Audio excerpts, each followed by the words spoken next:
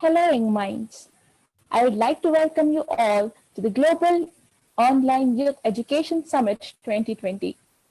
Hope you all are as enthusiastic as we are to make this global summit a successful one. Let us now have a quick look upon the activities of our NGO, that is Akangsha Charitable Trust, through this small video.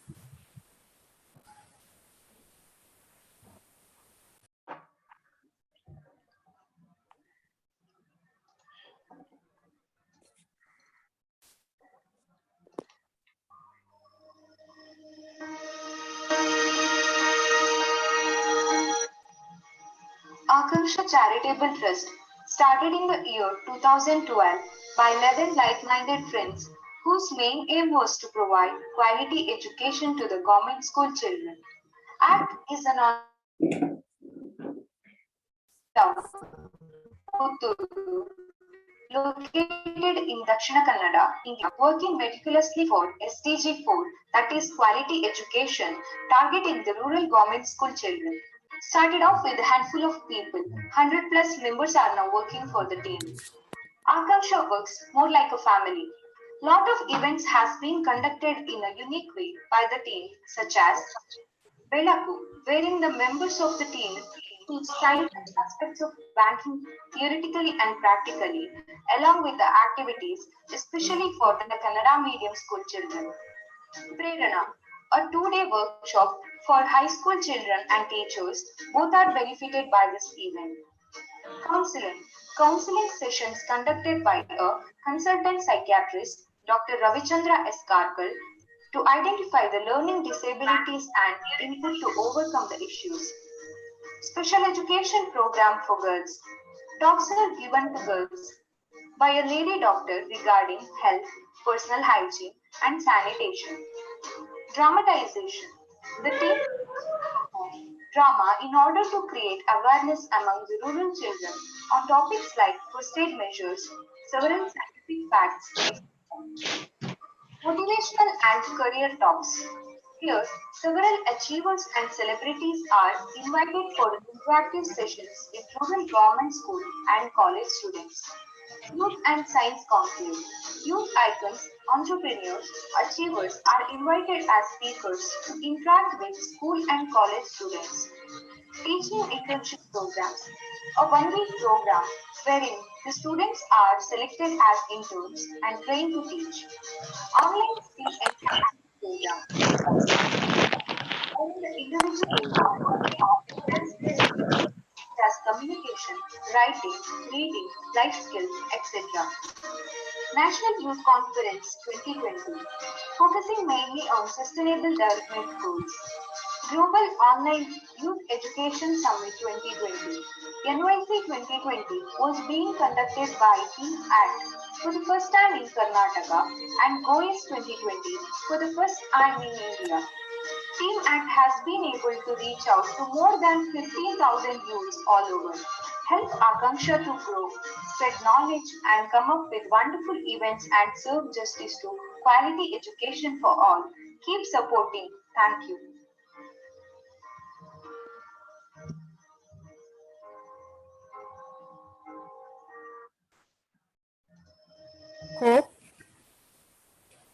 Hope you all have got a brief idea about the work that we do. Let's now just try to find out who we are, what we do, by having a small introduction about ourselves. I would like to call Mona. Mona, are you here? Can you please unmute yourself? Yeah, Mona? okay. Yeah. Hi. Yeah, hello. We'd like to know about you. Would you please introduce yourself to all of us? Oh, okay. I'm Munif Adjasir. I'm from Sudan. I'm an electrical and electronics engineering student, third year student. Lately, I discovered my interest in education because I live in Sudan, a developing country, and we have a huge problem in education. True. So, what made you to join this session, this summit? Um, this is the first summit I have ever joined That's great. in the topic of about the topic of education. Okay. Um, I just wanted to interact with people from all around the globe and to explore their ideas. Um, and I had the chance, alhamdulillah, yani, I had the chance during this quarantine. You know, I have um, a very free time, so I gotta focus on this. So you thought of making it fruitful, right? Okay, thank you. Thanks for joining, Mona. Hope, Thank you. yeah, hope you would get all your aims get fulfilled through the summit. Okay, let's call someone else from the delegates. Uh, how about Neil Anthony? Hello, Hi, Neil. Yeah, I Hi, would like to know about you. I am Bill Anthony Lahot from the Philippines. I am me. a communications. I work as a community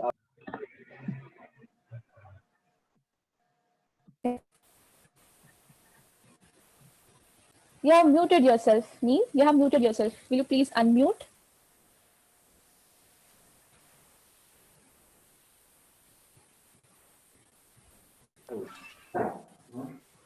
Yeah, Hello, can you yes, hear me Neil. now? Continue. Yeah, you're audible. Um, Again, I am Neil Anthony Lahot. I am from the Philippines, a communications major. I Okay. am the community officer of the Association of Young Environmental Journalists, in which we make articles, documentary videos in support of environmental awareness. And Great. from the past years, I've also been immersed in education. I am currently the president of Project Abacada. It is when we teach far-flung areas, the poverty-stricken communities, basic education while also inculcating Filipino culture. And through this summit, I know I will learn a lot in terms of how other people also respond to the call of education, especially in the grassroots level. Hope we will do great in the summit. Welcome, Thank you so welcome, much. Neil. Thank you so much. Yeah. Uh, Anyone else who would like to share or who would like to introduce?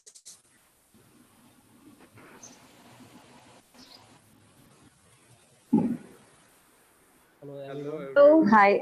this is Rohit Verma. Okay, Thank you. okay. Not for the time. I will call Sanjita. Sorry, guys. I take first come first serve basis. Yeah, Sanjita. Hello, I'm Sanjida from Bangladesh. Hello.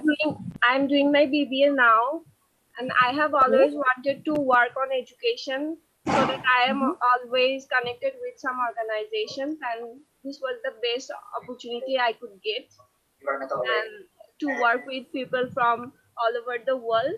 And yes, I'm feeling Okay. great. So, what made you join the summit, Sajida? uh, I saw it in a group.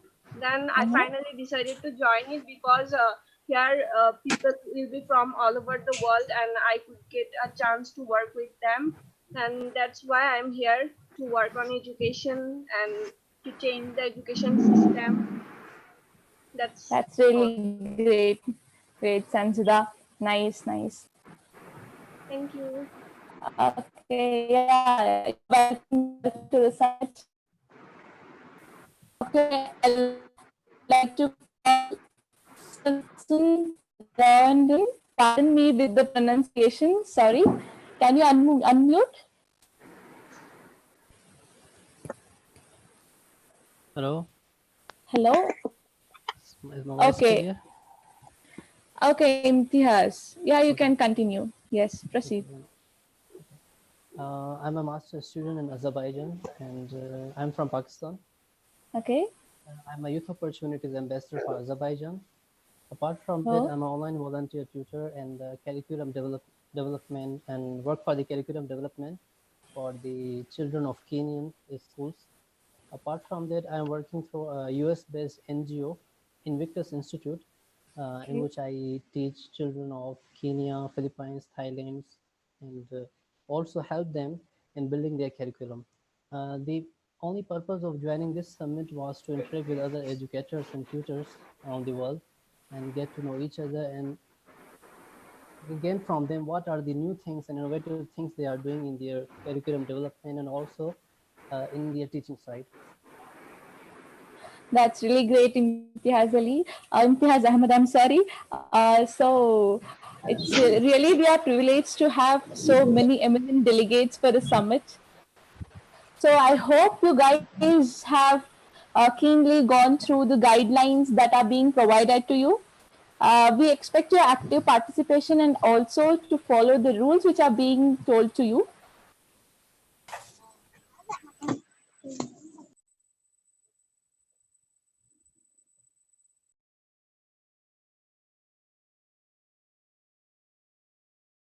I'd still like to read out some of the rules and that are being mentioned in the guidelines for you.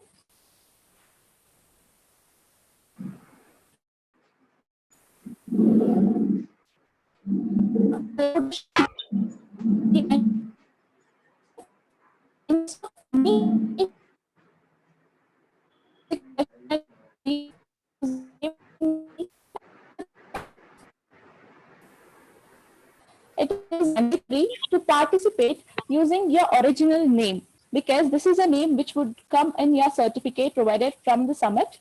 You are expected to join the session by enabling the video and disabling your audio, that is in the mute mode.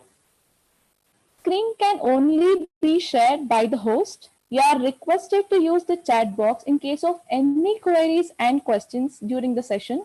The selected questions can be raised by the delegate after the host's indication by unmuting your microphones. We shall restrict ourselves by selecting few of your questions due to the time constraint. You are requested to wear the casual, decent clothing for the session. Make sure you have a stable internet connection as the approximate data consumption for the session by the Zoom app is 350 MB per hour. Certificate will be given only to those who attend all the sessions.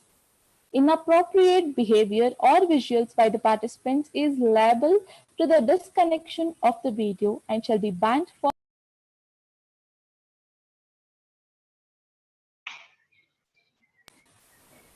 Hope I'm audible.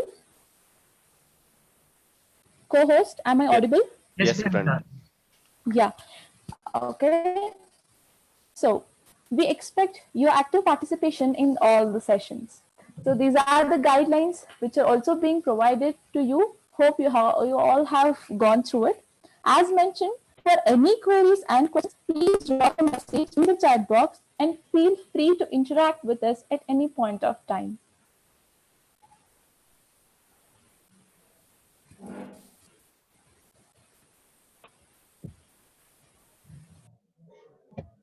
Let us continue with some of the introductive sessions, or let us try to introduce ourselves to the delegates by the time our guest would arrive, right? So let me Yeah, call. guest already here.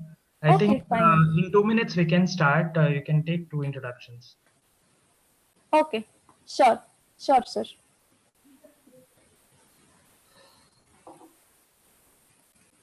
Okay. Mr. Mushin, would you like to speak? I am Muhsin from Kerala. Presently, I am Okay. doing my. Hello. Am I audible? Your voice Yeah, is yeah, you are audible. Speak up. Okay. I am Muhsin from Kerala. I am Mhm. studying in Bangalore, doing a master's in development studies. I Okay. want to focus on educational development, and I joined this event because I can get the experience and different ideas of many people across the globe, and I can use that in my future plans, and I can serve also in these educational areas. Okay. Okay. That's great, Mushin. Great. Okay. Madhuri. Madhuri, please unmute yourself. Hello, am I Yeah. audible? Yeah, yeah. Hi. Hi, actually, my name is Madhavi. Okay. I'm sorry. It's It's Madhuri. all right. Okay. Yeah. Hi, I'm Madhavi, and I'm currently a student, a law student, Okay. and I'm also running an NGO here in India. And Great. I belong to Indore, which is in Madhya Pradesh, and here I am running schools for all the slum area children. Actually, my name is Madhavi. Okay. I'm sorry. It's Madhuri. It's all right. Yeah. Hi. I'm Madhvi, and I'm currently a student, a law student, and I'm also running an NGO here in India. And Great. I belong to Indore, which is in Madhya Pradesh, and here I am running schools for all the slum area children. Actually, my name is Madhvi. Okay, I'm sorry, it's Madhvi. It's all right. Yeah. Okay. I'm Madhvi, Let's see. a law student, and I'm also running an NGO here in India. hello. I think there's some problem. I can hear it No, no, again no. and again. I think someone is playing YouTube video. Please mute it. Please, friend, Don't watch when you are on the meeting because I think that is Oh, yeah. should I continue? Yeah, continue. Yeah. Continue, Yeah, Madhuri. Madhavi, yeah. So I'm working with children from the slum areas. Their parents are basically daily wage workers, and everybody is not in a position to give money for their education. So I'm running schools in those areas, and I teach pre-primary and up till high school. And when I got to know about the education topic for this summit, I was keenly interested, so I got myself in this program. Yeah. You're most welcome, Madhuri. Thank you so much. Yeah. Khushbu wants to speak. Khushbu?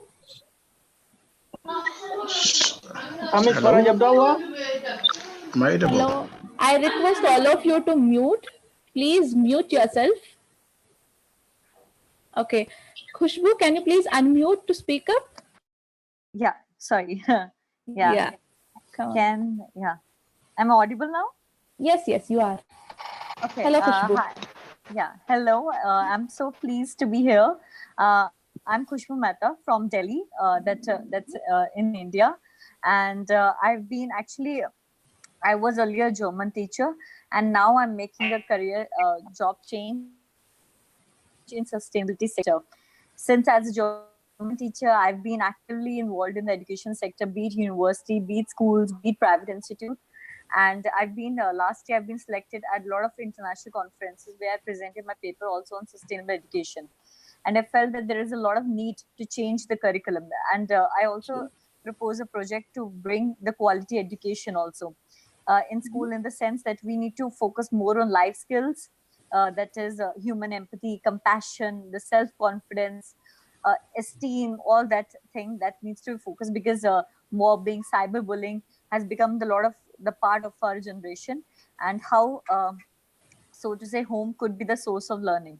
So I'm looking forward, and to more collaboration with the with experts right here, so that we can create an organization where children are actually aware of all the nutritional nutrition classes, for example, all that climate change curriculum, so that we don't have to face the problems that we're facing today because of the overgrowing consumption and materialism.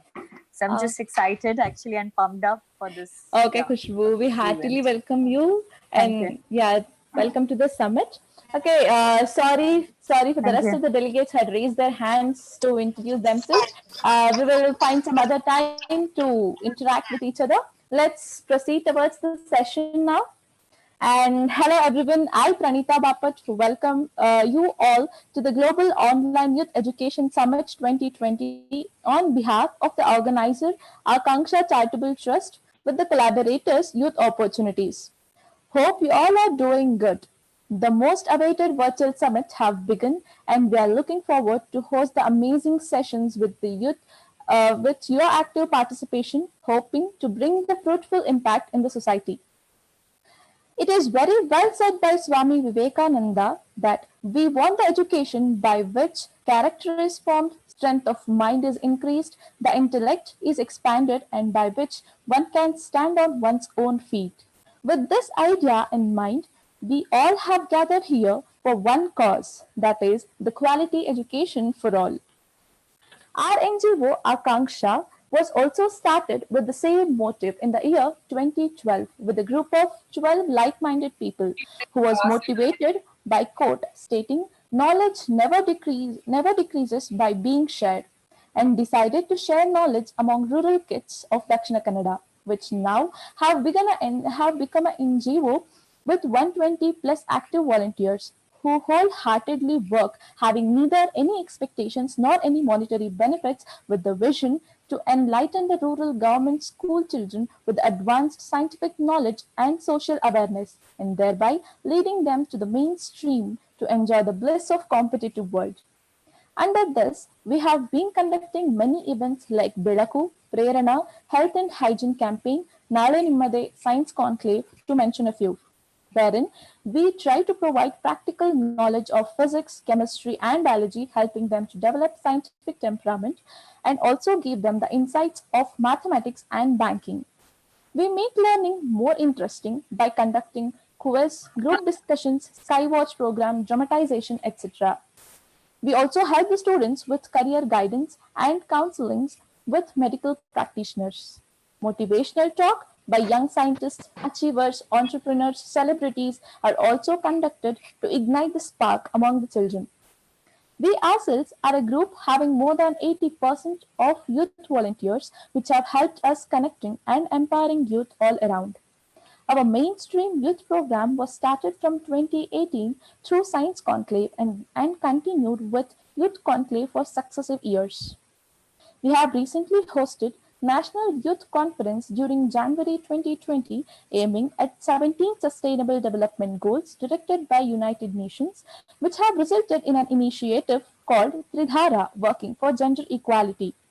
We have also made this quarantine days fruitful by conducting online skill enhancement program for the youth of the country. Thus, having a mission to inspire and involve youth in service activities, we are aiming to adopt the schools and achieve the goal of quality education for all. The Goyes 2020 is a milestone in this journey. It is our immense pleasure to host this virtual global summit, having the enthusiastic, sparkling, young-minded delegates.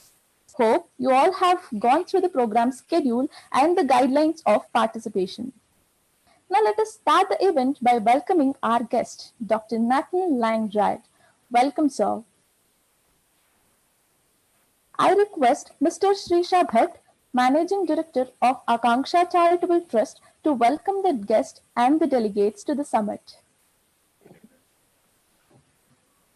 Hello, everyone. I'm the founder and managing director of this organization. And I'm so happy today because for the first time, we are organizing such a great event. We have organized many national level events, but this is a event which is organizing for the international level for the first time, because I have attended many international events. Being a host, this is our first event. And why we thought of education, because our NGO is working in the field of education because we are working more and more every day with the education aspects, and we every day the trend of students and their thinking, everything changes, so we need updates every year. So I think education will be the best thing, tool to change the world. So that's why we came up with this unique idea, and we hosted this event along with the youth opportunities, and because of that we have got a huge applications, and with a lot of selection process we have selected only around 180 to 190 participants for this event out of 556 applications. And later in later stage I discussed with Dr. Nathan via Twitter. He don't know about me, and I just messaged him about our NGO, and I just told him like you wanted to be a speaker for this event. He agreed for it, and he's here. So thank you so much, sir, and hearty welcome on behalf of Akangsha Charitable Trust for this event, sir. Thank you so much. Yeah. Would you be able to allow me to share my screen? Yeah, sure, sir, sure. Sorry to interrupt, sir. We are yet to introduce you to the delegates. So please, can you please give me 5 more minutes? Yeah, go ahead, Pranita. Yeah. Yeah. A great man once said, take up one idea, make that one idea your life. Think of it, dream of it, leap on that idea. Let the brain, muscle, nerves, every part of your body be full of that idea, and just leave every other idea alone. This is a way to success. And here is a person who is an exemplary for the above mentioned code, and it is none other than Dr. Nathan Langrad. Dr. Nathan D. Langrad is a speaker, author, and professional learning facilitator. He is a Chief Education Officer at VVideo. Throughout his career, he has served as a teacher, assistant principal, university adjunct professor, solution tree consultant, and partner with the Core Collaborative.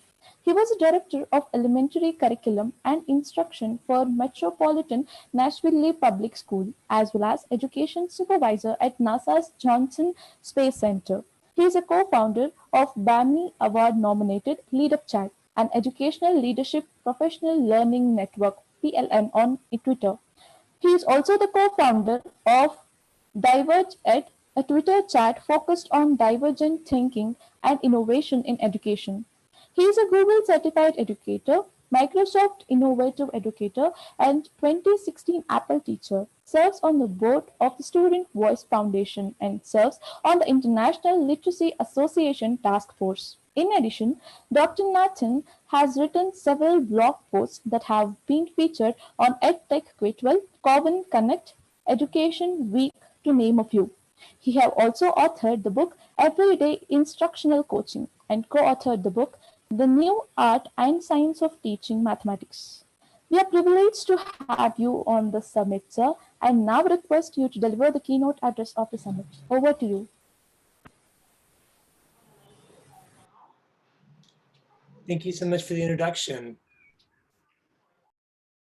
So I am going to share my screen so you're able to see some of the slides I have prepared to share with you all. Let me see here. Shrisha, am I allowed to share my screen? Yeah, now try.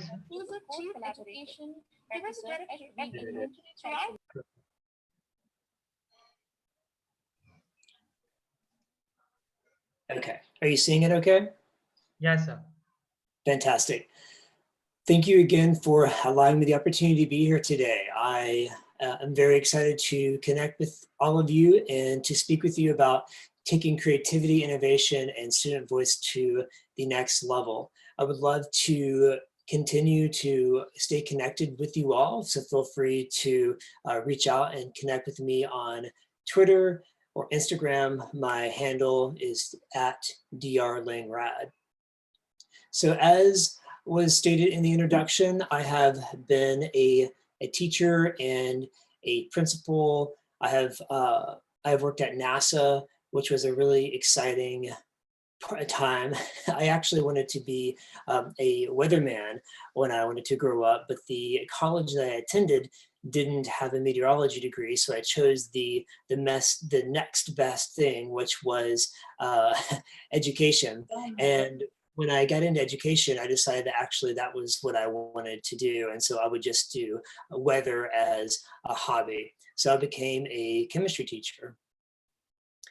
And so when I think about schools today, I think about how schools may have changed physically, but there is a lot that still hasn't changed.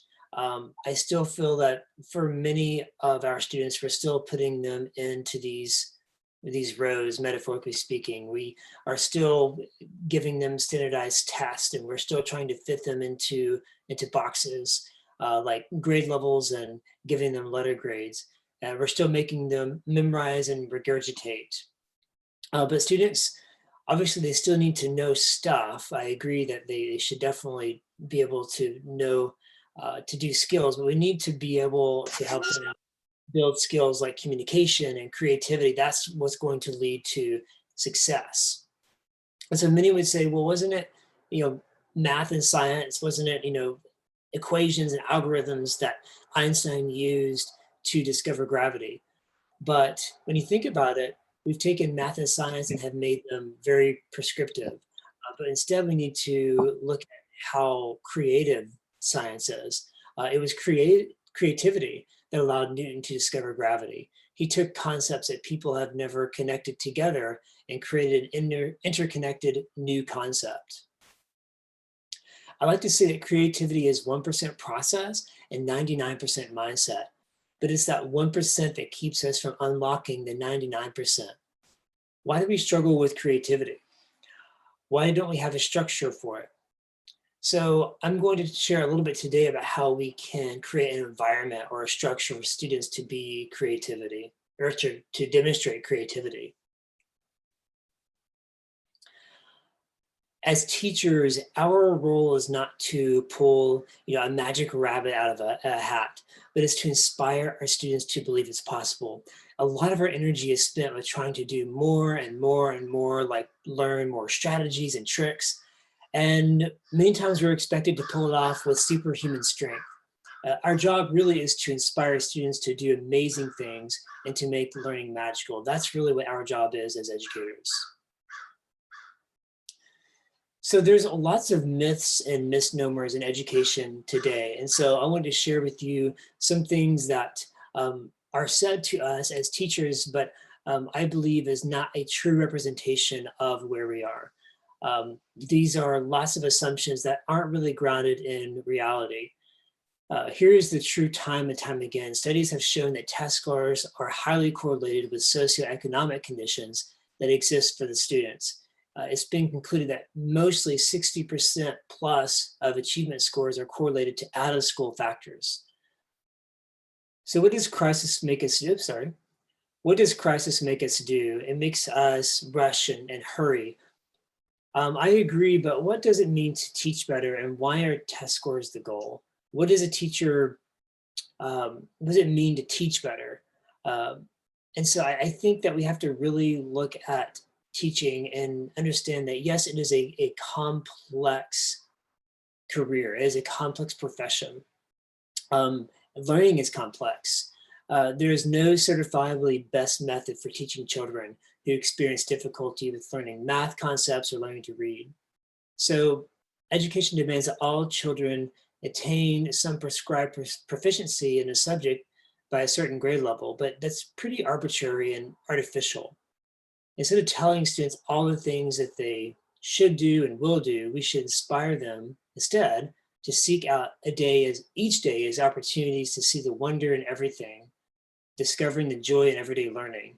True learning isn't rushed and is characterized by temporary bewilderment and confusion.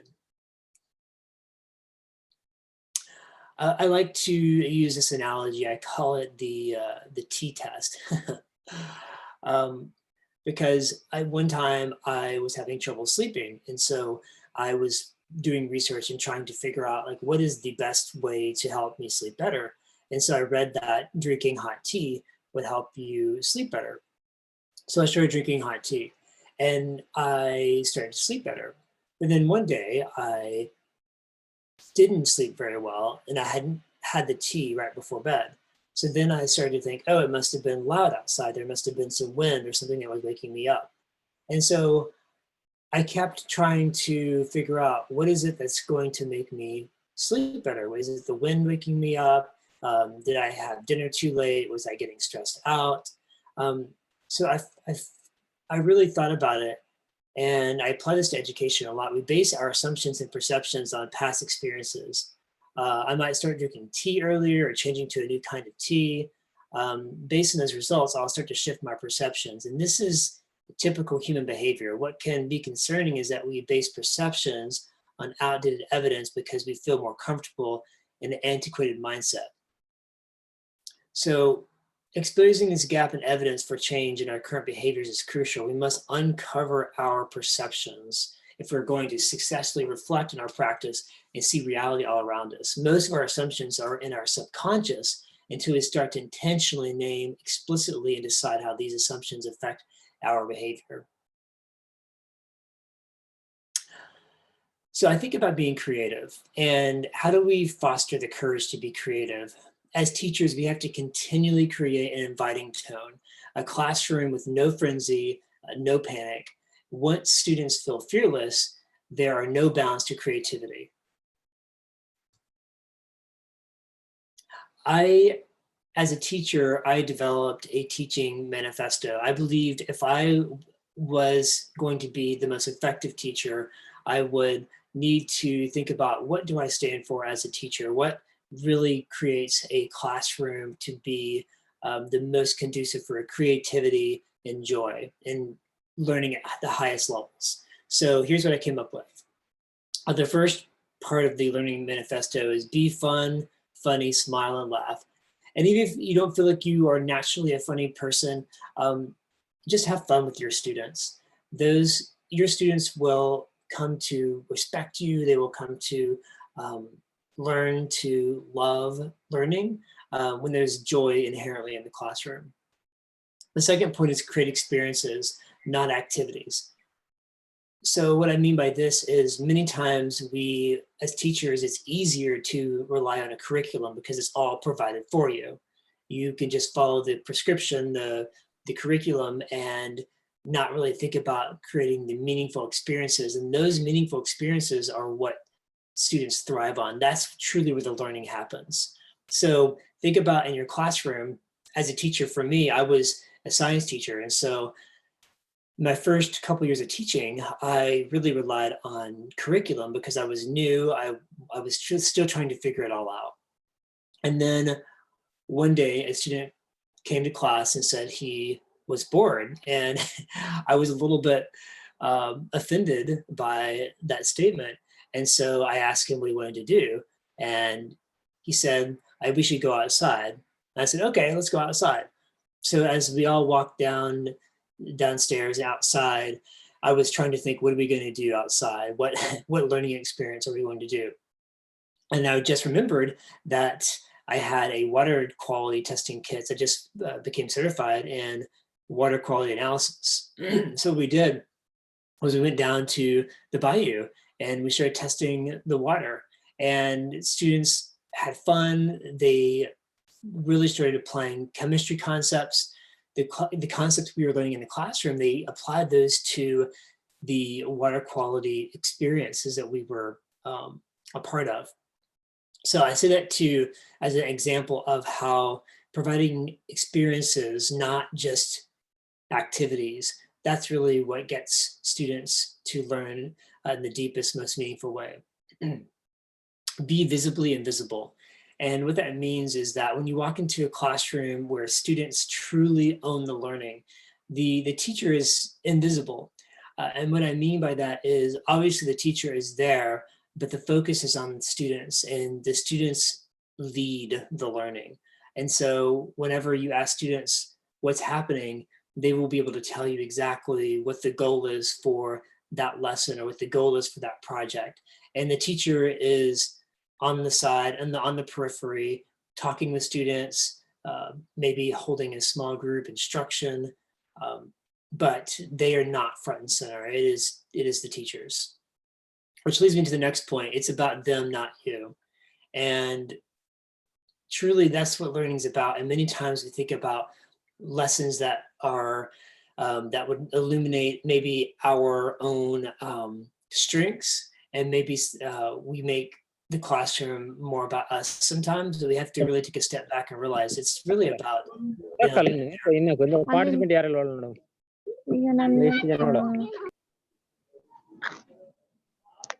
Your question? Okay.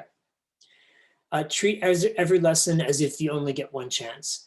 And sometimes we, with what we have on our plate as teachers, there's so much, and we might get tired, and we might get bogged down with everything. But for many times, the students, whenever they come in contact with the concept the very first time, it's their only opportunity to maybe interact and learn at a deeper level. So we have to bring the energy every single time, all day long, to ensure that every student gets an equal opportunity to learn at the highest level. And the last point is give sincere feedback, not test or grades.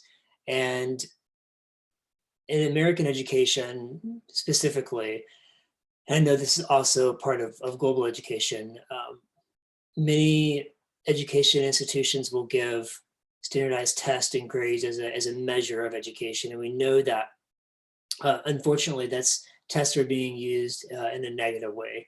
We should be obviously using data to do the best for our schools, but what really motivates students and what really can help them grow is to give sincere feedback, not a test or a grade. And that's something I think we're always striving to work to get better at here in the American system and around the world. When you think about creativity, think about the paperclip experiment. And so here's what the paperclip experiment is about. There was a study, and two teams were going to compete for the best ideas for how many ways they could think of to use a paperclip. And so they divided the two groups. And one group, the test group, what they had to do is share an embarrassing story before they began brainstorming ideas. And the other group, they just went directly to brainstorming. And what they found was that the group that shared the embarrassing story first actually came up with the most creative ideas. So what we learned was that being transparent and sharing those embarrassing stories, it lowered the inhibitions. It made the groups more comfortable to be able to share. And so the lesson learned for the classroom is that we have to be able to be transparent and share those personal stories, so we're able to help kids be more creative. We talked about being visibly invisible. And again, the teachers should be guiding from the periphery of the conversation, so students can defend and justify their answers, so they can really help shape the thinking of others. And the teacher is there supporting and cheerleading all along the way. There's a show here called Project Runway in America, and it's all about nurturing your inner creativity. And I like it because there's healthy competition, and I think healthy competition can spawn creativity. And I also like it because the learners are front and center on the runway. It's really the model of creativity. It's about showing off what the students have created, and it's not about the teacher teaching content. And so the judges on the show actually give critiques, and they give feedback. And the feedback is what the students and the learners use to make their best products, their best creations. So it's really important that we make school their runway and not just a place where we're trying to disseminate information.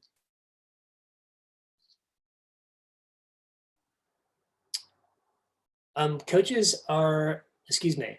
So this slide is about buttons, and nobody knows who invented the button 5,000 years ago. At first, buttons were simply used to adorn clothing. It wasn't until the invention of the buttonhole 3,000 years later that buttons became functional. It took 2,000 years to reimagine what the button could do. And in that moment, every fabric starts forever. The invention of the buttonhole meant we had a more reliable way of securing our clothes. Instead of having great pieces of cloth, we were able to fit the cloth around us. So it took someone asking a better question about what the button was for to see what a button could be for. So the reason why I show this is it's analogous to in education, how we should be asking questions all the time. Knowing keeps us where we are, questioning reveals new places. And if we keep asking better questions, we're going to keep changing education for the better. Now, this curve here is called the diffusion of innovation curve. And what I want you to take from this graphic is that whenever we're making decisions, whenever we're asking questions, you might be the only one asking these questions. And the good news is that the human psychology is in your corner, because that half of the people that you are going to interact with are going to probably agree with your idea or suggestions. But the other half, it may take them longer to see your perception and to maybe implement some of your ideas. And that's okay, because as educators, we are continually encouraging and building relationships. And so as humans, it's okay if maybe your colleague doesn't, or your friend, or whoever you're working with doesn't automatically jump on your idea. It may take a while. It may take them seeing evidence and so forth to be able to accept it and be able to implement it. So I'm going to share with you 5 strategies to help build communication skills in students, because thus far we've talked about being transparent. We've talked about creating a classroom, almost like a runway where you're showing off your creations. We've talked about no frenzy, a warm, inviting tone. And now we're going to focus on those communication skills. And I'm going to give you 5 different strategies. The first one is have students connect to a personal story. And I've learned through my experience as a public speaker that my most engaging presentations are those where I'm sharing stories with the audience. When I share my life experiences, I feel more like myself. I don't have to rely on notes or feel pressure to memorize bullet points. Best of all, the act of sharing makes the audience a part of my experience. So when you ask your students to share experiences, you create opportunities for them to connect with their audience more deeply. This process further gives listeners an active role in storytelling, creating space for them to imagine themselves in the teller's story. This is a powerful means for speakers to capture attention, creating a feedback loop between themselves and the audience that provides motivation. It's also really important to build a powerful narrative. So how do you help your students build a powerful narrative? You can ask them to share something that happened in their childhood, maybe their first memory, a time they discovered something changed their perception, or maybe an interesting person they know. Remind students that as they relate to their narrative, it's important that they circle back to the main idea of their communication. Help them recognize that their audience is not only connecting to them, but also connecting the story to the bigger picture, their own experiences and insights. We should ask, what can we learn from the audience? And so as students are creating their stories, they should be keeping their audience in mind. When we tell a story, creating a narrative or presenting a concept, we often prepare as if it's a one-way delivery, but we should be asking, what does the audience have to learn from me? It's equally important for students to consider what they want to learn from their audience. Empathy is important for us as social beings because it allows us to understand how someone sees the world, and therefore helps us better connect with others. Create laughter. Effective communication is a two-way process, even if only one participant is telling the story. Pushing the audience to express themselves, a chuckle, a tear, a gasp increases engagement. As the old saying goes, open with a joke. More broadly, the advice is to encourage students to drive emotional responses from the audience. laughter is a great example. Inspire action. Effective communication is one of the most highly sought after skills in our world today. It is proven more important than work experience, accolades, test scores, etc. So we want to make sure that when students are communicating and they're sharing their experiences, we want to ensure that they are inspiring action, they're inspiring things to get done, that their ideas actually come to fruition, and we can help them do that. It's also important to build empathy in students, and there are 4 simple steps, I believe, that educators can use to help encourage active listening and build empathy among their students. First, ensure that we listen to students and listen to the students, the stories that they're sharing. After we're listening, and this is for something that our students can practice doing with each other as well. And then next, paraphrase the story that the student has just shared. So it tells them that they were listening. We receive confirmation from the student that the story has been perceived the way that they intended. And then last, allow the storyteller to reflect upon the listener's perspectives. Again, it shows that we have listened and that we've listened to the perception of the other person who was part of that conversation. I want to kind of end today with this quote. It takes courage to grow and become who you really are. And I think you have to think about everything that we're doing right now. Is it who you are, and is it what's best for students? And any human being who does not wish to be a part of the masses need only to stop making themselves easier for ourselves. We should be ourselves, and all that we are doing, thinking, desiring, all that is not you, we should stop. We have to ensure that our students can be their most creative selves and to have a confident voice. And for that to happen, we should be doing that as well. So I would love to continue to stay connected. I have written about coaching and also mathematics. I also work for WeVideo, a video creation platform for students. And so I've written about that as well. And again, I'd love to stay connected with you. Feel free to visit my website or connect with me on Twitter. And I just want to thank the Akangsha organization for inviting me to speak with you all today.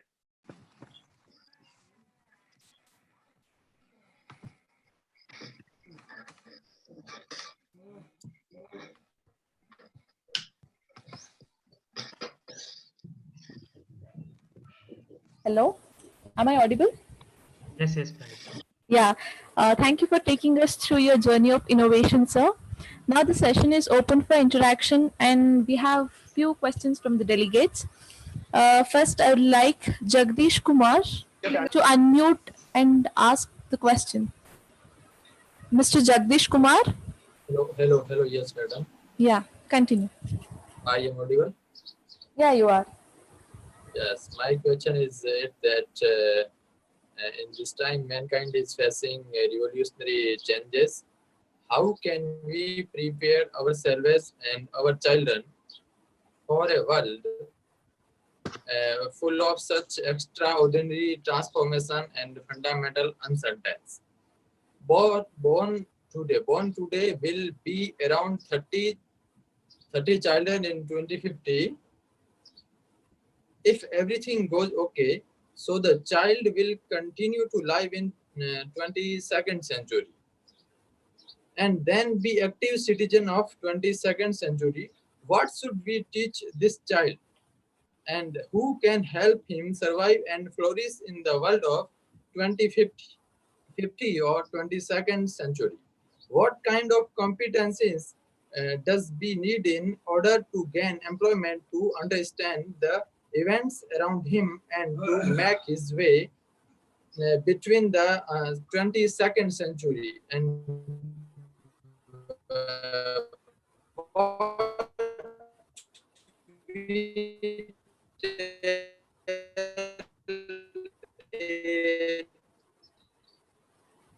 and teach a child for the next century. So thank you, Jagdish, for your question. Unfortunately, the audio did cut out towards the end, but I was able to get some of that. And I believe you were asking about what are those competencies for students that we can help embed to help them be confident communicators and be more creative. And I believe that we must be able to create these meaningful experiences. They take maybe community problems. And, let's say, here at a school in America that I was at, we had some issues like with the drainage for water. And so students were trying to figure out how do we improve the drainage around the school. And so they started developing engineering solutions together. And so we started looking at, we have our science content and we have math skills, and we want to be able to integrate those in a meaningful way. And so we started challenging students to take on these real world projects. So instead of giving them worksheets, instead of asking them to listen to a lecture, we did instead was we issued a challenge. They would work together and they would ensure that they were creating a solution to the problem together. And so our rubric, our criteria really had to do with how are students working together, how are they communicating, how are they leading. And so those are the competencies that are most important. You may have heard of the 4 C's or the 6 C's, so collaboration, communication, creativity, character, citizenship, critical thinking. So those are the competencies that we should be measuring more than memorization, more than just concepts to be ingested and figuring out what to do next. Thank you for your question. Thanks. Thank you, sir. I call upon Vinod. Mr. Vinod? Yes. Yeah, go with your A question. very good evening, everyone, and a very thank you to you, sir. So my question is, as I've seen in your slide that this student writing with the wrong attitude. So I really like that sense. And could you please elaborate it? This is one question. And the next one is, it's always challenging to handle the staff in the school and the colleges, because there is always a thought in the staff that they are doing their duty, but most of the staff doesn't think that it's your responsibility, yeah, to maintain the students and their career as much as they study in the school. And along there's always a gap between, there's always a long distance between the administration and the staff of the administration. So how can the gap can be minimized? Because administration also knows the weakness of it, and teachers also knows the weakness, but always there's a gap between this. Due to this, the students who are studying are getting hindrance, yeah, and there's always a lack in the quality of education. So how can this gap can be reduced so that we can give the sustainable education, the quality education to the student? And yeah, I have already asked that. The first question is, please elaborate, how can we teach the right thing with the wrong attitude? And thank you so much for giving the space to ask the question. Absolutely, thank you for your question. So to elaborate more on the slide with the, it's hard to teach right with the wrong attitude. What I mean by that is many times, especially if we feel stressed or overwhelmed, as teachers, we might go into a classroom setting with thinking about all the things that we have to do. And so if we go into a classroom thinking about all the things that we have to do, then our actions are not going to be conducive for students working together. It's not going to be for students being creative, because what happens is that we feel like we have to get students to be busy and provide more work and move at a faster pace. And that's not conducive for teaching and learning at the highest levels. So what I mean by that is having the attitude of what can I do for my students today? Having the attitude of how can my students be their most creative selves? And if we have that as our vision, that is our purpose, and that is our why, then we are going to do things that are going to be the best possible scenarios for our students. And then you mentioned the gap between the administration and the staff. And I assume you're speaking to maybe the gap in maybe the vision for administration, and then staff, maybe there's not a, they're not on board for decisions. And I think that starts at a very transparent level. Whenever I was a school leader, and still today, whenever there are things that we want to do together, I never approach faculty and staff with, this is the way that we're going to do it. What I do is approach them with the data. I approach them with things that are happening, and I ask the question. I ask them, what are your thoughts about this?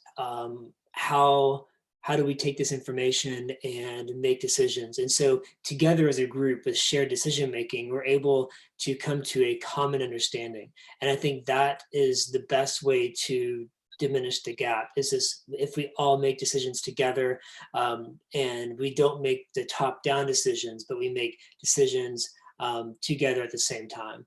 And that's really the best way that we can be a community of learners, a community of teachers.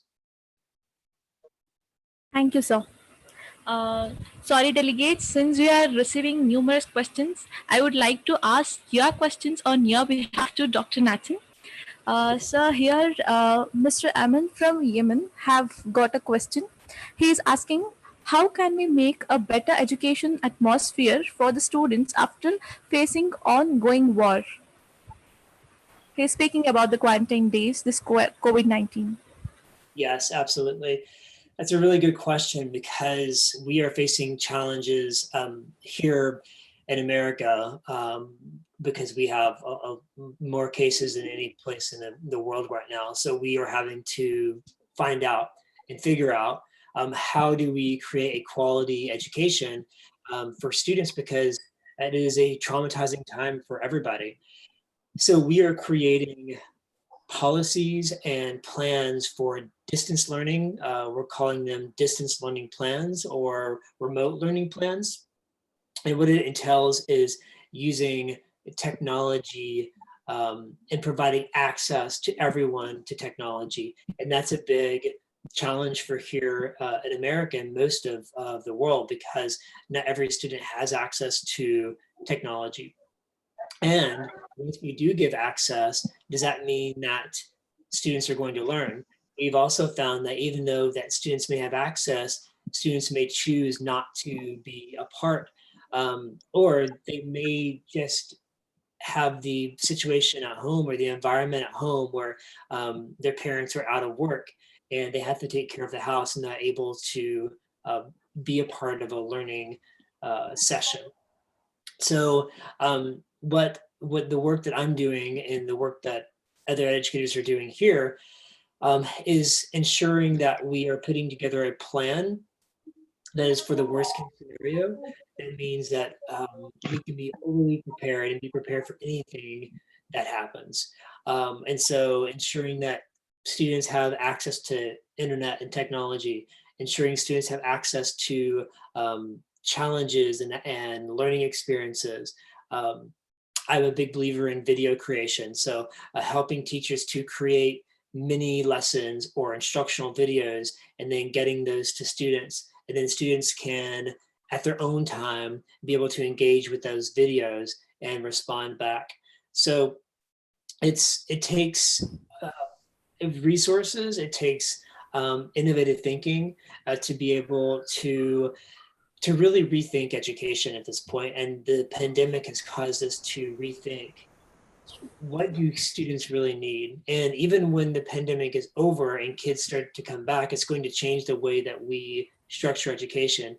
And we think about how are we delivering content in meaningful ways? And then also realize that there are some things that we can do better face-to-face, and there are some things that we can do really well remotely. And so being able to look at both of those scenarios and find the best, and really to emerge stronger from this. Thank you for the Thank you, Dr. Nathan. You can even go through his videos, which is about the virtual field trip, through which he tries teaching the children by visualizing the concepts. Okay, so let's proceed.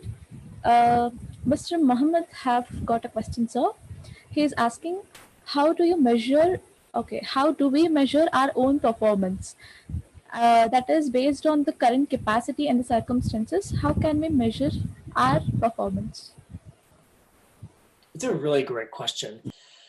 Because it's difficult to, because we're humans, we have our own biases. It's really difficult to measure our own performance.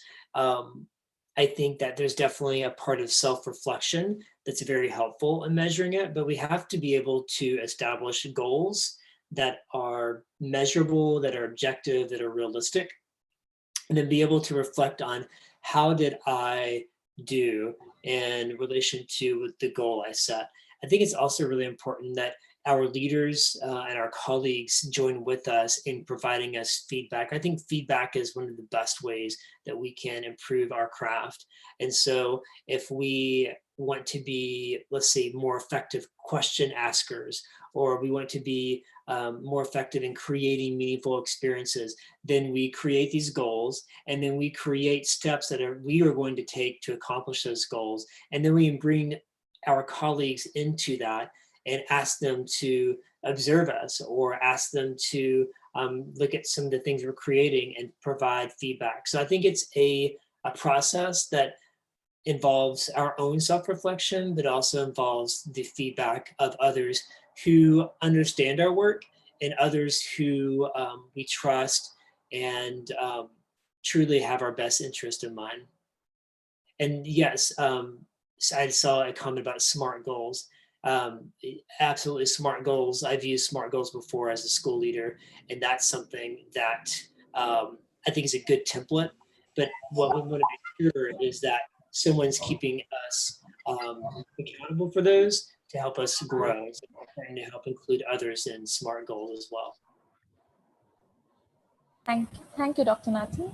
I again request all the delegates to mute yourself to avoid the disturbances. Okay, proceeding further, Ms. Khushbu Mehta from India is asking, what could be the ways to bring behavioral changes in kids regarding the mindless consumption? Can you repeat the question again? I think I heard something about student behavior. Okay, yeah. What could be the ways to bring behavioral change in kids regarding the mindless consumption?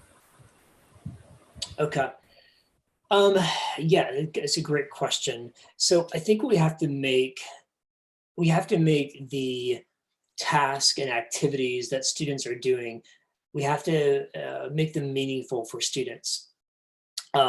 I think we have to change the way that we are positioning content.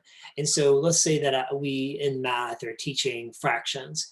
Well, fractions alone may not be exciting for students. So I have to, as a teacher, I have to make fractions come alive for students. I have to activate prior knowledge. I have to make connections to the real world. And so one of our biggest jobs as teachers is creating experiences that not only embed concepts and skills, but also connect to the real world. We have to structure learning where students are continually reflecting on their own learning and making application. And if we're not doing that, then we will have a lot of mindless consumption. And we also have to realize that that's not how students learn. Consuming information is not going to lead to more cognitive thinkers. It's just going to lead to frustration and burnout, and that's not going to be conducive for any kind of learning. True. Khushbu have added a question to it. She's asking, how can we bring collaboration in online classes as a least motivated? Collaboration to online classes, a really great question. I think what we're doing right now works really well with, we call it synchronous learning. So synchronous learning is real-time learning where you get together on a Zoom or a Google Meet or some platform where you're able to see people synchronously. And so you maybe set up breakout rooms where you're able to put students in small groups. You can have, within Zoom, you could have several. So let's say you have a class of like 50 students, you can have maybe 10 groups of 10 breakout online sessions. And as a teacher, you can visit each one. But here in America, what we're finding is that students are not available for synchronous sessions all the time, which is also a global challenge too. So what we find is more effective is the asynchronous learning. So asynchronous learning is when students are provided opportunities at their own pace, and it's a self-pace. And so if we're creating videos, or we have a writing prompt we want them to respond to, or we want them to read and be able to reflect on it, and we provide that to them, and then they can work at their own pace. We still encourage students to work with others. So we can do that with technology. I think the best way is asynchronous, where we're not requiring students to work at the exact same time. The synchronous collaboration can happen more in a live classroom setting. Thank you, sir. Mr. Mohammed, your question regarding the COVID-19 scenario have already been answered by Dr. Nathan. So I'll be moving to the next question asked by Mr. Prince from Liberia. He's asking, is it necessary to evaluate a student only on the results?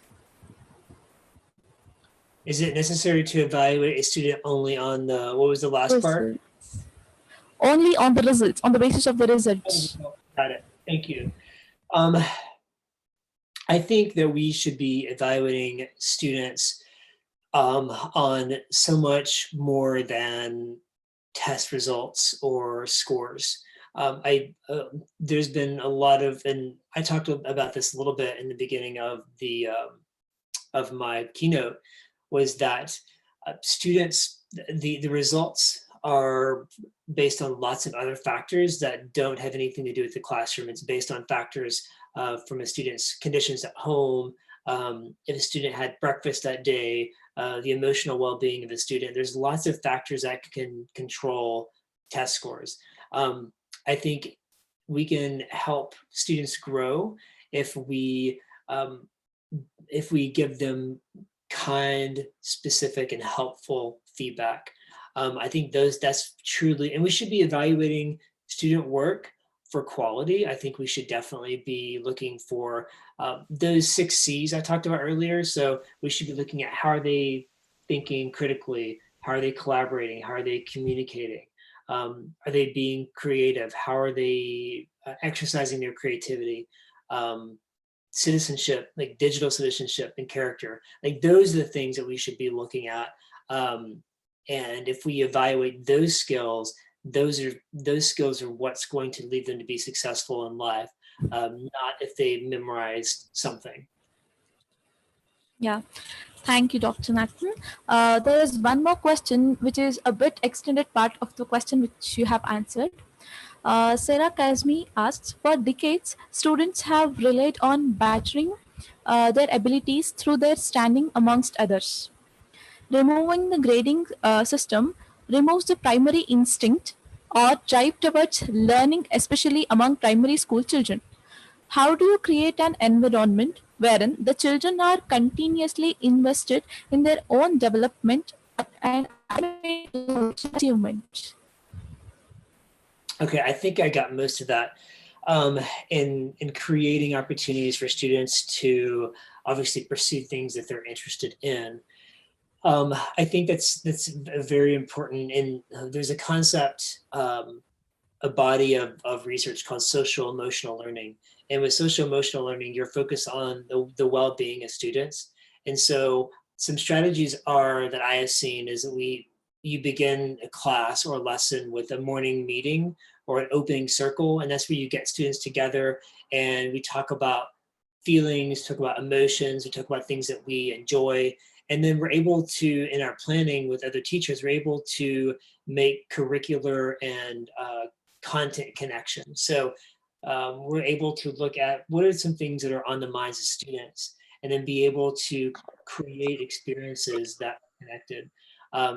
As I said earlier, whenever I was a school leader and we were looking at creating these challenges, these real world challenges, for example, making a community garden at school, or looking at the increasing population of deer around the school. We had all of these things in nature that are happening around us that were interesting. And so we would create these experiences that were based on those problems, and then we would make applications. So whatever we were learning about ecosystems in science, and we were learning about the proportions and rates of change in math. So we were able to integrate the math and the science concepts to solve a real world problem.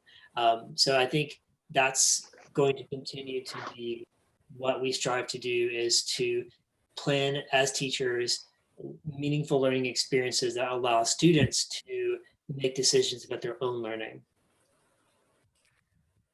Thank you, Dr. Nathan, for giving the insights of being a good teacher. Emmanuel have raised a question. He wants your advice to help reach a significant number of the above sector. Can you repeat the question? I'm so sorry. Yeah, he is asking, how can you advise somebody to help reach a significant number of the above sector? How can I advise someone on the what kind of sectors? Sorry? Can you repeat the question again? I'm so sorry. Yeah, yes. He is asking, yeah, there is much we can do to improve education. How can you advise somebody to help reach a significant number of the above sector? Probably for the people who are already working in the education sector, sir. Yeah, so I think that what we can do is, I think we create a compelling vision for students. And I think what we have to do is we have to not only create a compelling vision, but create measures and create actual structures to make that vision come alive. And I think many times in education, we have great ideas, but then the question is, how do I turn ideas into tangible, practical structures that we can create to make those ideas come to life? So I think there's a constant question of how do we turn ideas into action. And so we have to be able to constantly do that and surround ourselves with people who can help make ideas come to fruition. Yeah. Thank you, Dr. Nathan. Okay. Khushbu is asking, could you tell us the resources and tools that foster creativity and critical thinking of sustainability? Absolutely. There are so many resources out there. I like so for sustainability and even for creativity too, I think that I will give you kind of two concepts that you can look into. One is called project-based learning. And if you look up project-based learning, there's lots of organizations and research around how to create meaningful challenge-based projects that help creative processes happen. So I would say project-based learning, just all you have to do is Google it and you're going to find lots of resources around. Is also called PBL or problem-based learning. Additionally, the United Nations has come up with it's called Teach SDGs, and I'll put it in the chat, Teach SDGs. And if you look that up, it's is sustainability and development goals. It's a part of United Nations Education Initiative. And so if you look up the SDGs, they will give you ideas of projects you can do that are aligned to 17 different goals around sustainability and climate change and well-being. Thank you, Dr. Nathan. Here's one more question from Jesponia Pantili. Pardon with my pronunciation, Delegate. Okay, you're talking about a shift from the teacher-centered learning to the student-centered learning. There is a fine line between the teacher giving students the opportunity of being creative and giving up a big part of his teaching to them. Where would you define that line? Yeah, so I think I understand the question. So they have the teacher that wants the students to be creative.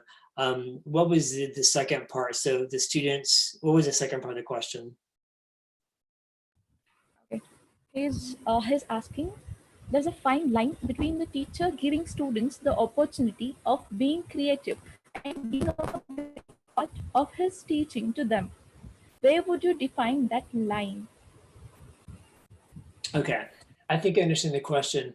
So I think what we have to do is we have to create in our planning. So whenever we're planning for instruction, we have to create student-friendly goals. And these are goals that are clear, that they are concise, and that they connect to the, I like to say, their intrinsic motivational flow. So whatever motivates the student. And so I think that if we know that students are going to be most successful when they are accomplishing things that are interesting to them, we have to develop curriculum and assessments in ways that connect to students. So I think as long as we are developing a scope and sequence that has the major work of the grade, the major concepts that students are going to connect with, and then being able to make those interesting and motivational to students, then I think we're able to navigate that pretty well. Yeah, thanks for enlightening about concentrating on student-based teaching skills. Here, Babalva have got a question, sir. I think I have time for just one more question, actually. Yeah, we'll take up, this will be the last question, and I'd apologize for rest of the delegates here. I would like to read out this. A normal is forever changing. We find that they both have had good training, have the will and creativity, but don't know how to make those work together. How can a teacher who has been in the system make those three work together? Probably he is speaking about the will and creativity that a teacher consists but couldn't bring it into action.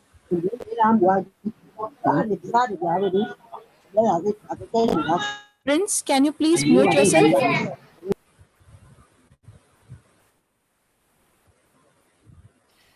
Thank you for that question. So I believe I understood the question. It was about the teachers who have been in the system for a long time and being able to help others along.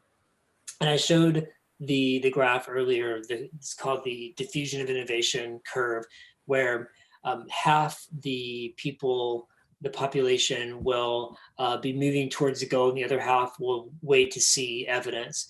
And so I think what we have to do is continue to be patient with others that we're teaching with. Evidence. I think we have to be able to show what we're doing is making an impact. I think we also have to make personal connections too. Those that we're working with, we need to listen to what their concerns are and be able to support and help them along the way. So I think we have to change our perspective from getting people to do something to how can we together accomplish a bigger goal? And if that's our vision, that's our mission, then we'll more likely get people involved and more likely get people to be on the same path with us.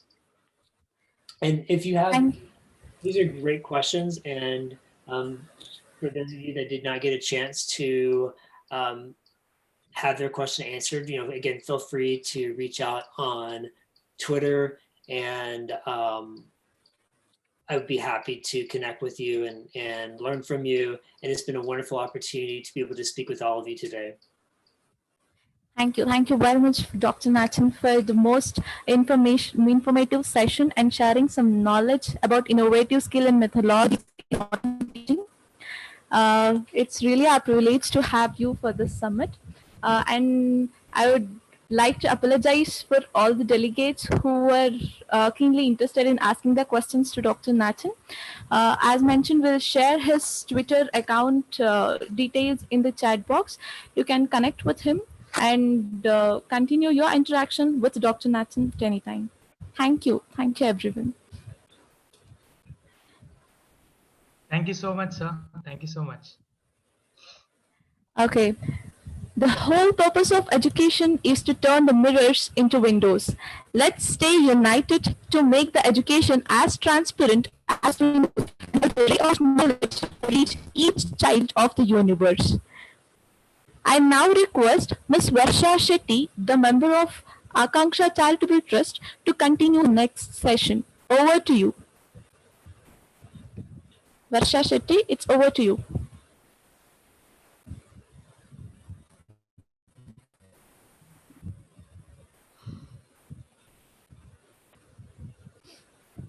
Varsha, oh, okay. Varsha, do you have any? Okay.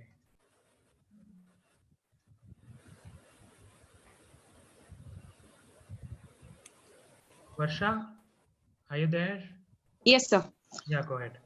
Yeah. Thank you, Pranita.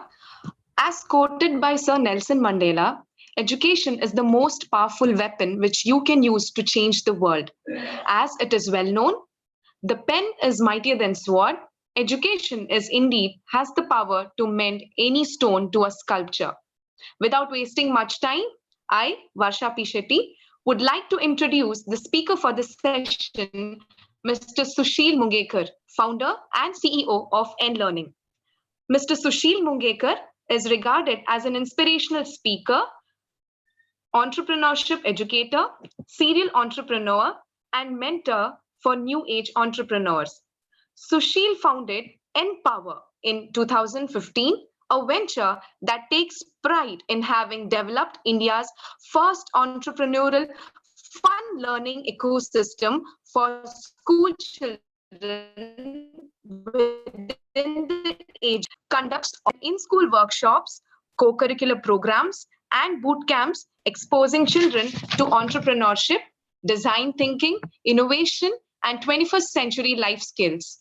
The company also built India's Future Tycoons, popularly known as IFT, which is Entrepreneurship Search and Mentorship Platform for young adults. On behalf of Akangsha Charitable Trust, I would extend a warm welcome to you, sir. Thank you, Varsha. Thank you, Akangsha Trust. And it's my pleasure to be here. All the delegates drop their I'm sorry, sir, for interruption, but a last note to all the delegates. I would request all the delegates to drop their questions in the chat box, which will be taken at the end of the session. Now the session is over to you, sir.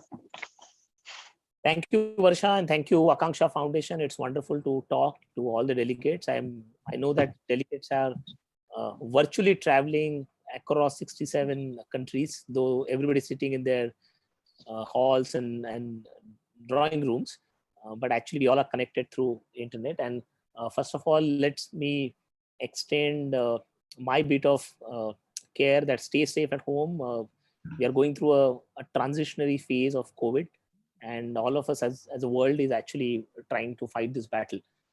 So with that, let me come back to today's topic. I think when Akangsha Foundation spoke to me about addressing this gathering, Varsha, am I audible? And this is a good space that I can go ahead with?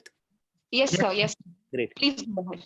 Sure. So I actually picked up something which I myself do very passionately. That's teaching entrepreneurship and life skills to school children. So we have in India a practice of K-12, and in fact, most of the emerging countries also follow the similar kind of a learning pedagogy. And in that process, we try and learn.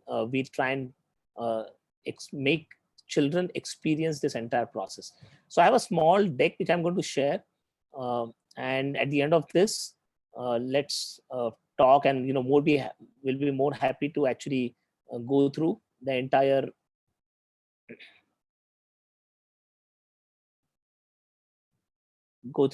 one. So I think this is something which I strongly believe, that the world is changing and it's time for us to wake up.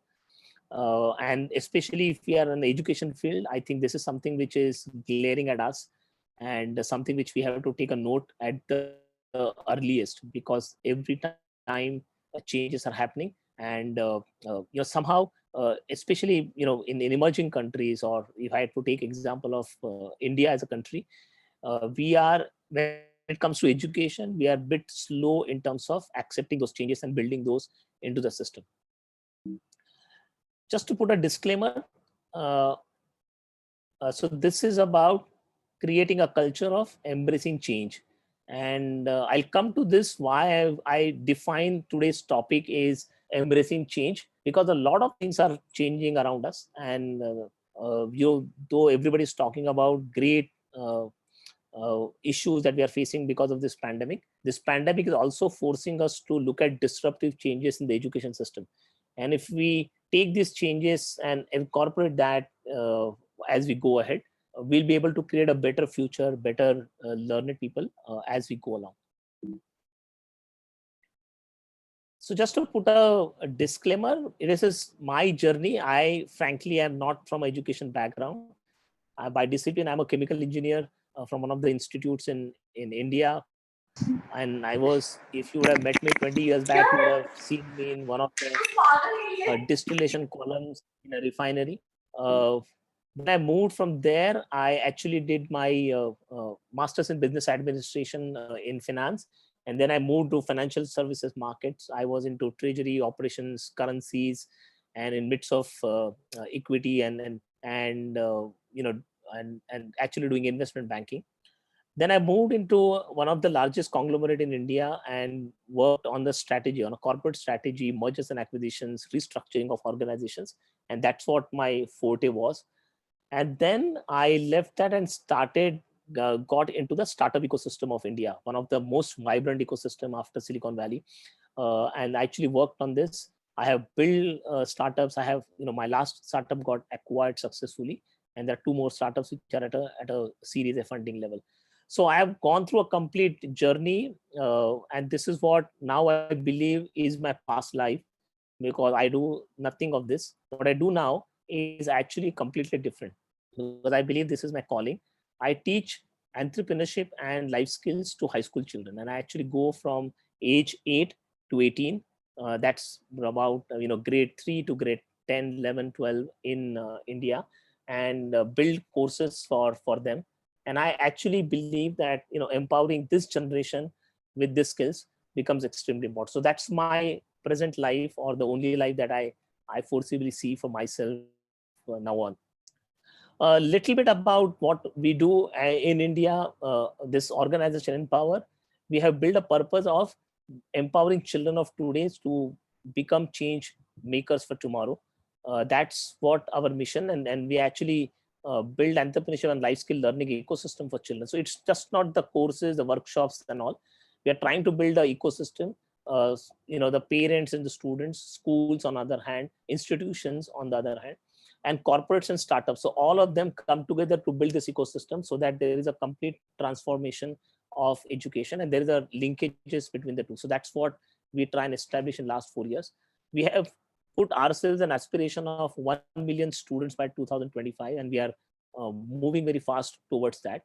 In terms of a framework, we capture 4 things. We look at entrepreneurship, and I'm going to come on that a little later. We look at 21st century life skills. We look at innovation, and we look at design thinking. And unfortunately, all these four frameworks are currently not focused in a structured way in a current education system. Current education system is still focused towards academics, towards maths and sciences and languages, but it actually shies away from some of these very, very important skills which we believe are going to make the future of children of any emerging country as we speak. We have various deployment models. We have online platforms, we have virtual sessions, we have in-school programs, we do corporates and competitions and all. And we have the last competition that we ran, India's Future Tycoon, had got about 330 schools from 130 different cities of India, small towns, cities participating into this. We have structured curriculum. We have approached this subject through a structured curriculum. We build modular programs and workshops around that. And we have built a back-end engagement platform. And we believe anything which is experiential, it is anything which is engaging, anything that empowers a child, and anything that creates impact in the mind of a child is what we actually touch upon. So that's what, in brief, about what we do in India. Coming to typically a education system in India, and I think, and I'm referring, and I'm being very harsh on that, because unless and until we criticize ourselves in the most harsh terms, we won't be able to understand the importance of that. So in the current system, whether you take India or for that matter any emerging countries, we have systems where we make every child equate, and then we have virtually one thing for everybody, and therefore what an elephant can't do can do, the fish can't do, and vice versa. And we in fact end up measuring everybody on the same platform without knowing that each individual has their own unique potential.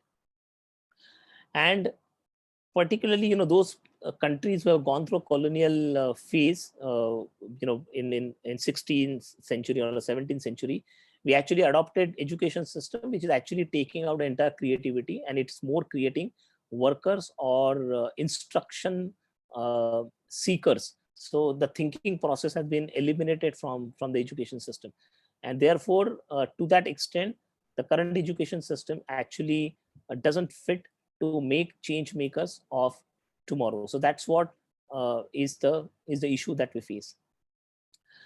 I love this particular slide because this is what is the syndrome in the minds of a parent and a child and a school and even educators like us, that we always try and follow what has been done by others. So anything which is successful in any part of the country or other countries, we pick that up, we actually make that as a part of our process without knowing fully well whether that will actually yield us a result. And every time when we look at careers, when we look at future, we always look at what is being popular. So if today we believe that mechanical engineering or artificial intelligence or blockchain is going to rule the world, everybody of us want our child to become expert in artificial intelligence without knowing whether the child likes it, whether he has these capabilities, whether she wants to do that. We actually ignore that. And that's where the entire system that we have created forces a child, and virtually we sit on the throat of a child and force them to actually get into that. So that's what is the basic issue that we face. And unless and until we do, if we keep on doing same thing what we always did, then we always get the same results as what we got. And that's what the famous quote of Albert Einstein, that unless and until we make changes into the system, we'll keep on getting the same results as we go along. And education system is no exception to this. So this is something which we need to absolutely, get that done. I'm going to throw a question at, and to that extent, you can unmute yourself. And I'm going to capture a paradigm shift in this one particular slide. If you see this slide, and you can comment in your comment sections, you see a problem statement out here. And if you see this slide very closely, you can make out a problem statement that there are 3 children trying to see a soccer match. However, obviously the red t-shirt and the black t-shirt or a gray t-shirt are able to see that. The white t-shirt and the yellow shorts is not able to see that. And if you have to define a problem statement, we define that this child needs to see this match. The question is often asked to us that how do we solve this problem? Any thoughts from the group?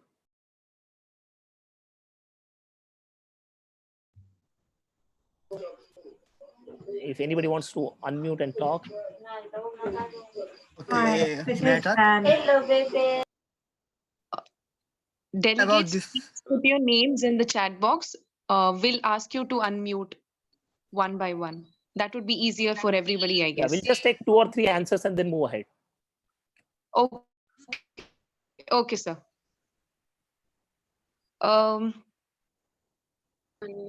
Okay, we would like to ask Binod Upreti to unmute, and Yes. could you just answer? Okay, yes. I just believe that from this, yeah, this is the problem here. It's all about equity and equality. Now, what we see in the picture is equality. Not all the people get the same opportunity, so there should be equity so that all will be, all the people will get the equal opportunity and they can do well. So. Correct. So how do we solve this problem? I think your point is absolutely right, but how do we solve this problem? Can anybody help me in solving the problem? Because currently this white t-shirt fellow, the short fellow, is not able to see this game, and therefore he's not able to enjoy. So how do we solve this? First of all, yeah. So I like to put some point over here. Sir, we can remove the fence, the wall. We can avoid that, and everyone will have the equal opportunity to see the match. Yeah, but only thing is if you remove the wall, then the ball can come out because it requires a fencing at some point of time. Then they will actually get hit by the ball. So is there The box which the taller one has can be given to the shortest person. Sorry, can I help? Often I have I think we can raise the base on which she's standing. Okay, small one, great, the short one. Great. I think you know, And all this the is big how balls- the constitution makers also solve the problem of Dalits and all. They also face the same problem. So constitution makers raise the base by providing the reservation. So correct. So I think Giving them what they are lacking. Yeah. So Yeah, it's like that. Yes. yeah, To correct. add another So I box. think we all can go on mute now. I think I got the answer. The problem is solved I in think the everybody. second image. Yeah. So everybody actually raised a very valid point that the tall guy actually doesn't need the support, and the shorter guy actually needs a support. So if he gives that support to the shorter guy, and in many times we actually look at this from a reservation point of view, or actually supporting the weaker section in the society, we actually look at from this perspective and we try and solve this problem. So typically when we look at solving the problem, this is how we are taught. And I think some gentlemen also said that the problem is actually not in terms of giving the support. The problem is actually making sure that how can we remove this wall. And I love this answer. I actually criticize in another way, but is there any way if I remove this entire wall or make it transparent? Obviously I can't make it of glass because it has a chance to break down, but it can be made of a mesh like this, and then everybody will be able to see the match. So in this process, what has happened is even a child which is shorter than the child which is there in white will be able to see this match. If you start talking to these people, you may realize that it's not watching the match, but their basic problem would be that their legs are paining because they are actually standing for almost 90 minutes. So now in the second situation, they can actually sit down and watch match. They can sleep and watch match. They can virtually roll and see the match. So that's the new way of thinking process. And also when we look at equity, we also look at giving reservations to people who are actually deprived. But this new norm actually help us to look at that, actually remove the complete inequality from the system itself, so that we actually don't need even reservations for people who actually need that. So look at this picture from any perspective. The second answer is something which we want our children to be driven rather than than the middle answer. And this is what I call as a transformational changes in the education system, because we want our children to think how to come up with solution 2 instead of solution 1, and how do we build an education system which can actually talk about removing unfair barriers, removing understanding unspoken needs of people, understanding what is that needs to be changed, rather than building a traditional problem solving abilities. So this is where we want the education system to actually move ahead. So there are three important things that which actually strikes when we look at even the economies of like India, which is now roaring to be a 5 trillion economy, and even whether you take emerging countries, whether it's China, Brazil, India, everybody is actually now looking at becoming the next coming in the global chart. So the change is becoming a new constant, and somewhere we need to embrace our children with this change. Second is idea is a new currency. Many of the times in a traditional education system, we actually do not facilitate children to think out of the box. We actually make them learn in a structured manner. A very simple example of that is children of or infants, or children who are less than 3 or 4 year old. They actually learn through listening skills and observations. These are the only two tools available to a child. But as we put them into education system, and as we put them into formal schooling, what we do is we withdraw these two skills, withdraw these two important weapons that they have. And what we do is we give them two additional weapons. One is a teacher, and second is a textbook. And we tell a child that whatever is written in the textbook is correct, and whatever is being told by the teacher is correct. And whatever you observe, whatever you listen, becomes secondary. So that is a very paradigm shift in the mind of a child. They actually take a lot of time to adjust to this norm, which is counterintuitive if you look at now. But unfortunately, children go through this entire process, and by the time they come in grade 7, grade 8, grade 9, their entire ability to look at things through experiences, through listening, their listening abilities, through visual communication actually dies down. They only try and seek answers, and then we push them to correct and wrong answer. And I always tell in various conferences that I go, that two words which have destroyed our education are correct and wrong, because the whole education system revolves around what is correct and what is wrong. So children run away from wrong, and they continuously aspire to be correct. And in that process, they completely lose their ability to think creatively, the ability to come up with idea, and they build syndrome towards failure. And this is something which we have to actually take the education system away from. And execution is a new strategy. So only having an idea is not important. How do you execute that? And some of those skills for execution we are going to see a little later. So if we look at all the three things importantly, the change, the idea, and the execution abilities. So how do we revolve our entire education or learning over these three words, and how do we push children to look at changes around them and embrace those changes? How do we push them to come up with their own ideas, small or big, silly or wise, out of the box or in the box, but different ideas, and build or empower them to execute those ideas? If we go through these three steps, then I think we'll be able to create we'll be able to create that mindset among children, which can help them to be ready for the future.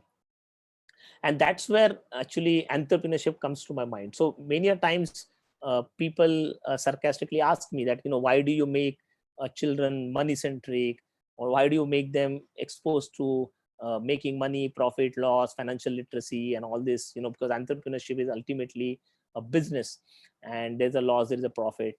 And to my mind, or the research shows that entrepreneurship is not only about business. Business is a small subset of entire entrepreneurship. Business is a mean of conducting entrepreneurship. Entrepreneurship is a far holistic role, and that's why we focus on entrepreneurship, entrepreneurial mindset. And that entrepreneurial mindset is actually built on life skills, skills like problem solving, decision making, dealing with ambiguity, how to manage failures, how to take risks, how to creatively think, how to manage your resources, how to be a leader, how to collaborate with people. So if you build these skills, you set up this entrepreneurial mindset. And a professor Howard from Harvard University has defined entrepreneurship very uniquely. What he says is entrepreneurship is basically pursuit of opportunities beyond resources controlled. So he uses only 3 words. He uses pursuit, that means relentlessly doing something. The second word is opportunities, looking at opportunities that are running, pursuing them relentlessly. And beyond resources control. Don't think of what you have now and what you are capable of. Think of something which you can drastically change. And that's what he built. I mean, in his entire definition, the business, profit, money, loss, nothing comes into that. It actually talks about pursuit of opportunities beyond resources control. So in that sense, if we can nurture this entrepreneur mindset among students at this age, this is something which can really stay with them. And therefore, the whole focus, and this is the moment that now we have started in this in India, in a small way, in a city that I stay in, Mumbai, that shift the center of entire education system to the learner and not to the school. Our entire education system is about schools, boards, education systems, institutions. That's not what we want. We want a child, because when, typically what happens is school has a prescribed assembly line. Every child has to go through the assembly line, whether he likes it, whether he doesn't like, whether he has those skills, whether he doesn't have those skills. They have to go through that process. And at the end of the process, there are 3 outcomes. One is they are able to adopt to that, and ultimately they get marks and then move ahead. There's a second bit of things. They are not able to adopt, but somehow they remain in this and they believe that this is important. And third, rebellious people who just are not able to adapt to this system. Now, 4 or 5% of the total population that goes through schooling, and if I have to talk about statistics in India, almost 45% of the people, of the children out of the total 85 million population of this age group are school dropouts. They actually get out of the school, and we try and solve that problem, and we try and make access of education available to them. But the whole concept is not about the access, about the quality of the education. Are they able to love what has been taught? And if they don't see a value, if they see that they're completely misfit into this entire process, then there is no point. I mean, whichever way you can make it accessible, it's not going to be useful. I mean, thanks to pandemic, I'm thanking pandemic again and again. So you will actually feel that I'm congratulating Corona, but that's not so. But now online education is becoming more prevalent. I mean, a decade back, this was not happening in India. It's so funny situation. Before 17th of March, and I'm specifically mentioning this date, before 17th of March, getting a mobile phone inside the school was a taboo. School teachers used to confiscate the mobile from a child, and they used to punish a child. This was till 17th of March. On 18th of March, the entire school and the parents have pushed child to learn online. The child must be confused within 24 hours. What has changed? All of those who are telling me that no mobile phones, no screen time, no online, is suddenly changing and telling me that only online, only mobile phone, and just learn for six hours on this. And this is what is actually a problem that we create. Many of the times I've been asked a question that teaching entrepreneurship is, at this age is very, is it possible or not? And I'll come to that. I'll quote some of my funny incidences on that as well. The second message is get out of the classroom.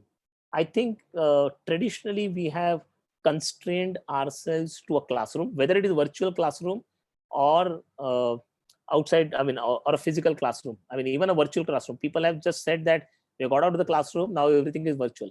But within virtual, there is still a classroom. People are supposed to sit in front of the teacher and listen.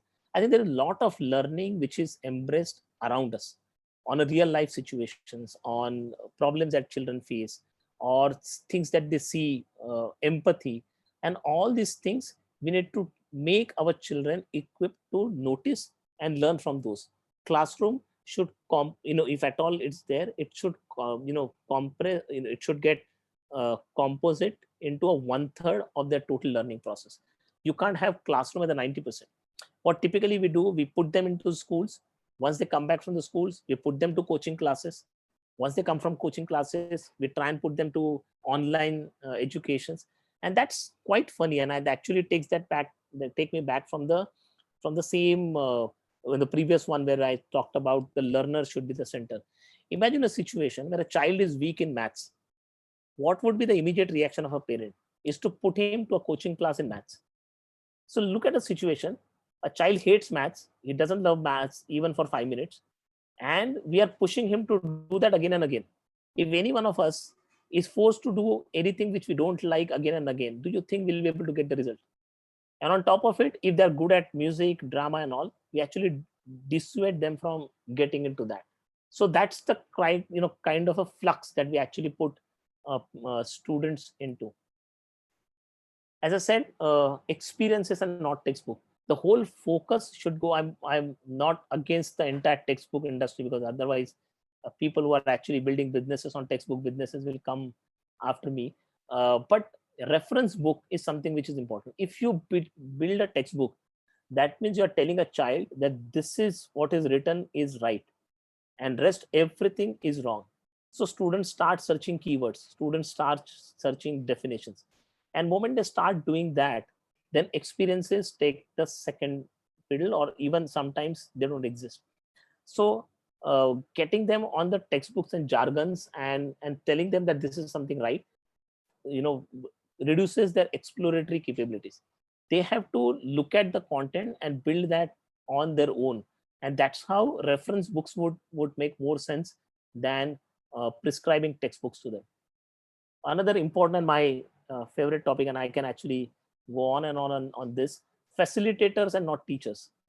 I think traditionally teachers had access to knowledge, and they were supposed to transfer that knowledge to the learner, and that is how traditionally education system has been built. But over the years, now the tools for a teacher for information or a knowledge are similarly available to the student as well. So the teacher can go on a Google and find out of notes, and a child also can do the same thing. So there is no difference between the source of a knowledge or a source of information between a child and a teacher. So therefore, teacher cannot increasingly play a role of a knowledge giver. Okay, they have to facilitate the process. So as a teacher, we have to shift the gears and get into a facilitation mode. And when we facilitate, we have to facilitate thinking process of a child, not knowledge acquiring capabilities of a child, because that is something is available. It's now available on a click of a button. Education system unfortunately focuses more on competition, that I should get more marks than you, so that I can get admission to better colleges, universities, and then ultimately I'll have a better career. But many a times the careers now are redefining themselves. Careers are becoming collaboratives. So if I am good at something and someone else, let's say Varsha is good at something, I need to understand that I need to collaborate with Varsha so that both of us can actually get benefit out of our skills. So collaboration is something which needs to be pushed. Examination system actually reduces the collaboration and inbuilds competition. So you have to find out ways and methods to build collaboration among the system. Project-based learning is something which has been adopted very wisely. There are a lot of experiments which have happened across the globe, which can actually do that. Transformational and not transactional. I mean, I believe all of you are in some way connected to education system, or trying to actually revamp this entire system. My sincere request to you all is look at this from a transformational point of view, and don't get into a transaction. Because moment, I mean, I've spoken to many chains of schools in India, abroad, some of the emerging countries as well. Most of them are moving, into transactions. How many number of students? Because their entire cohort, if you see, and the matrix, if you see, it's measured in terms of number of students enrolled into the school. How many of them have got more than 90% marks? How many of them have become engineers and doctors? How many of them got admissions in Harvards and Stanfords? These are the measurements. The measurements have to be changed. How many students are doing a transformational work in this? and are we empowering those students to build that, I mean, make that transformational works. So therefore, how do we actually build the entire curriculum, the deployment of curriculum, the systems, processes of the schools towards building a transformation learning is something which we should look at. Making a child future ready, and if you look at two pillars, one on side of academics and second on side of skills, these four things which we do, and we actually love this, got accredited by many people now. Entrepreneurship mindset, extremely important to build that perspective. And this is not for making them entrepreneurs, it is not for making them start businesses, it is basically to look at any opportunity. So if I want to be a good singer or a good sports person or a great lawyer or a guitarist or an artist, I need entrepreneurial skills. My only skills of playing guitar is no longer going to be important. I mean, it's going to be important, but that's not going to be sufficient. I also need to have life skills out, because I need to solve problems, I need to take decisions, I need to manage failures, I need to collaborate with people. If I'm a great guitarist and I can play extremely well, but in this pandemic, where do I go and perform? I can't perform. So I need to collaborate with tech guys to actually build platforms where I can actually demonstrate my work. So I need collaborations, I need resource management. So all those skills are extremely important. Life skills, which I spoke about. Innovation, every child, just as they have a full brain, and therefore by that logic everybody has a left and a right brain. I mean, nobody is born with only left brain and nobody is born with only right brain. That means everybody has a creative bend of mind. It's just that we don't allow them to use those skills. Make them use those skills. And creativity doesn't mean only arts or performing arts or music. Even a science, even maths, even everybody needs a creative bend of mind so that they can try and solve problems, real life problems of people. And a design thinking concept, that how do they go through the process, because this is extremely important from an execution point of view. Remember I said change, idea, and execution. Design thinking process, the thinking process, helps you to build that execution capability, which can be a centered towards the user of that kind of thing. In the interest of time, I can't talk more about design thinking because it's a subject in itself. I can talk about that separately. But as an educator, my sincere request to you all is go through these concepts of design thinking. It's so powerful for an educator. And this actually gives you an ability to look at, transforming your own approach towards education, your students' approach towards learning, and even the ecosystem approach. And at some point of time, if we get an opportunity, I would be happy to talk about design thinking and innovation together for educators, because we have done a lot of work on that. And I come to the end, that be a torchbearer of purpose. I mean, get into the education system with the purpose of redefining that. I started my saying that very little has happened in the education system. So the converse is lot can be done, and lot can be done by people like us. And if nothing has been done or a very little has been done, we have a great scope to imprint our our mark on this entire system in whichever corner of the world that you have. I'm sure many of you at the back end in different countries would resonate with me about the problem, about the thinking process. Build that purpose and execute that will create an impact. I end by saying that when I say 1 million students by 2025, I actually treat entrepreneurship or empowering children is like a polio dose. Just as polio dose has eradicated polio from India and from various countries, we have to give this polio dose to every child. And I'm sure every child will use that far creatively. I have tons of examples when we actually conduct workshop with children. Every time children surpass our expectations, and I always end up saying that I can't even match 10-20% of the creativity or the energy that they have. And this particular age, they actually end up doing far better than exposing them to the at a later stage. So that's what about a brief that I want to talk about. I want to open the floor for question answers, and once again thank Akangsha Foundation, Shrisha, Varsha, all of them for giving me opportunity to connecting with you all. Thank you. Thank you, sir. Thank you for your outstanding ideas, thoughts, and taking us through the concepts of reality. And I'm sure it's a very new concept for us to bring a change by introducing entrepreneurship within the children. So due to lack of time, because we have other speakers to talk, we will take only one question, and the question is from Hafiz. He's asking, what are the key strategies, techniques, and practices which make the learning process effective? I think experiential learning is extremely important, where you actually involve children in the project, where they actually start make. So we call it do it yourself, DIY concept, Yeah. where they start learning. That's one thing that we have seen very effective. The second thing is game based learning. We do gaming as a part of this. So when the children come, we actually put them through activity, put them through game. They enjoy that game, and while enjoying that game, especially in a gaming environment, they are completely fearless. There is no fear of failure. There is no fear that somebody is watching and judging us. So they are at their normal self.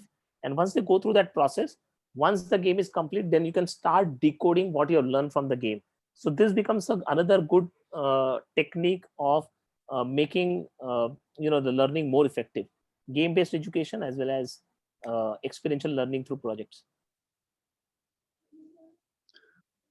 Okay, thank you, sir. I would like to take up another question.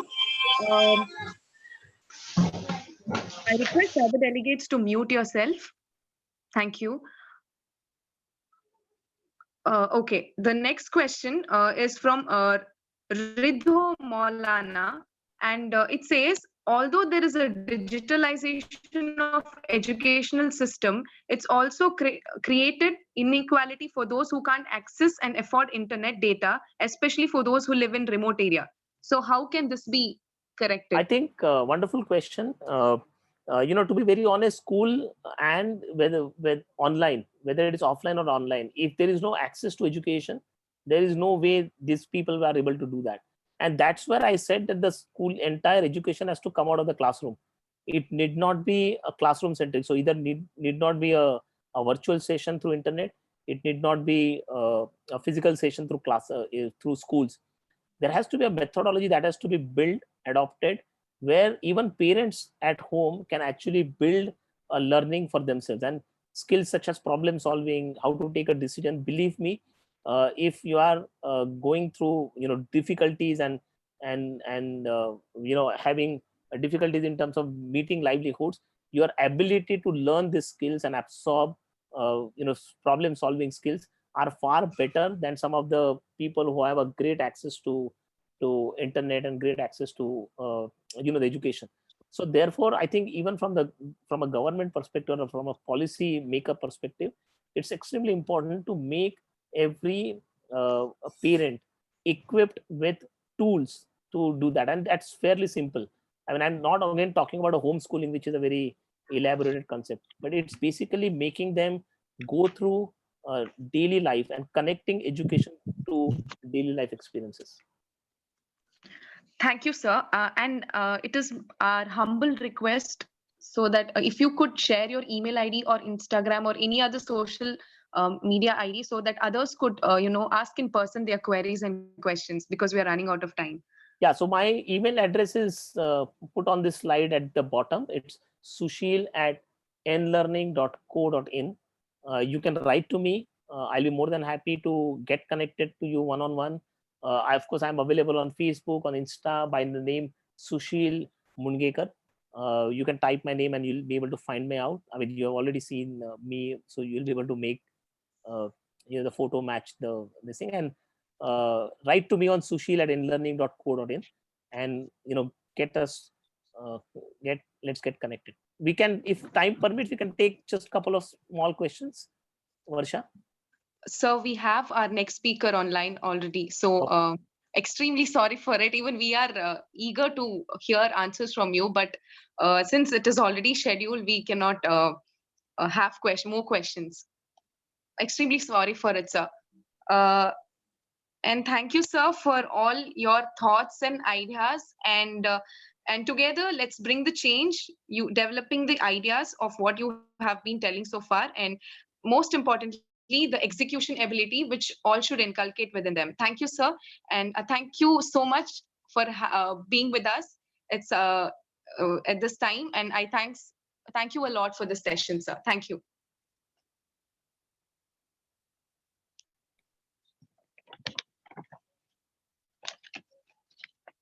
Okay, thank you. Thank you, sir. Thank you so much. It is said, education brings about opportunity and in turn, inspiration. Education is the key to opportunity in our society, and the equality of educational opportunity must be birthright of every citizen. So to further add on to this aspect, we have our next speaker for the day, Mr. Sahil Parikh, who is an Indian ambassador of youth opportunity. Due to time constraint, I'll be just directly conveying the session to him because we do not have much time. Sir, I hope you're online.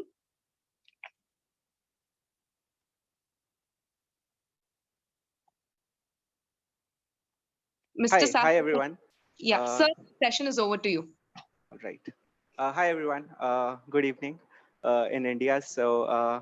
I would say hope you guys are keeping well and staying safe in this pandemic. I represent Youth Opportunities here. So Youth Opportunities are the outreach partner, and I'm the country ambassador India for Youth Opportunities. And I'm looking forward to this virtual hackathon going so productive for all of you guys. Let me just pull up my screen, and you can say yes if you can see my screen on the chat box. I hope you can see my screen. Yes, sir. All right. We can see. Yeah. Okay. So I'll quickly. So can some of you write yes if you guys have applied through Youth Opportunities, so that I'm aware that I'm like people some way know about the Youth Opportunities. All right. Okay. Thank you so much. I think you guys are aware of Youth Opportunities. That's it's a platform where you guys are meeting different opportunities all across the globe. So I'll start quickly with the problem that why Youth Opportunities started, right? As you can see, we have 64 million unemployed youth. Whereas when you talk to these youth, you'll get to know that they are lacking the access to the opportunities 98% of the times. Whereas only 2% of them are saying that, okay, we know about the opportunities and we can enroll for them. But the problem is that people are not aware about the opportunities, right? So this was a platform which we thought that will be applicable for all of the people across the globe, from where they can come in and apply for the opportunities. Now, the reality is that the young people, they are searching for opportunities, whereas organizations, they are providing many opportunities for the youth, right? I think people are unaware that we are actually posting so many opportunities, which are the virtual meetings in this pandemic as well, wherein guys like you who are doing so much for the society and who want to change the society can come in and contribute, right? So you guys have the access to the opportunities, and we are making sure. What do you think? Like, what is the probable reason? So there are three probable reasons which I have mentioned: is lack of awareness and knowledge.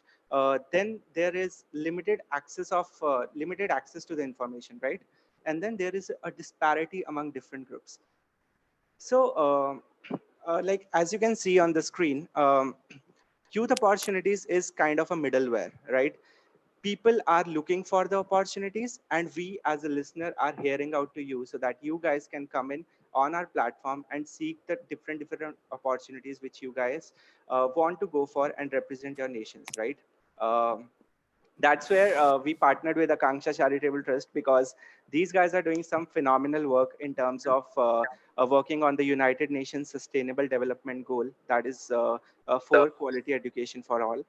So we are just making sure that this virtual hackathon, which is hosted by a lot of speakers, good speakers, outreach to you. So we are trying to gauge all these opportunities which are across the globe. Okay, so I'll just quickly talk about what WIO provides you in terms of different like scholarships, different competitions, or the conferences. So conferences, I think many of you might have attended across the globe conferences. I'll just share a brief experience of mine. So I got to represent India at the United Nations Habitat in South Korea, and thanks to the youth opportunities, because I am also working for quality education, and I have worked for the education of the migratory construction worker kids. So luckily, because of the opportunities which I'm getting aware of, I got 30 under 30 change makers award by Impact Challenge as well. So and we are doing some work for the society. So you guys can apply for the competitions, the conferences, internships, fellowship. I think many of you are doing some amazing volunteer service, and you guys can apply for the exchange programs and scholarships as well. Okay, quickly turning on to the motive of the youth opportunities. So I think access to information is a very, very important thing, not only for you, not only for me, but for every one of us. And by the time we are accessing the opportunities, we are getting that, okay, this is the opportunity coming our way and we have to apply for this because we find our profile suitable for that and we think that we can do something good for the society. Yes, that's the opportunity for you. And we as a platform want to provide you that. So Wire thus is working to build a global awareness by you have a problem and you are thinking you have a solution, go present your ideas at a global platform so that everybody can hear you out and implement in their nations and across the globe.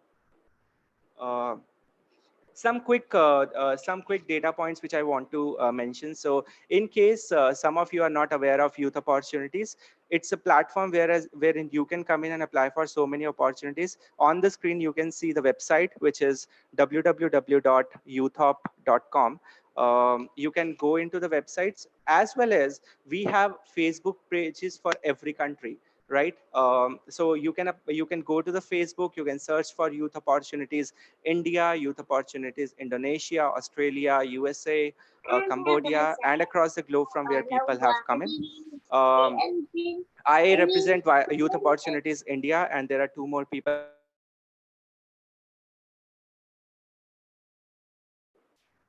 I represent Youth Opportunities India, and there are few more who represent Youth Opportunities India as well. But in case you guys have any queries related to your country, your nation, Youth Opportunities has assigned ambassadors for your countries. So you can anyways reach out to any one of them. Go to the Facebook pages, apply there, seek for the opportunities which are applicable for your nation as well as for other nations, right? I would love that people who belong to India as well as from other countries come on the Youth Opportunities India page and just join that page as well. I'll quickly jump onto the next one. Yeah. Quickly talking about some of the impact stories which we have received since the inception. So there are some 2,000 plus stories we have received which has created impact in the life of youth. I can talk this with experience and the practical experience which I have also got. So I work in the field of artificial intelligence as well, and I went to Vietnam to give the session as a mentor to 30 brilliant minds of Vietnam, talking about AI to them. So all these opportunities which I was not aware of also, I got through youth opportunities and applied there. So I think some of the success stories in front of you, that the co-founder of Youth Opportunities received the Queen's Young Leaders Award from the Queen Elizabeth II at Buckingham Palace in 2016. As well as he was enlisted in Forbes 30 under 30 Asia list 2016 and under 30 Summit 2017 in Philippines. As well as some of these opportunities like Obama Foundation, World Economic Forum. I guess many of you are aware of World Economic Forum. Then the National Mobile Application Awards, as well as the Real Leaders Award. So these are some of the success stories which I wanted to take a walk through, but I think the time doesn't allow that. So I'll quickly go to the next slide. Cool.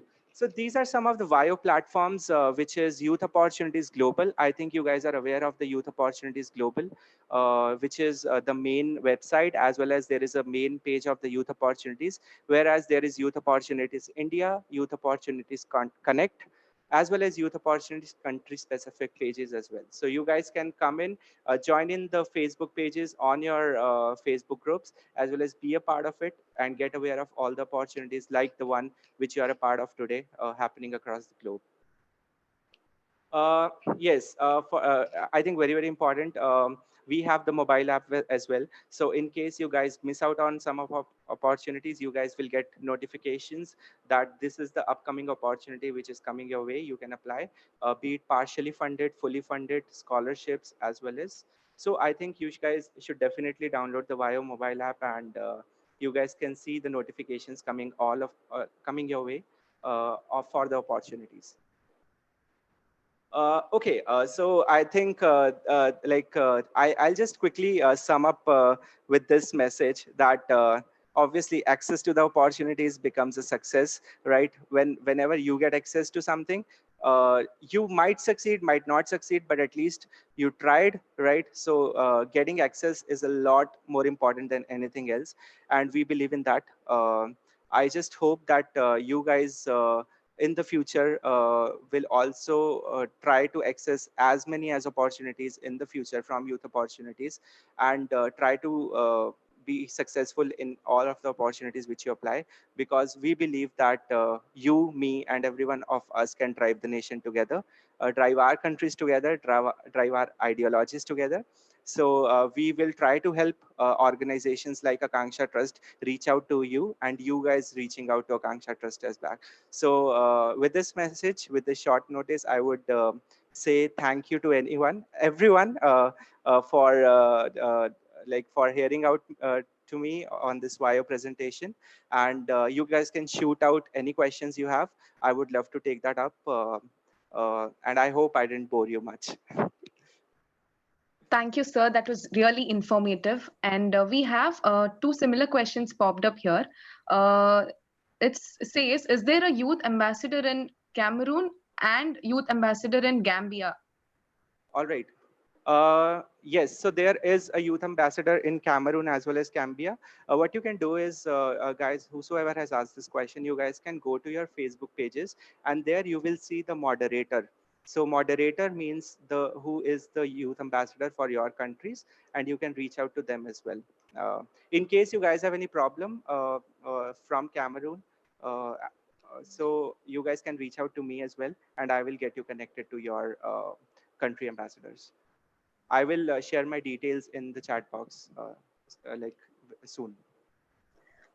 Thank you, sir. I hope that has been answered. There's one more question from Prince Jua, who's asking, I don't have a youth opportunity in Liberia.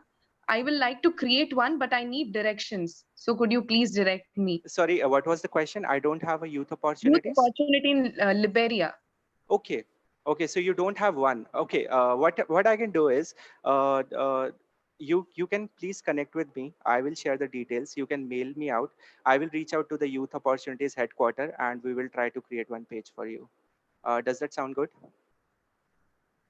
I think it's great, sir, because everybody will take the help if you could share your details so that they can.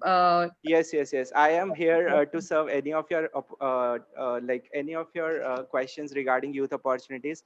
And if you guys are not getting access to anything, please you can type in here, because there are so many good opportunities which are coming your way, because we every day look at those opportunities. I will share my details as soon as possible. Is there any other question? No, sir, but people are thanking you wholeheartedly because your sessions were really great. And yeah, there's one question from Ashwin. Can youth opportunity help us contact Government of India and display our ideas? Okay, that's a good question. So if you go to the youth opportunities page, I think few days back, we released one internship which came from the Ministry of India only, and you guys could have applied to that. So what you guys can do is, whenever such opportunities comes from the Government of India, we guys post it there. Not only Government of India, but government across the world in their specific pages, as well as on the global website. You guys can apply for that if get selected, because for every opportunity there is a selection criteria, right? So once you get selected, obviously you will reach out to the government of India. By the way, I will also say that I got to meet the President of India last August because of one opportunity which I applied, and I got to discuss my concerns with him. So yes, I am a practical example for what you're asking. Thank you, sir. So this would be the last question taken. The question is from Prateek. How are the ambassadors selected?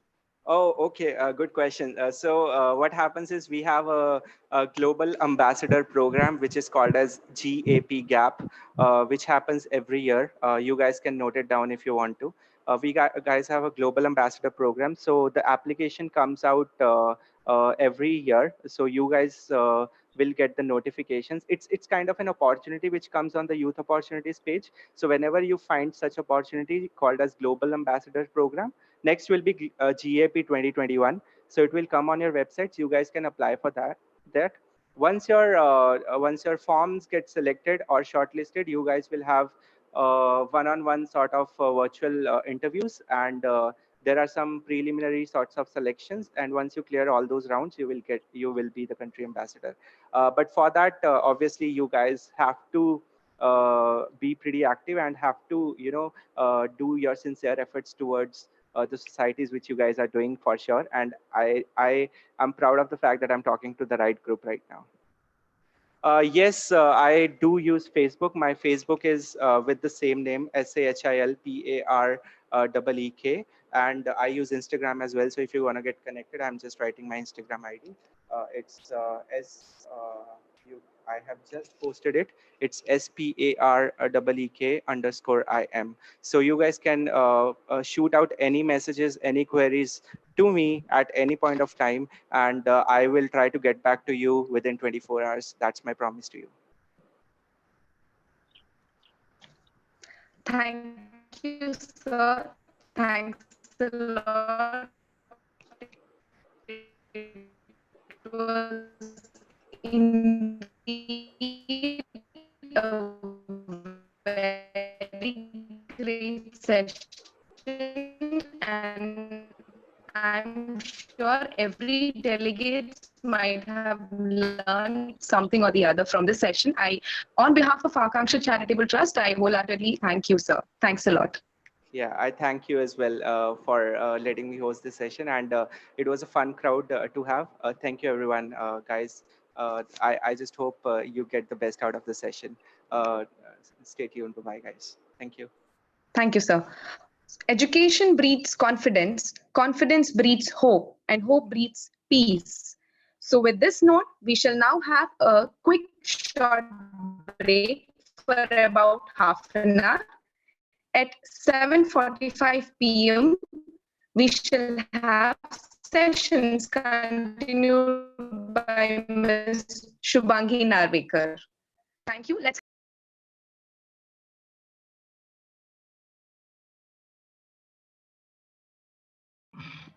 Hello everyone, this is Shrisha here.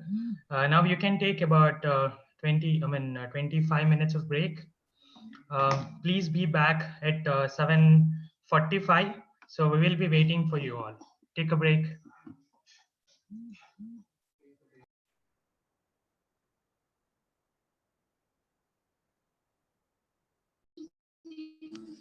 So we have to join from the same link, yes?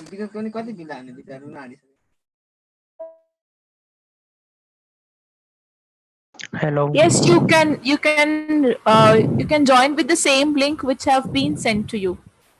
Okay.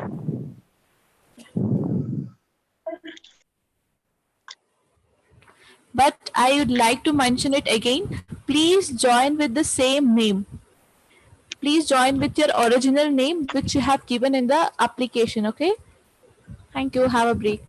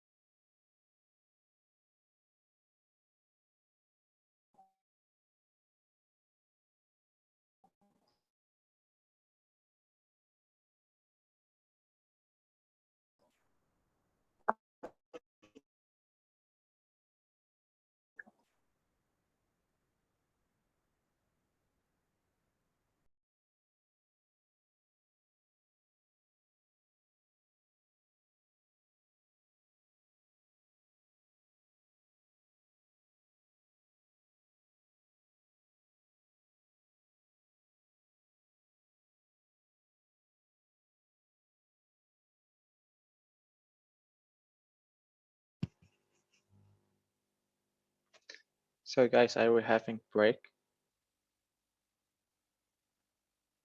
Yes, yes. You'll have to join after 7:40 IST. Okay.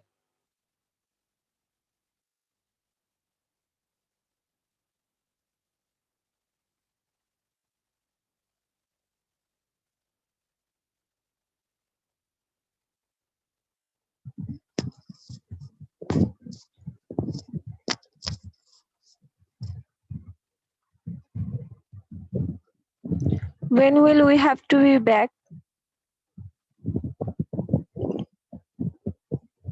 Be back by 7:45 by using the same link above. It is already 7:56 here. Sorry, join after 20 minutes right from now. Join after Okay, 20 okay. minutes. Thank you, thank you.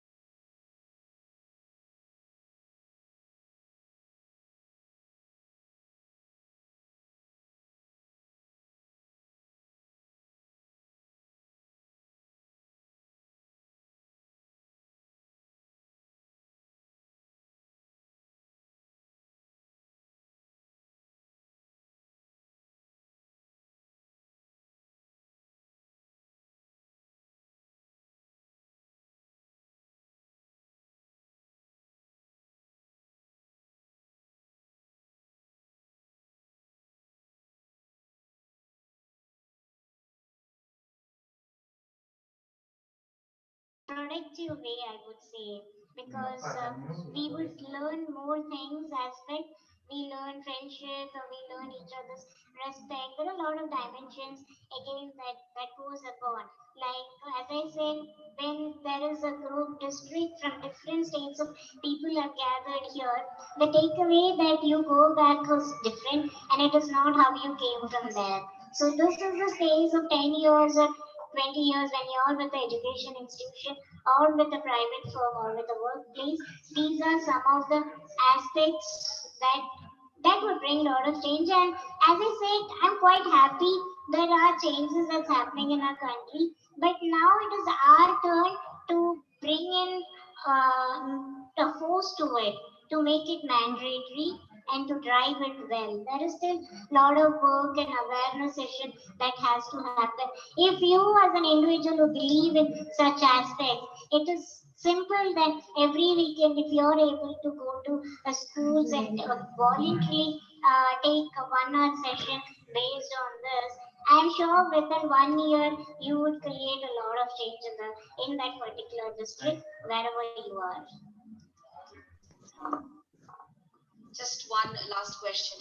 There are so many out in the world who are specially abled and beg on streets or do some other employment. I personally get stuck in a dilemma whether to donate money or not. Because the reason being, I see people like you breaking boundaries and flying in different colors. I also see them. Then I start questioning, if you can, why can't they?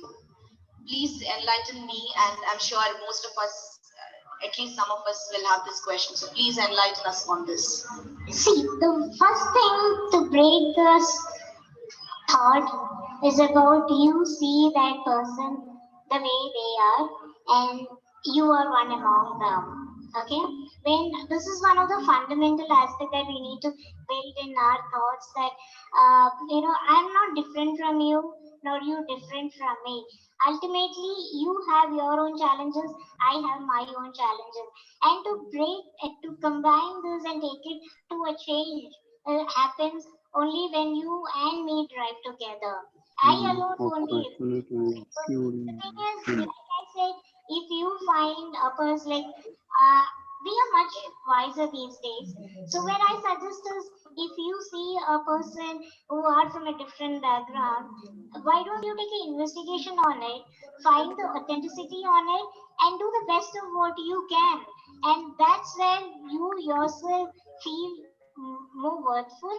And the second thing is that when you see me flying, it's not that I have everything in my bag. Definitely not. Like I said, I am also in a space where I need to make my fellows more, I need to get them to the limelight. And for that, I need people support. And you as a person, when you start working, or maybe you're a student, or maybe you're a working, or whatever. So at this spaces, when you as a community, when you create as a community of diverse people, the learnings and the innovation is going to be really different. So what matters is breaking the stereotypes, different, and if you really want to do something for that particular person that you feel that no, that he or she doesn't have this, I don't mind to do it, but I suggest time, investigate on that person, and do the best of you can. And maybe that lies your purpose of life. And let's not be ignorant to that person. Someone on the road and you say, oh no, I don't think they really need it. No, we cannot assume things. We really have to take it, if we really want to give attention to that particular person, let's not be ignorant or put an assumption on it. Rather, investigate on it and help with whatever you can. Maybe that 1 rupee matters, or maybe your education, or maybe your clothes, or maybe your space that gives them what they really need. So it's all about thinking a minute and giving a priority to what you really see it.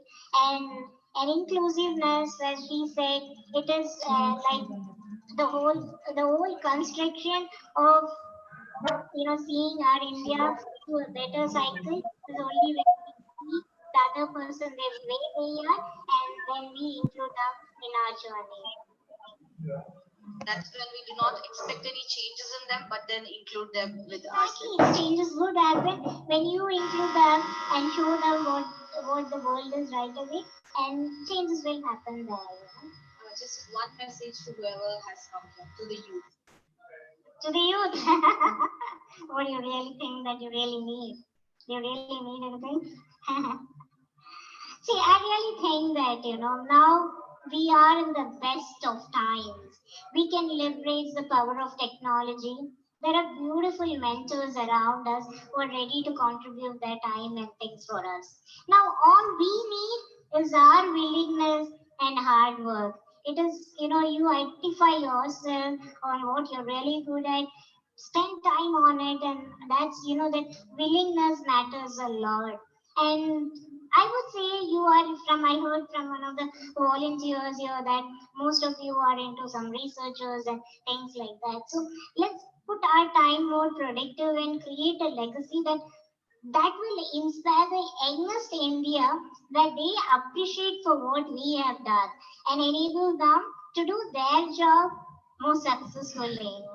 So that's how I really find that we need to create more, we leave a space as a legacy that lets the youngest India appreciate us on what we have done. And we don't want to prove anything over here. It is all about our willingness and our 100% to what we are doing. And this is one of the best times to do what we really want to, because we have all these.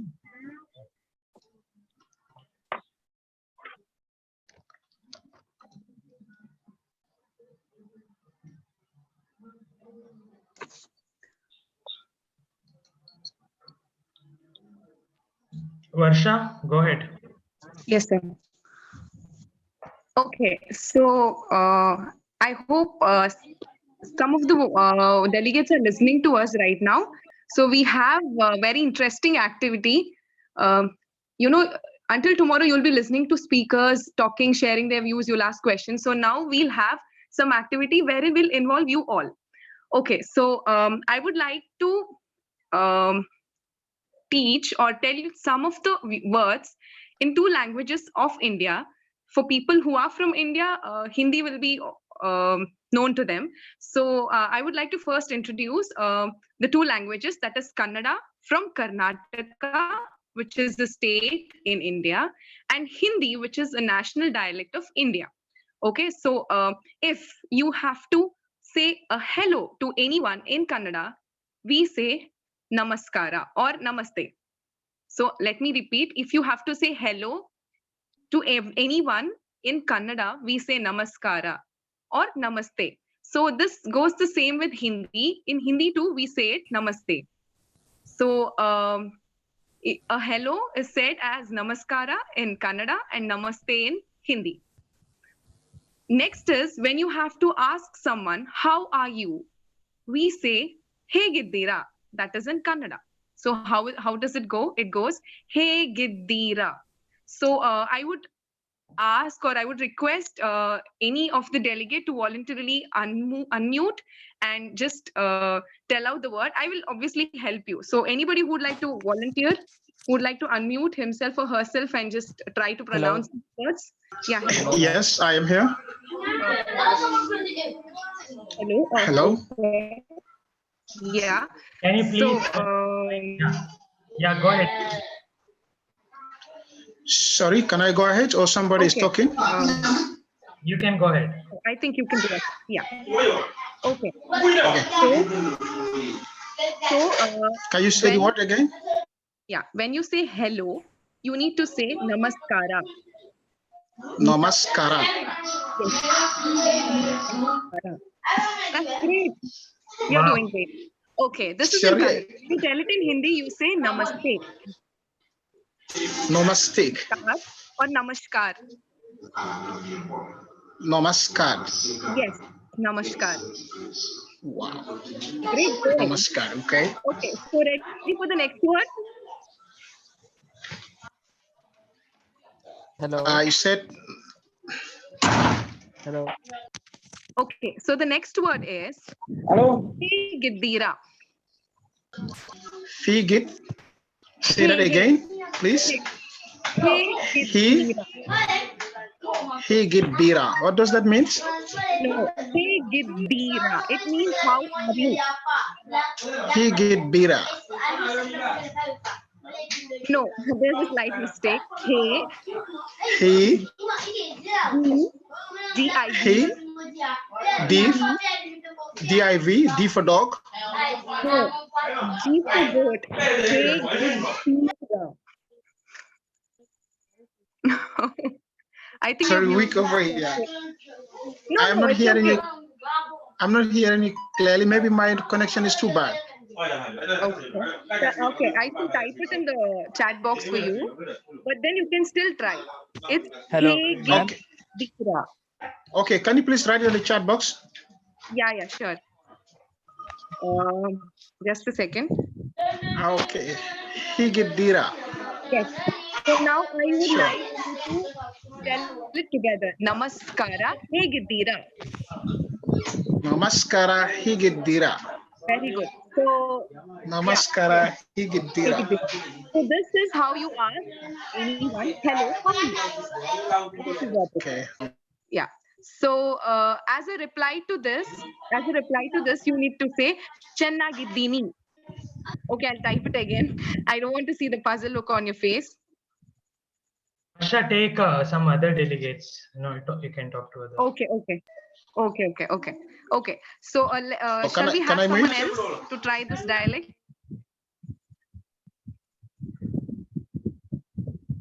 Go ahead. Hello, am I audible? Yes, Varsha. Okay. So as a reply for this, you need to say Channagiddini. So somebody should take that responsibility. Channa, is it? Channagiddini. Giddini. Yes. Hello, ma'am. What does it mean? It means I am fine. Yeah, pardon. I am fine. When you ask someone, how are Okay. you? You reply, I am good. So that is how you reply, Channagiddini. May I know who is this?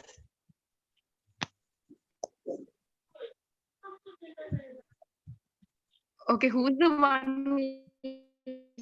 You mean who pronounced it right? Sorry, you're breaking. Yeah, am I audible now? Yeah, Varsha.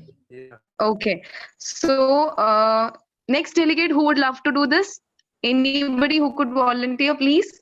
Ma'am, may I? Yeah, sure. Yeah. Your name, please, Ashish and which Agarwal. place you're from? Ashish Agarwal from Delhi. Ashish. Okay. Yeah. So, when you have to say hello, I think this will be easier for you. It is namaste. Yes, ma'am. Yes, ma'am. It is namaskara. Namaskara. Yes. So when you have to ask someone how are you, you would ask, hey Giddira. Hey Giddira. Hey Giddi. Okay. Hey Giddi. Yeah, good. So when you have to reply for them, you need to say Channagiddini. Okay. Channagiddini. So I will ask you now, hey Giddiya. So you need to reply to me, okay? Okay. Okay. Namaskara. Hey Giddira. Channagiddini. New hey Giddira. Ma'am. I don't know too much. No, the same thing. You just have to repeat Channagiddini. That's it. Okay. Thank you, Ashish. Thanks a lot. You were energetic. Thank you. Next volunteer, please. Anybody else? Ma'am, I can participate in it. Yeah, sure. What's your name and the place you're coming from, please? My name is Hafiz Mohammed Awais and I am from Pakistan. Hello, What Hafiz. word? Hello, namaste. You say that. What means to say that? Hello means namaste in India or Hindi. Yes. I think. Is it Yes, true? you're right. Yeah. Correct. Or thanks. Or secondly, you tell us about how are you, I think, and in that answer we will reply Chinda Gindini. I am right? Yeah, a little modification. It's Chenna Giddini. Could you repeat it? Yes, sure. Chenna Gidini. I'm right? Yes. Thanks. So, hi Hello. Hafiz, ಹೇಗಿದ್ದೀರಾ? Hello. Am I audible? Hello. Yeah. Okay, I think guys, you can share your experience. How was it? First session. I think I will take some of the delegates. Maybe Annabelle. Yes. Yeah. How was two Hi. sessions? Hello. Hi. Yeah. How was 3 sessions? How you felt? Sorry, I wasn't able to join with the video. My video settings had some issues, but so far so good. I was listening, I was following up, and so far so good. Yes. Great.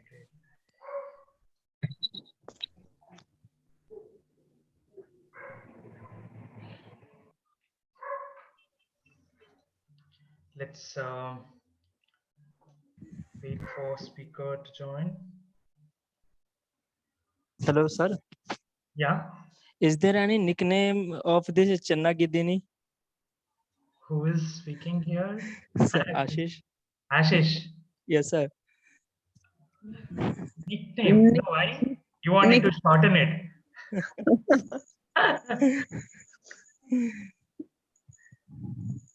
So I think you are hearing Kannada for the first time in your life. I mean, especially foreign country.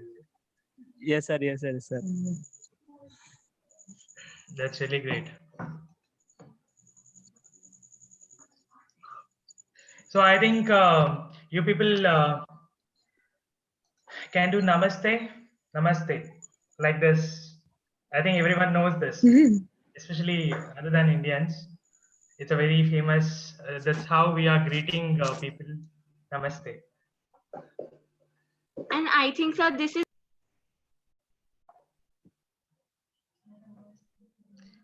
into Madhuri, your voice is muted. Yeah. Now you can speak, Madhuri. I said, as social distancing is going on, namaste is a good way Yeah. to It's trending now. communicate. Yeah. Correct.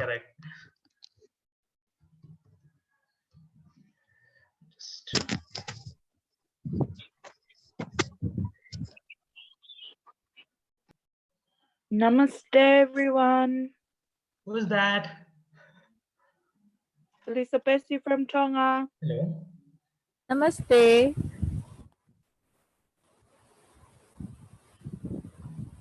I didn't get who's that. I'm just watching. Namaste. Namaste. Yeah, we are so happy that many have learned Kannada. Namaste. Namaste. Yeah. Namaskara. What is the actual meaning of namaste, by the way? That's how we are greeting, like hello. You generally say hello, right? We say as namaste. It's Indian culture. It's a greeting In our country, we say. Yeah, Sanjit. Hello. Yeah. Everyone is talking. Sanjida. Yeah. Sanjida.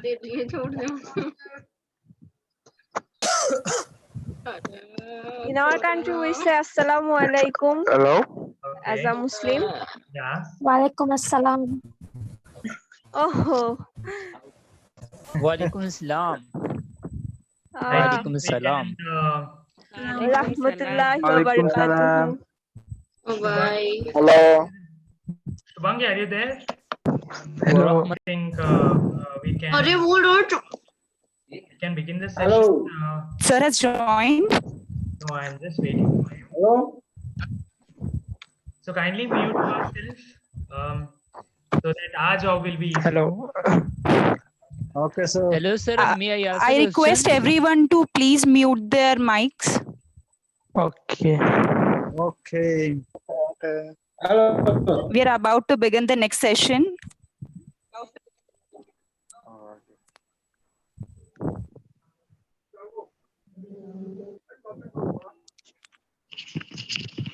Excuse me, ma'am. I have a question. Yes. According to timetable schedule, which is given by the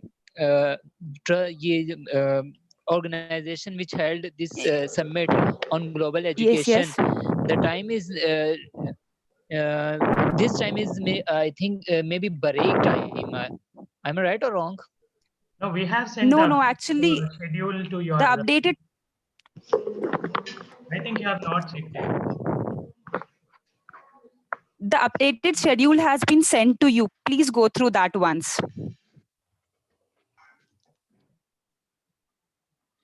Shubhangi sir is on the meeting. I think you can start. Okay. Hello, everyone. This is Shubhangi, member of Akangsha Charitable Trust, welcoming you all back to this event. It takes each one of us to make a difference in the society. And we have our next speaker who has already started making difference in the life of rural students.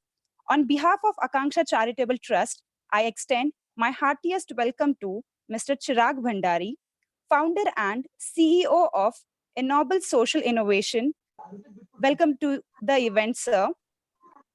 It's my immense pleasure to introduce the speaker. Mr. Chirag Bhandari is the founder and CEO of Ennoble Social Innovations, a startup focused on revamping India's rural schools by creating sustainable innovative products. An MBA from the School of Economics, Mr. Chirag has combined a decade's experience with banks like Citi, DBS, Kotak, and small and medium enterprises scale-up strategy consulting experience of about 5 years to merge social entrepreneurship with sustainable innovation. Presently, he is busy ensuring Ennoble transforms the school-going experience for lakhs of rural students by introducing low-cost innovative products solutions that make rural school education environment conducive and fun for the student. With this, I welcome you, sir. The session is over to you.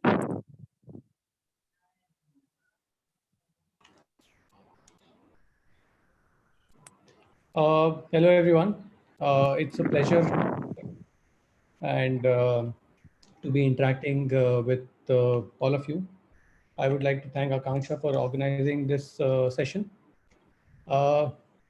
This will be an interactive session, I've been told. So initially, I would like to share a bit about the work that I do and the kind of interventions that we've planned, and take you through the impact that we have created, and then probably we can discuss about the various aspects of our work. And if you have any questions, you can come to me.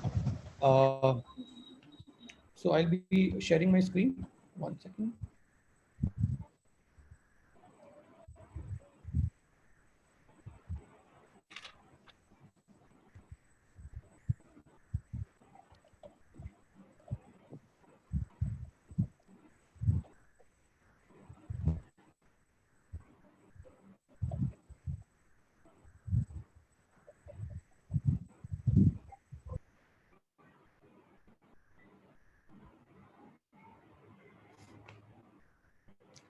All right.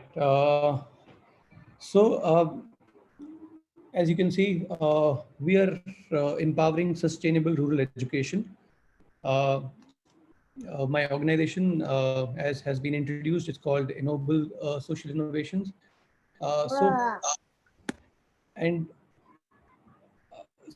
Just to give you a brief background, that what we do here is that we create,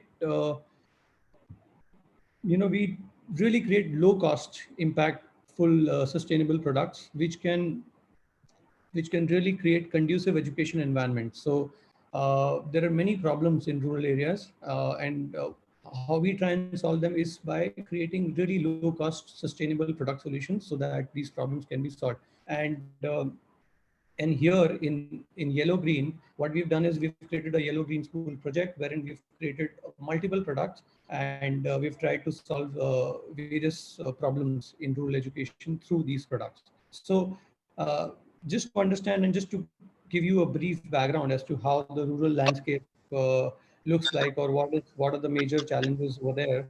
So we did a detailed study in rural areas, and we figured that there are several, there are like hundreds of problems which are being faced in the rural areas. But if you were to briefly segregate and bifurcate and identify and really compartmentalize those problems, so we thought that these problems, or the problems that we would like to look at, is that one is that there are these infrastructural problems, then there are these student issues, and the third is that so infrastructural problem is that the current state of infrastructure in rural schools is really bad. I mean, in terms of leaking walls, in terms of uh, infrastructure not being there, playgrounds not being there, play equipment missing, or water purifiers not being there, basic stuff which is like electricity not being there, stuff like that. And then basic student comfort, as in student not having bags or shoes or uniforms, or basic access of digital equipment, etc. So, and then we figured that while all these problems are important and these problems need to be solved and we need to create some kind of solution, but there's this other problem that we are all grappling with, and that is the problem of sustainability, wherein we are there are many scientists who've said that we've just got 3 years. If we do not kind of hold back on our ways, and we alter our ways, we will actually damage our planet irreversibly. So with that side, we thought that though we have to create new products, but it is very important that these kids, these rural students, they need to understand that how important it is, how important environment is, the problem of pollution, and how sustainability and circular economy is really critical at this point in time. So looking at these problems, we thought of 3 eminent solutions, which was, we should revamp these schools by making them fun and inspiring spaces, and then provide basic infrastructural support in those schools. Then we thought that basic student comfort should be sorted, and then we should be using sustainable means to create product solutions so that the minimum possible damage happens to the environment. Plus, these kids are inspired by looking at these product solutions. So as a result of this thinking, we created Yellow Green School. Now, a yellow green school, and the image that you see on the wall, it's an image which is being painted on, or it's a painting which has been done on a wall in a school in Rajasthan. So in the yellow green school, we again created 3 solutions. So we created schools that would be fun and inspiring school spaces with basic infrastructural comfort, so that a student is excited about being in the school, spending time in the school. School becomes like his go-to place. He's charged up to go to school in the morning. So that was the first solution that we created, and we created multiple products in this solution. I'll be introducing them to you. And then we thought that we'll provide basic student needs. So we've created some products, again using sustainability, keeping sustainability at the very core. And then we thought that we need to really inculcate sustainability as a way of life at a very early age, so that these kids, they become green ambassadors of tomorrow. So uh, so this is how we created yellow green schools. Now the components of various green schools are, first is the infrastructure solutions. So you would see a long list on the left, which is like beautification, playscapes, toilets, solar energy systems, digital equipment, water purifier. But essentially, if you look at these solutions, these are really, really basic solutions that any school should have. I mean, there's nothing really fancy there, except for a few things in the end, which are typical or which are very important in the rural areas, like sanitary pad dispensers for girl students and incinerators and compost bin, tree plantation, school garden, etc. So I'll be taking you through the list. But essentially, these are these are solutions that we thought that if we can, have a school wherein all these things are there, it makes for a conducive education environment wherein student gets basic education comfort, yet uh, he's sensitized on sustainability at the same time. So sorry. So uh, this is the first solution that we created, wherein we started painting schools with these bright graffiti art forms, wherein kids would be, you know, they will be excited to see these images. Now, these images are fun and exciting, yet at the same time, there are messages hidden in there. There are shapes, there are forms, there are colors. So there's some learning happening. So building as learning aid Bala. So we are using that.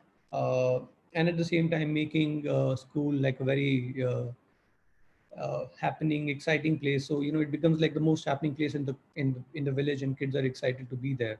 So this is now these are some images. We've done a lot of schools, so there are many such images that we've created.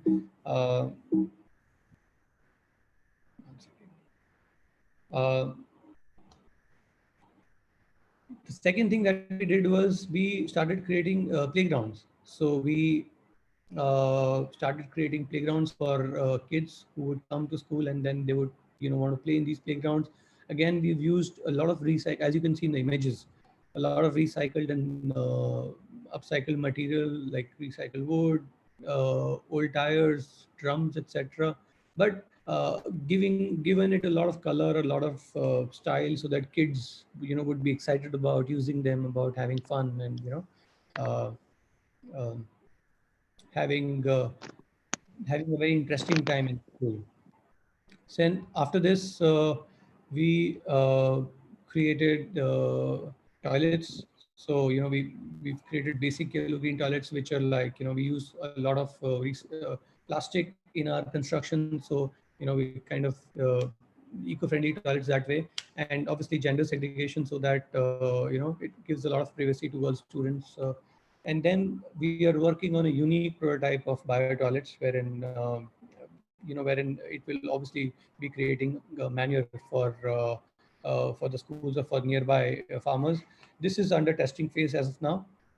Uh, and then we've created solar power system solutions, wherein we are providing solar lamps, and we are also providing a lot of digital equipment to the school, so that essentially studying without electricity or studying without proper light, uh, it's unimaginable, because and this is a privilege that we take for granted. But if we go even like 2 hours away from Mumbai, we will see that there are many schools where electricity is not there, and it is like really very, very tricky and difficult to study without electricity. So um, so this is a very, very important thing for rural schools. And then we've created these water purifiers, and then rainwater harvesting systems. Uh, Again, uh, water is something very basic, but in rural areas, a lot of kids have to kind of go like 10 minutes away or 15 minutes away from the school sometimes to fetch water, which is like unimaginable. So, water purifiers. And at the same time, there are many areas wherein water is not there. It just gets over. Even if you kind of create a tube well, the level are very low. So rainwater harvesting system is something which is very, very important over there. So we do that as well. And then girl education, and their girl students and their education and their attendance and having the right gender ratio, it is so important. So providing schools with sanitary pad dispensers. These are like pad dispensers, and very, very marginally priced. and they dispense like really fast. You just need to drop in a coin and they dispense. So, and again, an incinerator to kind of dispose them off. So easy access so that they are encouraged to be in the school. Uh, and then, various other things like having a school garden in the school wherein they can plant plants, vegetables, so that the basic connect with nature happens in the school. A composting bin so that the manure gets created in the school itself, and then tree plantation, which is again, the entire planet is talking about it. It's so critical and it is so important to teach kids this at a very early age. So these are all our infrastructure solutions, essentially providing for basic student comfort, at the same time teaching them about sustainability and how it is important to upcycle, recycle, and having a green planet. Uh, then we have created student comfort solutions. Now, this is so the first thing that I'll showcase here, which is the Yellow Green Bags with Sustainability Kit. It's an innovation for which we've won a lot of awards. We've kind of been recognized for this at by multiple organizations. So this is the Yellow Green School bag. The unique thing about this bag is it is made out of recycled material. It converts into a floor desk and has a mat in it, and it fosters some essential habits of cleanliness, hygiene, and sustainability among students. It is designed in such a way, and it comes with a sustainability kit. Now, how this happens is that this bag, if you would see this girl in the image, she's sitting and she's sitting on a floor mat and she's writing on a task, which is a foldable desk. And if you would see the girl on the left, she's just slouching on the floor. So we did a research and we figured that 4 out of 10 students who sit on the floor and study develop some postural issues. Uh, and it is really not possible to provide furniture in many of these schools because there's no space. So this bag gives them the right, you know, right angle to sit on. It converts into a floor desk and there's a mat, so they can sit on the mat itself. So essentially providing right posture and, giving them better health. uh, and then the design of it in such is such that it has a litter pouch. So if there's any litter, it can be on the left there's a litter pouch. If there's any litter, it can be put in the litter pouch and it can be thrown on in the dustbin later. There's a soap pouch which is essentially promoting hygiene, so they can wash their hands before eating. uh, Sanitary pouch for girl students to carry their pads in case they need it. And then uh, steel bottle pouch so that they're not using single-use plastic. Again, a pouch inside for their boxes and spoons so they're not using single-use plastic plates or spoons. And again, a multi-purpose pouch in case they're required to carry anything from the market to their home in the evening. They can carry it there, like fruits, vegetables, anything. So they can carry it there, again, not using single-use plastic. So it's been designed in such a way so that it fosters essential habits. Uh, and then we have yellow-green shoes, uniforms. Again, they are made out of recycled material. We have yellow-green stationery, which is again made out of recycled material. So providing basic comfort which student needs to kind of be excited about their education.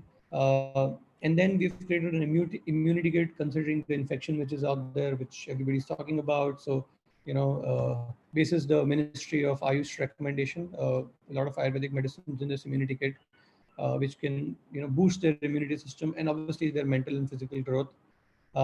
And we have recently created a yellow green tab which will be launched in the next 2 weeks, wherein we will be providing them preloaded content in the tab. So kids, even if they're not going to school, especially kids in tribal areas who do not have access to mobile phones as well, can just go through this preloaded content in the tab and at least get access to some basic education. So these are our products for our students. And then we have designed this yellow green sustainability education along with all this, wherein we educate them about about various critical environmental issues, about about waste management and why it is so important, and why space segregation so important, how to create a zero litter or a zero single-use plastic school, and then training on cleanliness and hygiene. So essentially empowering them to become, green ambassadors of tomorrow. And the impact of the yellow green school. So, like you've seen all these products, essentially we've targeted like mostly the infrastructural solutions, the student needs, and some bit of education. With the tab, we are looking at uh,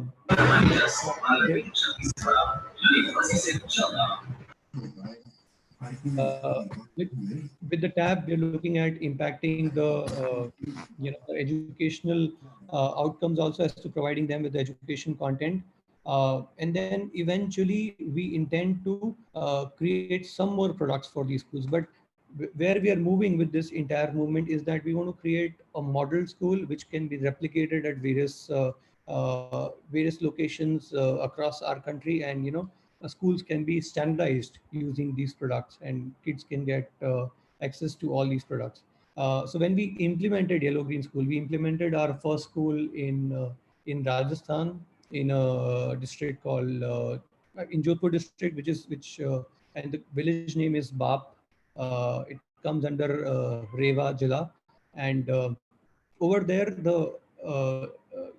it was like very gratifying and satisfying to see kids walked into a revamped school. So they were super excited. The first day they were just moving around the entire school, and they were looking at they were looking at the paintings, they were jumping in the playscapes, and obviously shoes and bags and various other things were distributed. So they were excited about receiving them. Next day, when they came up, about 75% of them came early by about half an hour, 40 minutes, and they started playing in the playgrounds. And they played in the playscape, and then after playing, then they started going to the class to attend it. So the first thing that the Yellow Green School model did was that it just improved the student engagement with the school. And obviously attendance rates went up as a consequence of that. The dropout rates reduced, obviously, because the if the school is the coolest place in the village, why would they not be there? So the dropout rates went down, and we could see that the student enrollment also went up in these schools. So we did the Yellow Green School project deployment has been happening since the last 7 months. I think we started in the month of August, and these are the results. These are the early results that we've kind of gotten. I'm sure there will be a lot of things that will show up as we go deeper in our impact study. We figured that you know in the exam that happened just after, the grades improved, and obviously because of the posture and the comfort, the handwriting slightly became better. So this was the first educational impact. Now if you would see, I've kind of segregated impact into various sections. So educational impact is one, but there are several other impacts as well. So the uh, girl students, they miss uh, schools quite often, and it might just be really we might not just even imagine that this is possible. Then in this rural areas, it is a reality. I mean, if they get their periods, they would just it is like it is obvious that they might just miss, and it's okay. And it's considered to be norm. It's just, for example, it is normal for us to assume that it doesn't happen there. It is normal for them to assume that they might just not go to a school. So the moment you provide them with these equipments, the attendance, the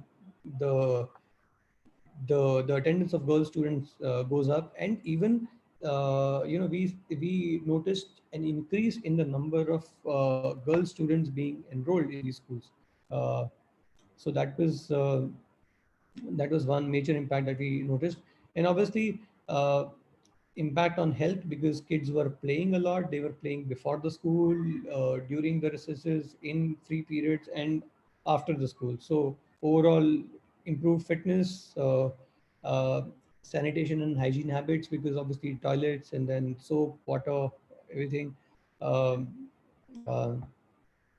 uh, Decreased attendance I mentioned, and then uh, uh, uh, we have also created an immunity kit. Plus, there were very other major environmental and sustainability benefits that we've kind of observed. So, you know, the bag that we distribute or the bag that we create is essentially made out of a lot of recycled material, as we have explained earlier. Now, the management of this waste, like collecting this waste and getting it dropped to, let's say, let's say a location uh, uh, which is like, farther away from the town, just collection and segregation and then getting it dropped to a landfill or location which is farther away from town, it is a major expense for the governments. So yeah, and in urban areas, like in Bombay or BMCs and in various other cities, uh, our municipal corporations, they spend a lot of money in managing and segregating these wastes. So if the waste is collected at source and recycled, it is a major cost saving for the entire community per se. So, so there's a major cost saving that happens when you recycle and upcycle very early. And then obviously this when this waste goes out, a lot of it goes out in the landfills or sometimes it goes in the sea. And there's a major cost that we all pay in terms of our environmental pollutions because of this being going out. So that comes down in a big way. Obviously lesser pollution, because when these products they keep lying in landfills, etc., they leak chemicals, they pollute the environment. And it's a uh, it's like and unless something that cannot be reused, it ideally should not be going there, because it is essentially harming us and then coming back to us. So again, solar energy helps in generating clean energy. We also noticed that there was an increased awareness among students and in the rural community about environment, because when they see that we've given a recycled bag, we've given the playground is recycled, the messaging on the school is about a lot of recycling, upcycling. So it just creates like a lot of buzz in the village that, okay, so what is this, why are we doing this? And then it just builds it's like sensitizes them about about how important it is to protect our environment, and how important it is to recycle, upcycle, and have a circular economy. So again, we engage a lot of employees to partner with us, corporate employees who would go to the field, because a lot of our projects get deployed through corporates. So they get sensitized while taking on these projects with kids. And then it just leads to an overall well-being of students, wherein they get increased overall comfort. And obviously coming in the early and playing in the playgrounds, it's their social skills, their interactive skills, their mind. It's a very, it's an experience to see them playing over there. It's generally very beneficial. uh, so these are the broad impacts, and I've just mentioned a few. Essentially, if you provide a school which is wholesome, it impacts the child in so many ways that cannot really be, really be measured over any impact study, because it just transforms. It just transforms his experience, and then the way he belongs is, attaches himself to the school. We all attach to our schools, right? I mean, if you look at your school days, where you've graduated from or where you've kind of studied in your earlier school days, there is a specific attachment that we have. And if we have a liking towards our school, it just propels our careers. So uh, uh, this is some of the impact that we've created. We've impacted about 43,000 kids as of now. So the numbers are high because initially we started with creating these yellow green bags, and we created a lot of yellow green bags. And the last 7-8 months we've been doing yellow green schools. But the yellow green schools, we've impacted about 3,000 kids. And these are some of the corporate partners that we have. An image of a school that has been created. Uh, some bit of acknowledgement. There's a video which is out there. It's made by Mahindra Rice, Cut the Crap. How we make yellow green bags. So you can check it up. It's called Yellow Green Bag. You can just look it up. We've won a few awards, and so these are, I mean, we won the Infosys and the Maharashtra State Innovation Award and some awards in Mexico, etc. And yeah, and so this is our mission, wherein we aim to uh, partner with organizations which are engaged in rural education, and you know and eventually encouraging these kids to become green ambassadors of tomorrow. So thank you all, guys. In case you have any questions, please feel free to ask. That was beautiful presentation, sir. Here are so many questions which are popping up. So let me take up the first question. First question is from Rianta. Do you face any issues related to students' motivation and also teachers? You stated the impact is improved students' engagement and attendance rates. How you solve those issues? This was a question. Yeah, I'm just deliberating. So, so what we do is, essentially, if you would look at rural landscape, you would see that uh, the engagement or the connection that a student has with the school is low. It's low because the place is not something that he would want to be. For example, we take so much care about our house, its decor, and the space that we are in, and we take care of everything. In rural areas, this is simple fact which is missing. Uh, so what Yellow Green School does is that it rebuilds that connection. So the kid, when he's connected with the school, when he identifies himself with the school, and the school is a cool place. Uh, so that basic connection, and uh, his belongingness and his wanting to be in the school, that changes the game, and that is where we see better education outcome. We see everything change there, because once he's wanting to be in the school, once he's wanting to spend time in the school, then it leads to his overall development, not just in play, not just in his engagement, but in all other areas. I hope that is the answer has been reached the questionnaire. I have the next question, sir. During this, like once this COVID has started, now everyone says that the next platform is online education itself. So how do we see this yellow green project into the coming days if everything goes online?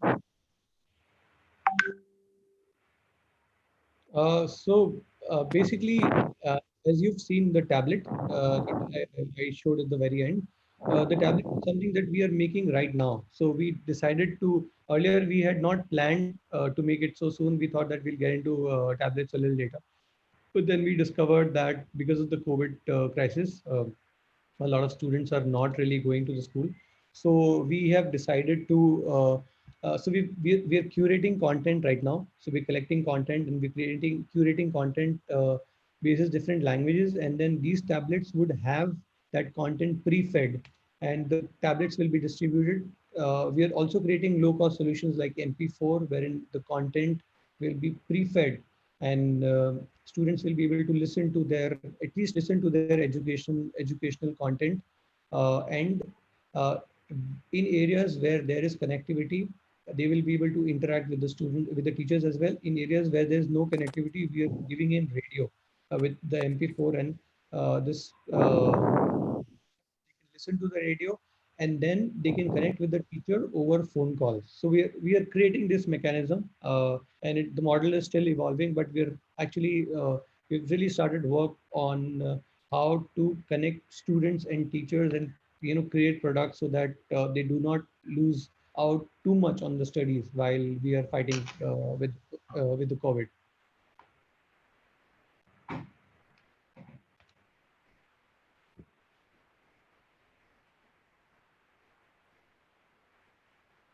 Next question, please.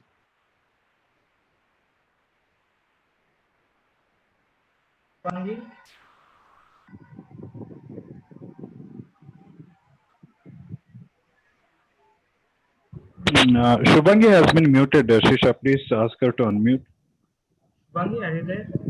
Yes, sir. Yes, sir. Take Hello. questions. Am I audible? Yeah, take questions. Okay. So Moshin was asking, like, how can we take education to the cities or the countries like Yemen and all, where so much of conflicts are going there? How do we reach out to the students there regarding education? So I think it's a very, very interesting question, by the way. I really appreciate the question.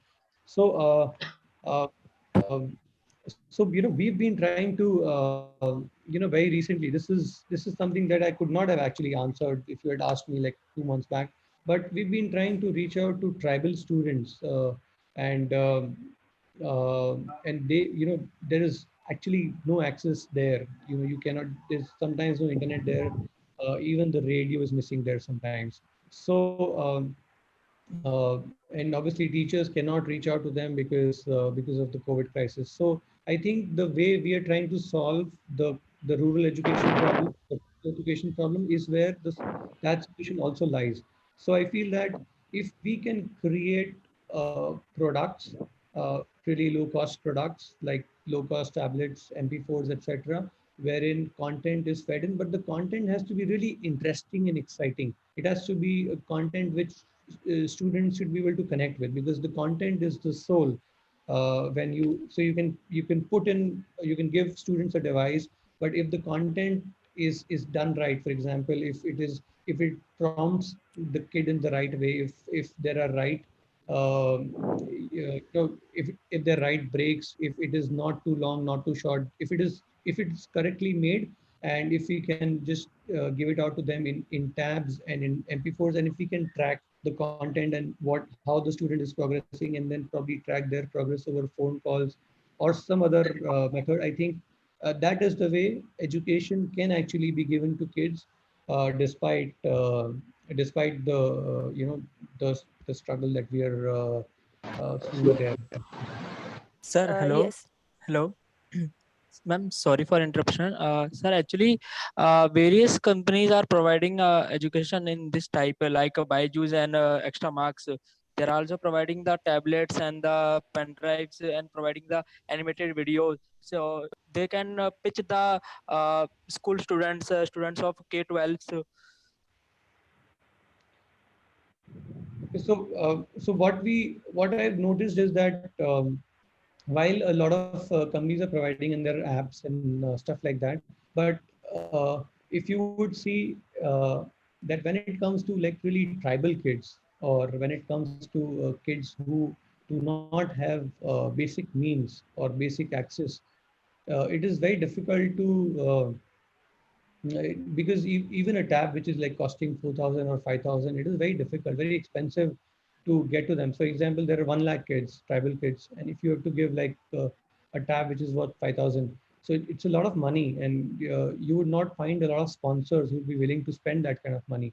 So it is not just about the availability of the content, but the cost of the solution. So if the solution is cheap, for example, if you can create something which is less than $1,000, 1,000 rupees or 700 rupees, like, that is, then the solution comes in the range of $10, $12. So you can reach out to a higher number of kids in that case. And then again, a lot of content which is available, it is, so there's a major divide in terms of the education levels of urban students and villages which have connectivity, and tribal students. So there are 3 different levels, and you need to have specific content which can be understood by these people. If you give them the content which is at Byju's, probably sometimes they might not be able to make sense of it. So the right content which would give them or which would just give them the right prompts and keep them engaged and excited and at the right price. I think that is something where we see that there's a gap, and that is where we are working to create solutions.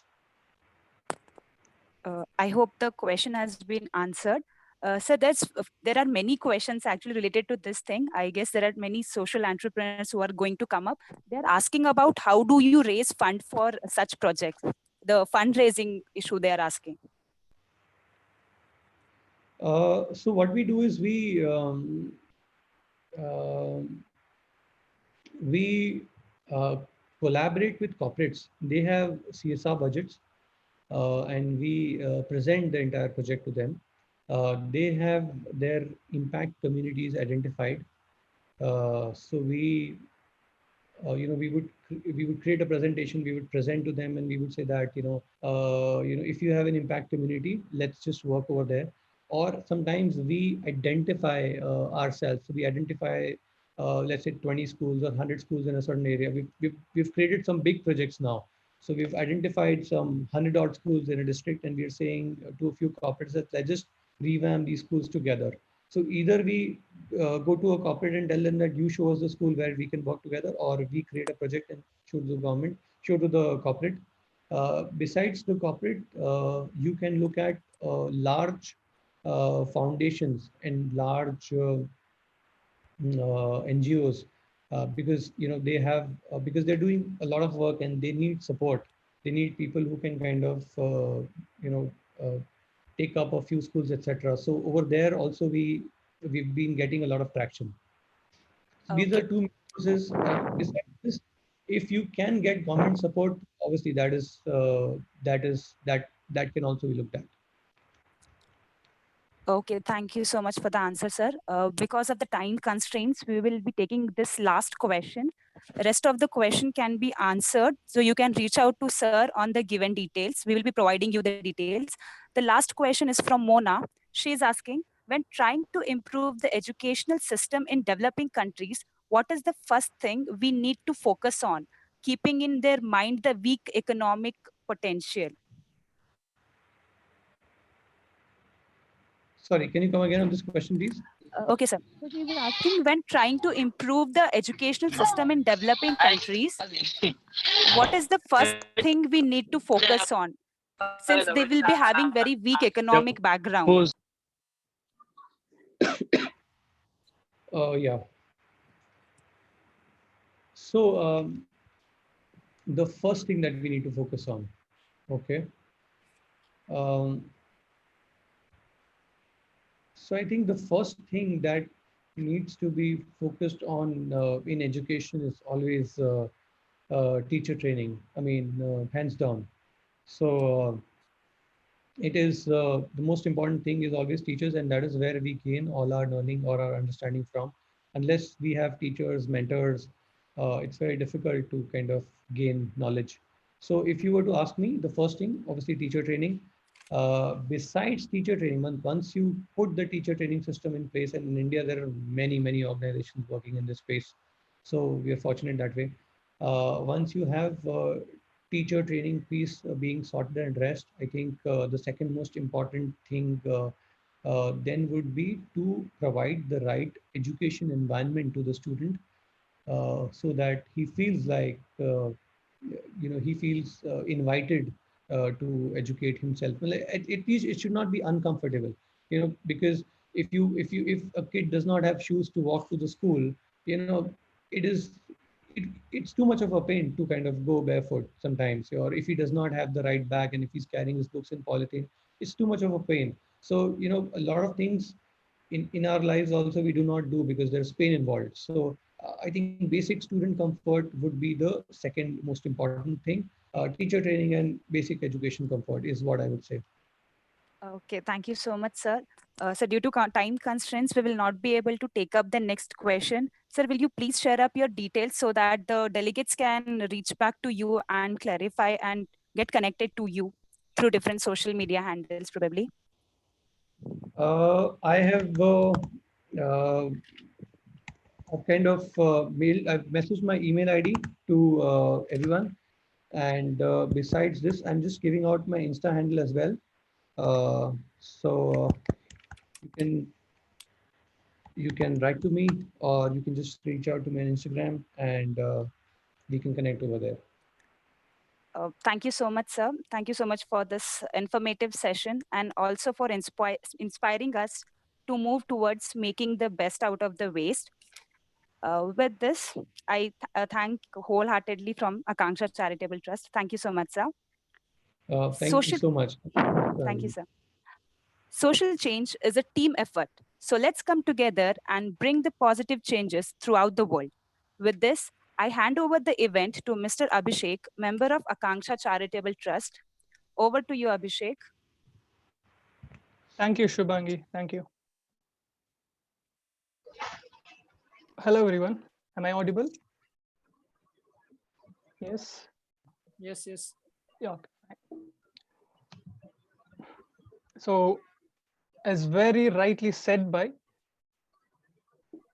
Honorable Prime Minister of India, Mr. Narendra Modi, education for each child should be the #1 priority. Every parent or guardian should have a thorough knowledge of the happenings at their child's school. If they find any concern, they should discuss it with teachers. This vigilance is very necessary to improve the education system in the world as well as in India. Hello, ladies and gentlemen. I am Abhishek, member of Akangsha Charitable Trust. I will be moderating this session. I hope you people are enjoying the session.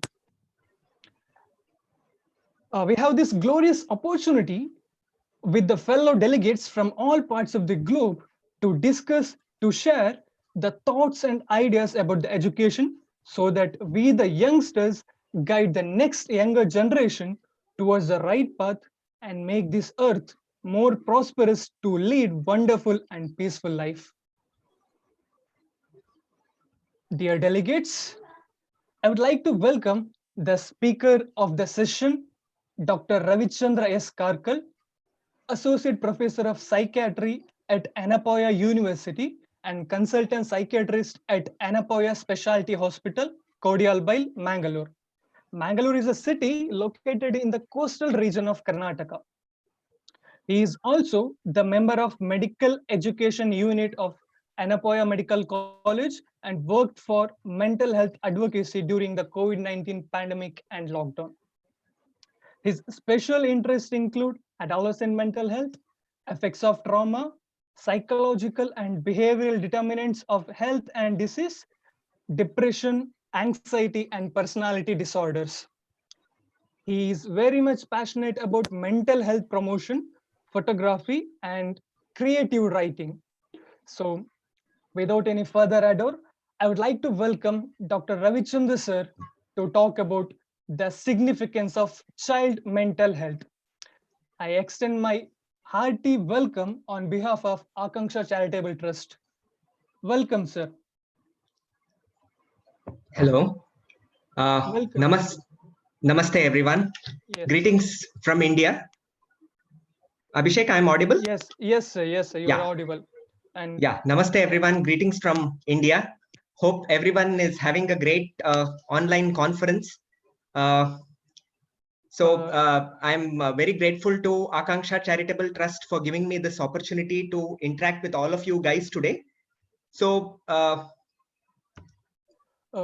yeah, Malala Yousafzai, the Nobel Prize winner of 2014, has beautifully said, "One child, one teacher, one book, one pen can change the world." I am very happy today that almost 200 delegates from all over the world have gathered here for this online summit. I'm pretty sure with the fruitful discussions that we are having here today, all of you would be able to bring wonderful changes in the lives of all the young people that you're going to impact throughout your journey of life. I have been associated with this wonderful organization, Akangsha Charitable Trust, from the last 6 years. And it has given me this wonderful opportunity to interact with thousands of children and adolescents and understand about what mental health issues that they go through, what kind of problems they face, in their school education. And, I have tried my bit to somehow, empower them with skills so that they can have a positive mental health. I don't know how many of you know about masala dosa. Masala dosa is basically something like a pancake, a very crispy pancake served with traditional chutney and sambar. So this is a mouth-watering delicacy of South India. So some of my friends from abroad who are here in the summit today would really enjoy this if, when they come to India. But imagine if every restaurant in India had only masala dosa on the menu. Would it be so attractive at that point of time? I'm sure all of you would feel very monotonous and bored about the masala dosa if that happens. What I'm talking about with this analogy is the current state of education in most countries. What we have to understand is one size doesn't fit all.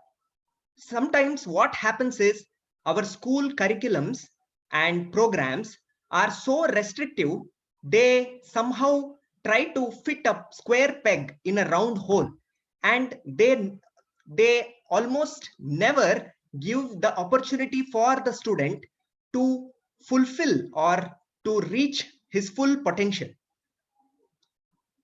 You all may be aware about Gardner's theory of multiple intelligences.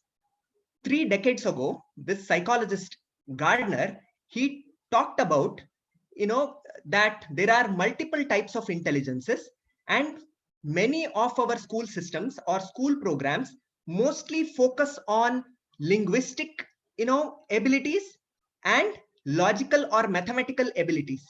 We train our children mostly in these 2 abilities, but our children are so diverse that they have various other types of intelligences, such as musical intelligence.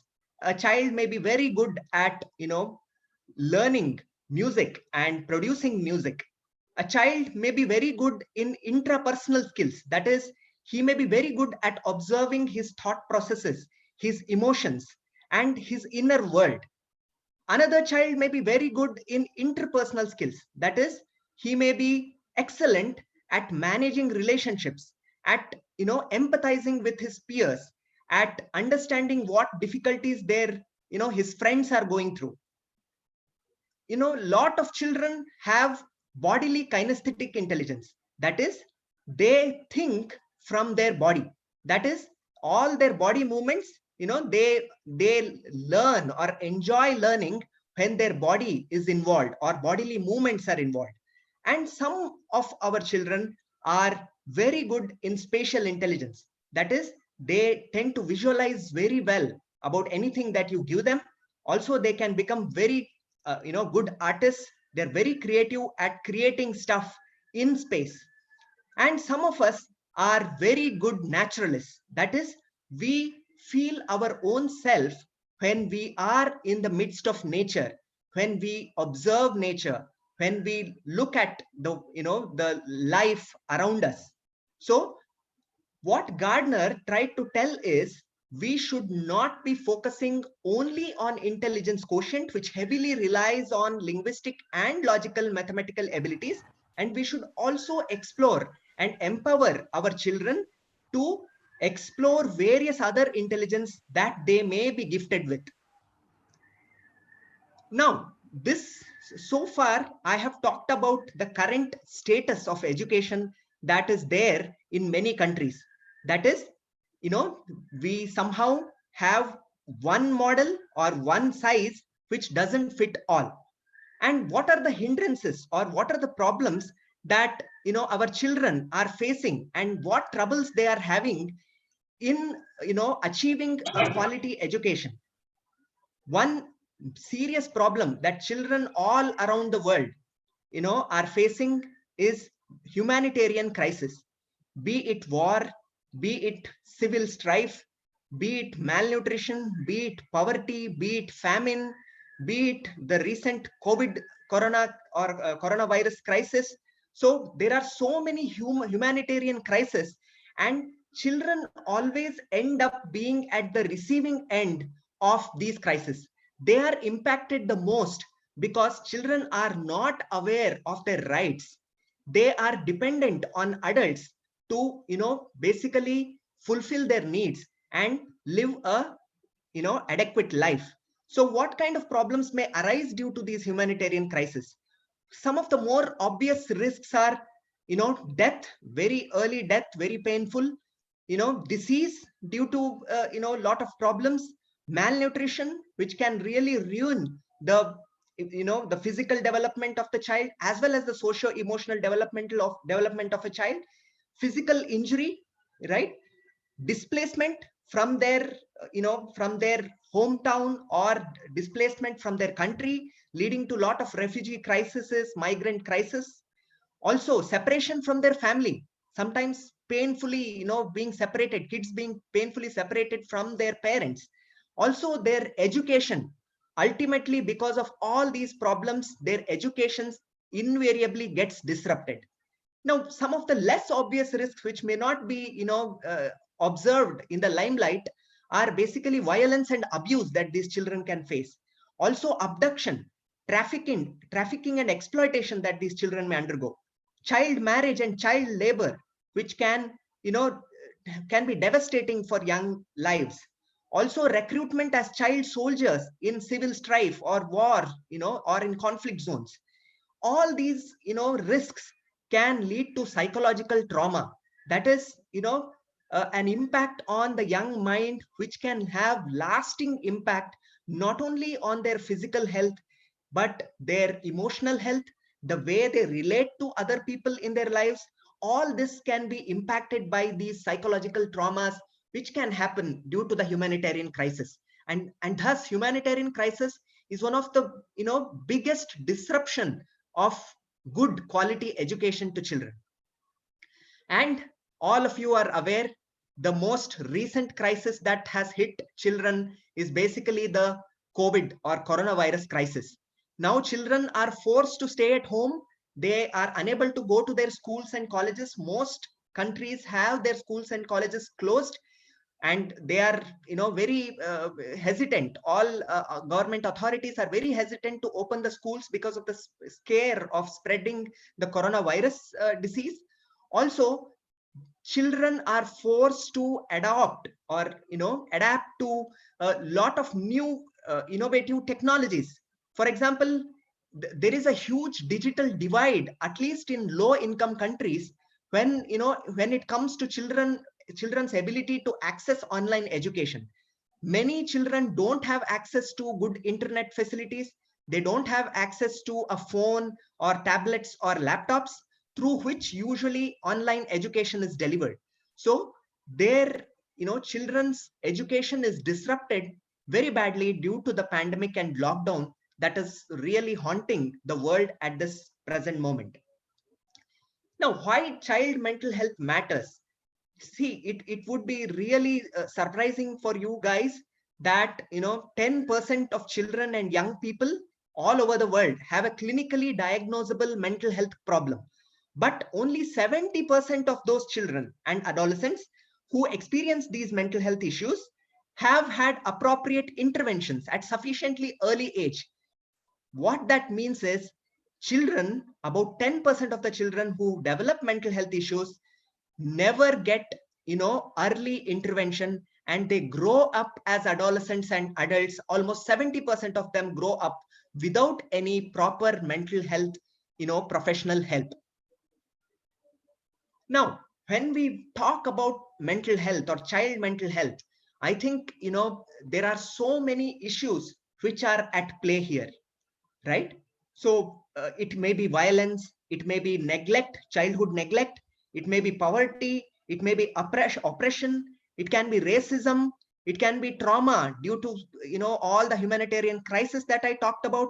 It may be about discrimination, it may be about adverse childhood experiences, it may be about transphobia, xenophobia, homophobia, sexism, it may be due to food insecurity. So many children, millions and millions of children die because of hunger. We are so worried about the coronavirus causing deaths, but every day, thousands and thousands of children die due to hunger. So there are so many deep and penetrating issues that are there which impacts the child mental health. It's like a Pandora's box. You start digging into what is leading to these mental health issues, and you will be surprised that once you get through the medical model, that is the neurobiology and all the stuff that we psychiatrists talk about, there are so many other psychosocial determinants of mental health that are not very easy to address just by a mental health professional. It needs government policies, it needs world organizations coming together to fight for the mental health of children, and thus ensuring a good quality education for these children. Let me give you a very simple example of how a small mental health issue can lead to a lot of overriding problems, and it can lead to a vicious cycle of problems. Imagine there is a child who is overactive in the class, or maybe he has a diagnosis of attention deficit hyperactivity disorder. If you are aware of this diagnosis, basically these children are very hyperactive and overactive. So what that leads to is an overactive child will not be able to concentrate and learn like other children. They will not be able to concentrate and learn like other children, leading to academic failures, repeated failures in academics. And also, when they grow up, they can have employment difficulties because of their poor academic profile. Such academic failures at a young age leads to low self-esteem.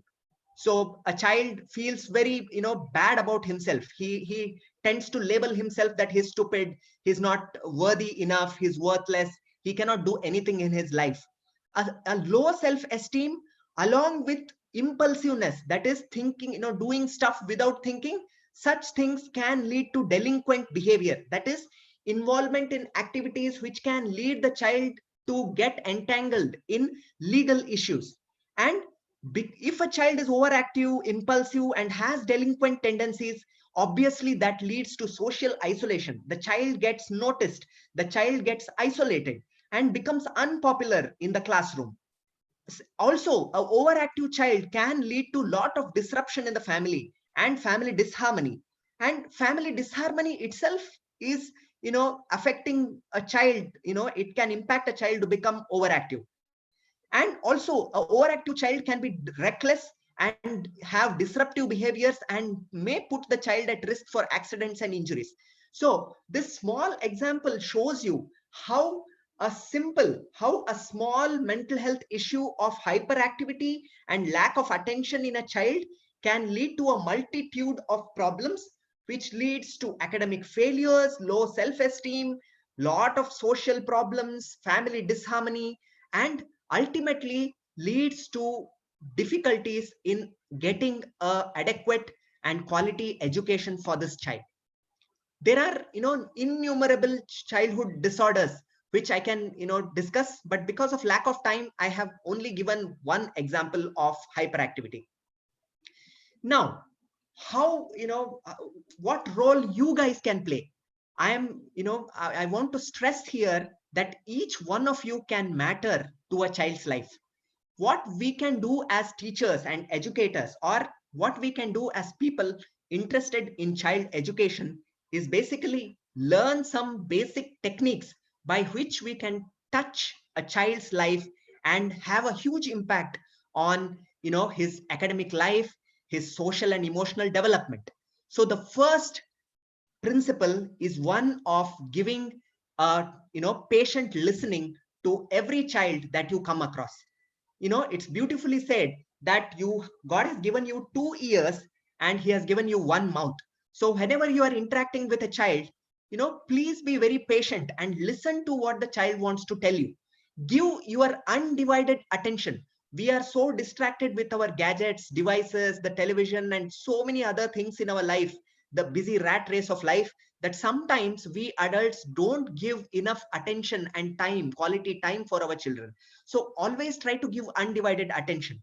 Also, always remember that kids have a huge potential to imagine. Their imagination has no bounds. Always remember that this kind of imagination should be encouraged. Albert Einstein has told that imagination is more important than knowledge, and it is absolutely true for a child. Sometimes our educational systems and school programs tend to just crumble the imagination power that our children have. Be very genuine whenever you are relating to a child, whenever you are interacting with a child. Be very genuine when you are doing it. Okay, be very present when you are talking with a child. Also have a very non-judgmental attitude and try to understand the developmental stage of the child. For example, a toddler is very self-centered. He only thinks about, a toddler is a 2-year-old, less than 2-year-old. So a toddler is usually self-centered and he cannot think about others' priorities. So you have to be very non-judgmental of this behavior. In a similar vein, an adolescent is very impulsive. An adolescent cannot think like an adult because the frontal part of the brain, or the something known as the frontal brain, is not well developed in an adolescent. So they may show some rebellious tendencies. They may show some impulsive behaviors. They may show some reckless behaviors. At that point of time, be very non-judgmental about these attitudes. If you understand the developmental level of a child, you would be able to be very compassionate towards them at this point when they show these kind of tendencies. Also, it's very important for all teachers and educators, or whoever is interested in impacting a child's life, that you have to respect their boundaries. You have to respect the privacy and confidentiality of things that they may reveal to you or talk to you.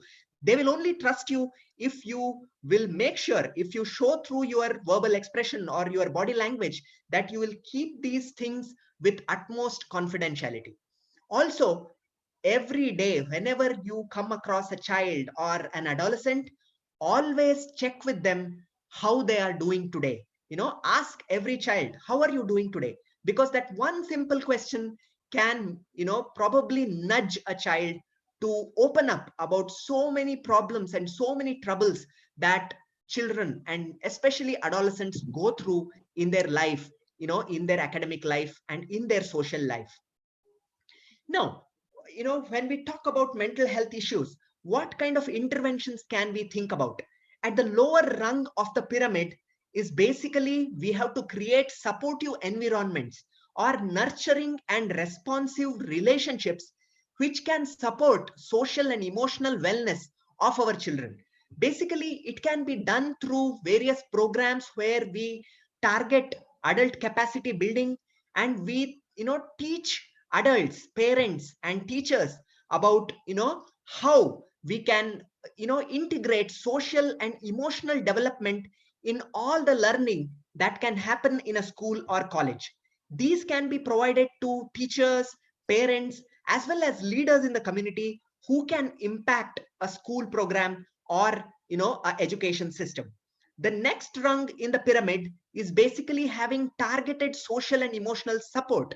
This is basically to identify children who are at risk. Okay, if teachers can identify these children at risk, then parents can be roped in and mental health professionals can deliver focused interventions for the child and family, which can address these social and emotional problems that children can go through. The last rung or the of the pyramid is basically intensive interventions, which are usually delivered by mental health professionals such as psychologists, counselors, school counselors, psychiatrists, social workers, psychiatric nurses, who can provide mental health treatment, psychotherapies to families at the clinic. So these are the various levels at which we can provide interventions to take care of child mental health. So we have looked at so many things about mental health, child mental health so far. I would like to end my brief talk by saying that anyone who does anything to help a child in his life is a hero to me, right? So all of you vibrant and enthusiastic individuals from all over the world who have gathered here today, I would like to remind all of you that you have the capacity to change a child's life. all of you can be a hero in a child's life. All the best to you. Over to the moderator. Yes, sir. Yes, sir. Thank you. And it's time for Q&A, question and answer. Sir, I will read out for you some of the questions. Sorry to say this, delegates, as we are running out of time, I pick up only 3 to 5 questions. So first question I read out for you, sir, from Willie Sunjaya. As we know, during pandemic, we are encouraged to stay at home, but some country implement it for long time, which make children unable to meet their friends in society. Both definitely they are felt. Is it possible? Will make child mental health interrupt. How can we prevent that worst things? Yes, this is a very pertinent question. This is a challenge that all of us are facing at this point of time world over. I have done a lot of work on mental health advocacy during this pandemic and lockdown. And if I have to share some of my experiences, I think we can take care of our children and adolescents by educating parents, by through various programs or through various online sessions. We can educate parents on how they can provide undivided attention, provide quality time for the children at home during this crisis.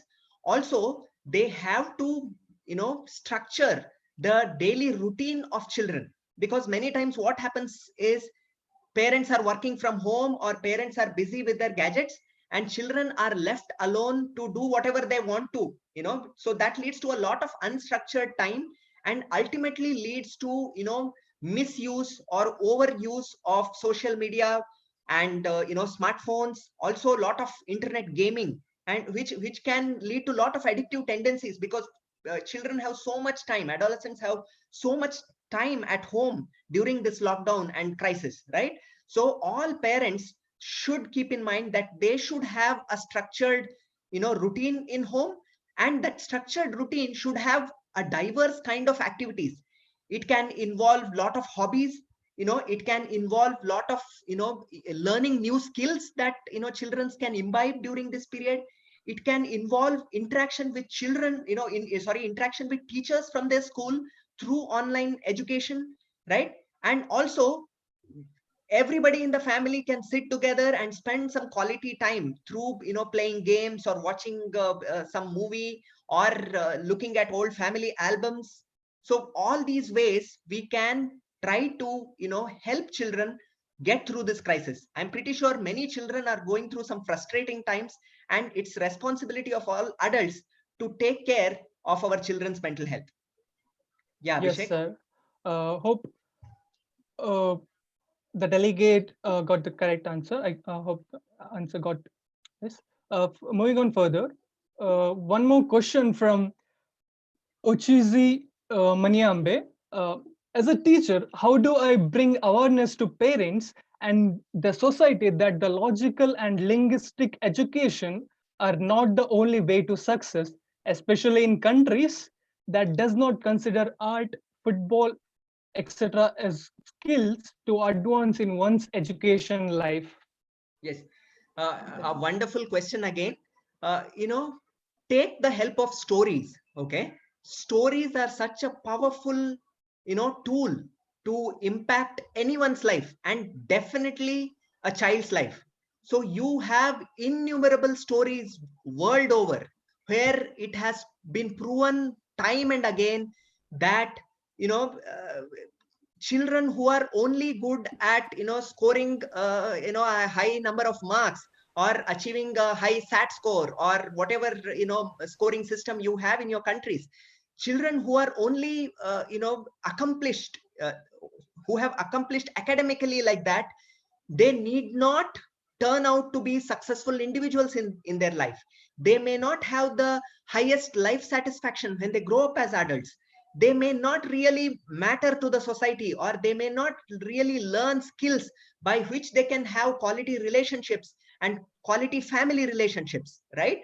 So use stories, right, to teach children and also educate parents about how all the other intelligences that I talked about can really matter for a child's overall socio-emotional development. Thank you. Abhishek? Yes, sir.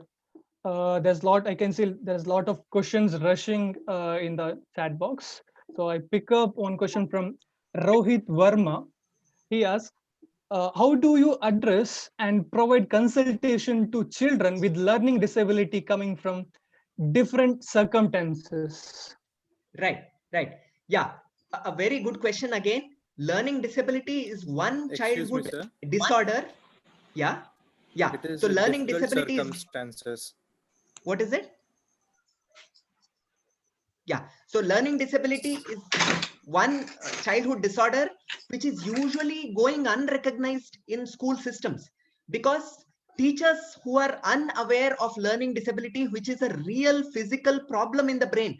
Basically, there is a problem in the phonological processing areas of the brain in these children who have learning disabilities. But teachers who are not aware of this thing may simply label these children as dull children who are not good for anything, who are not, who are misfits in an academic setup, which will ultimately lead to the child feeling so pathetic about, one's own life, right? So how we can address these systems is, first is awareness, which is delivered to teachers and parents, right? So that it gets recognized at an early stage. For constructing a huge skyscraper, the foundation has to be the strongest. If the foundation is weak, the skyscraper is going to be blown out by the lightest wind, right? So if you don't recognize learning disability at an early stage, the child will eventually end up with so many issues. It will end up with socio-emotional issues. It will end up with mental health issues. It can have serious repercussions, right? So how we can identify is train and create awareness to teachers and parents. Also have regular programs in schools where mental health professionals, trained psychologists can come and assess children for learning disabilities.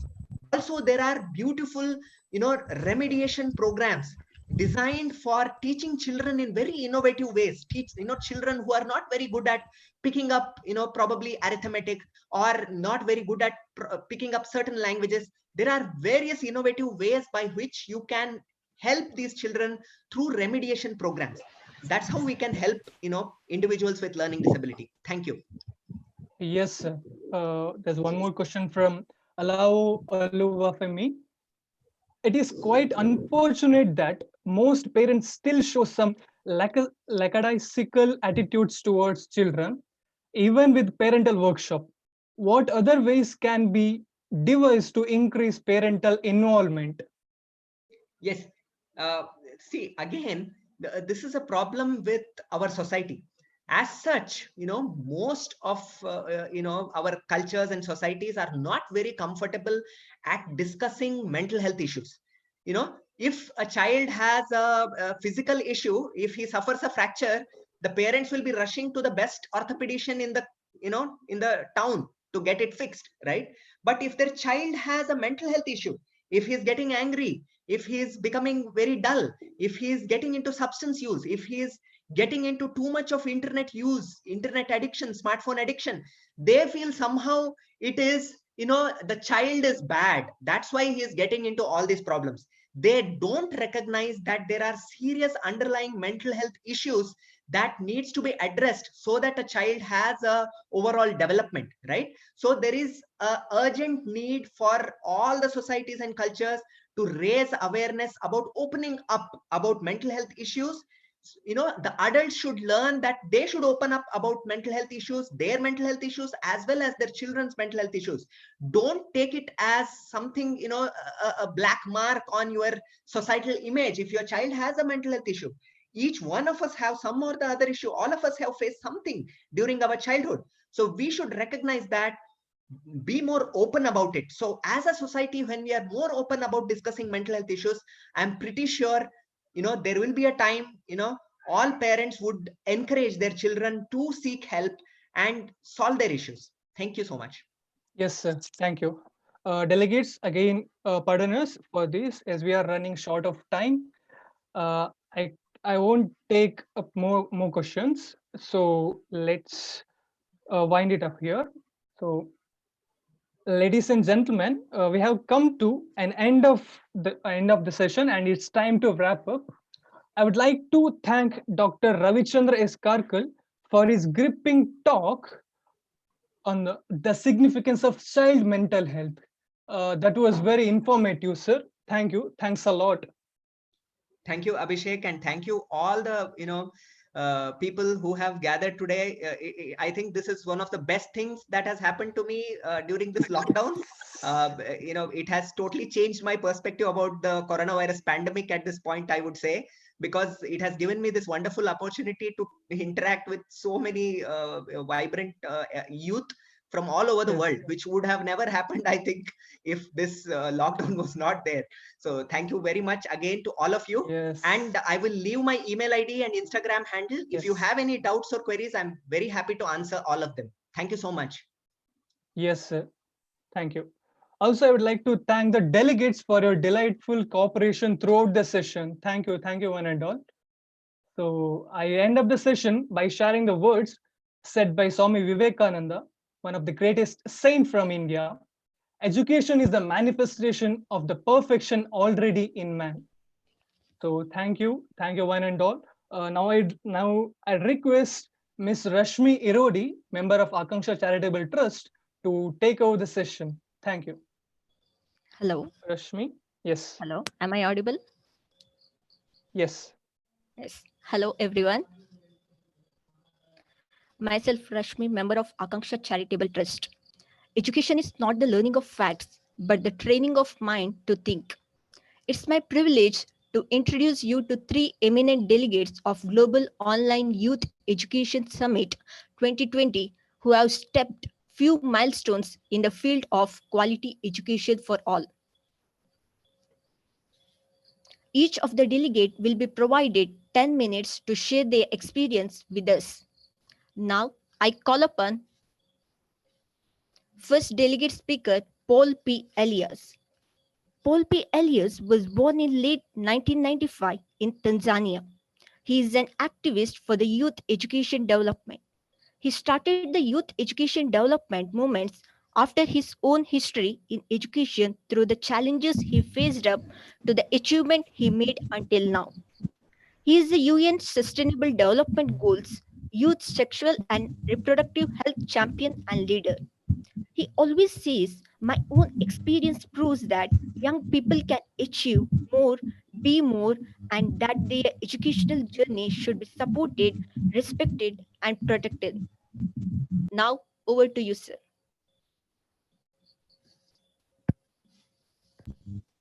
Hello, everyone. Hello, sir. Hello. Hello, sir. Hello, everyone. Go ahead. Go ahead. Hello. Namaste. Namaste. I really like the word namaste. It's a good word. I think everyone will get used to it. My name is Paul Elias Paul from Tanzania. I'm currently 23 years old, and I'm a youth activist on youth development in education and social life. I'm working to tackle the challenges that facing youth, that facing young people in their education issues, to help them to be more, to achieve more. I decided and I chose to be an activist from my own experience in education, from my own experience in issues that I have been through until now. First of all, I would like to thank my father and I would like to thank my family for their support until now. I have been through a lot. I've been through many things until today. I've started my school journey in 2003 here in Tanzania.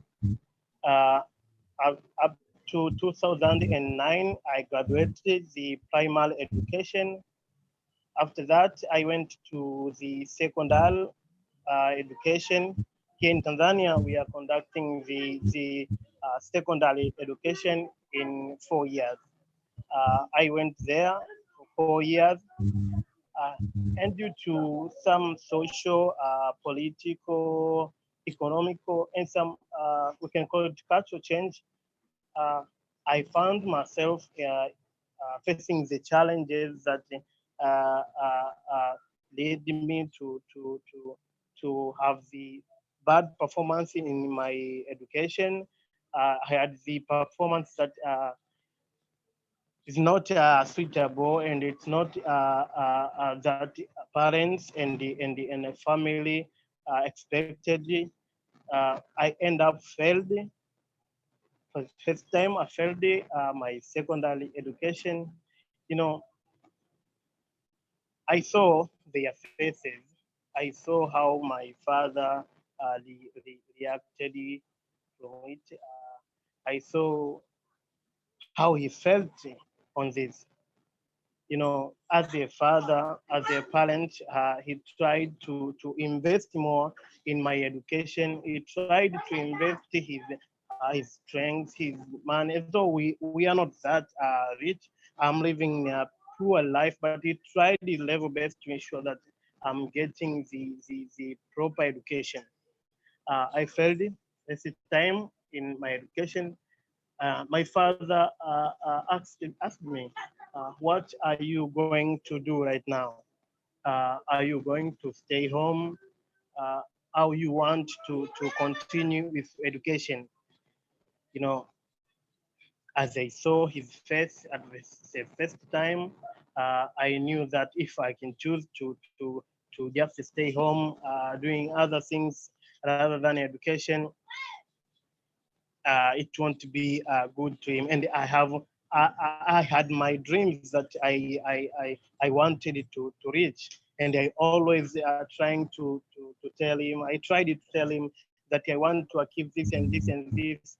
That I want to be this person. You know, my father was eagerly to see that I'm reaching to that dream that I'm always telling him. In 20, after accomplishing the secondary education in 2013, uh, my father helped me to join the diploma in, I started with the state certificate in the college in Tanzania. We call it Uyole Institute of Community Development. I started the journey in 2014. Uh, Up to 2016, I graduated my diploma in community development. Uh, Due to some challenges, economical challenges, I found myself not able to join the university, not able to join the degree uh, education. I just stuck at home, and it was so painful moment to me. It was so painful time to me. You know, I tried my level best to ensure that my father is getting is feeling proud of me. But at the end, I'm just stuck in home, got nowhere to go, got nothing to do with my diploma. You know, diploma education is not that valuable, especially in Tanzania, to be employed in the place that the person or the parents can feel that my son has something to do. Uh, I tried my level best. I applied the government loans, but I failed. I applied some people's sponsors loans, but I failed. At last, my father, I even don't know what he did. I even don't know where he went to get the money. He told me after the whole year, spending the whole year home, doing nothing, just expecting that one day I'll go to school. After the whole year, 365 days, my father told me that I'll be able to join the university. I'll be able to join the school to get my first degree. Uh, he paid the fees. He gave me the money to school. You know, it was my happy moment in my life. I had a dream to get the bachelor degree. I had a dream to be somewhere. And at that moment, I feel that I'm almost there. I'm almost to my dreams. Uh, at that whole year spending at home doing nothing, that is when I started the activism. I always believe that when you get the challenges, it's a chance for you to seek for opportunities in that challenges. Uh, at that time, the whole year at home, I started the activism. I started to be the youth activist in environment issues. I planned and implemented different programs of environment. And after joining to school, I decided to ensure that I'm making my father proud again. That I tried my level best. First of all, I got the position in my university, in my college. I got the position to be the minister of education. That people knew that this person has something to do with us, with my background of education and with my background of working with different organizations to ensure that the youth development and environment issues has a contribution to the national development. People eagerly to know that I'm going to help the student organization, student government in my college. I had the position of Minister of Education. After that, I tried my level best until now. I'm a second year university student in participatory project planning management. And I think in after the COVID-19, I'll be able to contest for the presidential position in my school. So I'm very proud of myself. I'm very proud of my father. I'm very proud of my family for the way they supported me until now, for the way they have helped me to reach my dreams. Uh, I'm currently a youth activist in development. Uh, I'm working with different organizations. I'm working with government. I'm working with private peoples. Uh, I started my own organization. It's called Niwetu Organization. Niwetu in English says that it is ours. They are ours. This is ours. It's something that you hold. So I chose the word Niwetu to tell people that these children, these students who suffer from different issues that lead them to drop out their education, that lead them to drop out their school journey, they are students, they are people, they are our people, they are our young people. We have to support them. In my experience, when I was in school, I saw my fellow students died for the pregnancy when they are trying to do the unsafe abortion. I saw my friends quitted school because of different peer group issues, especially using of drugs, using of something that there's many things that led the people to drop out from school. And that gave me a reason to ensure that I'm trying to protect the other people. I'm trying to protect the other young people to ensure that they are reaching their dreams, they are reaching where they wanted to be. That's why I'm always saying that the young people can achieve more, can be more, can do more if they can get the support. That always I'm saying that we have to support the young people. That's why I started the organization, New Age organization, to ensure that I'm supporting the young people to tackle the challenges they face every day, the challenge that hinders the education development. I mean the social education challenges. We have the different programs. We are trying to help them. We are trying to mentor them. We're trying to give them the support, especially the girls, school girls students. I'm trying to help them in their menstrual issues in case of menstrual hygiene and the Hello, material sir. support in menstrual Hello, issues. sir. So I'm very proud of this, and I'm very proud of myself. Hello, sir. That Sorry is for my journey. interrupting. Yes. Since we are running short of time, can you please summarize the information soon? Yes, I'm almost at the end. I'm just trying Okay. to Thank encourage you. the Thank you. young people. I'm trying to encourage my fellow activities. We have to help the young people. We have to be their voice. We have to be the voice of voicelesses. We have to be their supporters to ensure that everyone reach to the sustainable development with their sustainable life, with their sustainable dreams. That is all. Equality education, equal education, quality education start from us. That's all.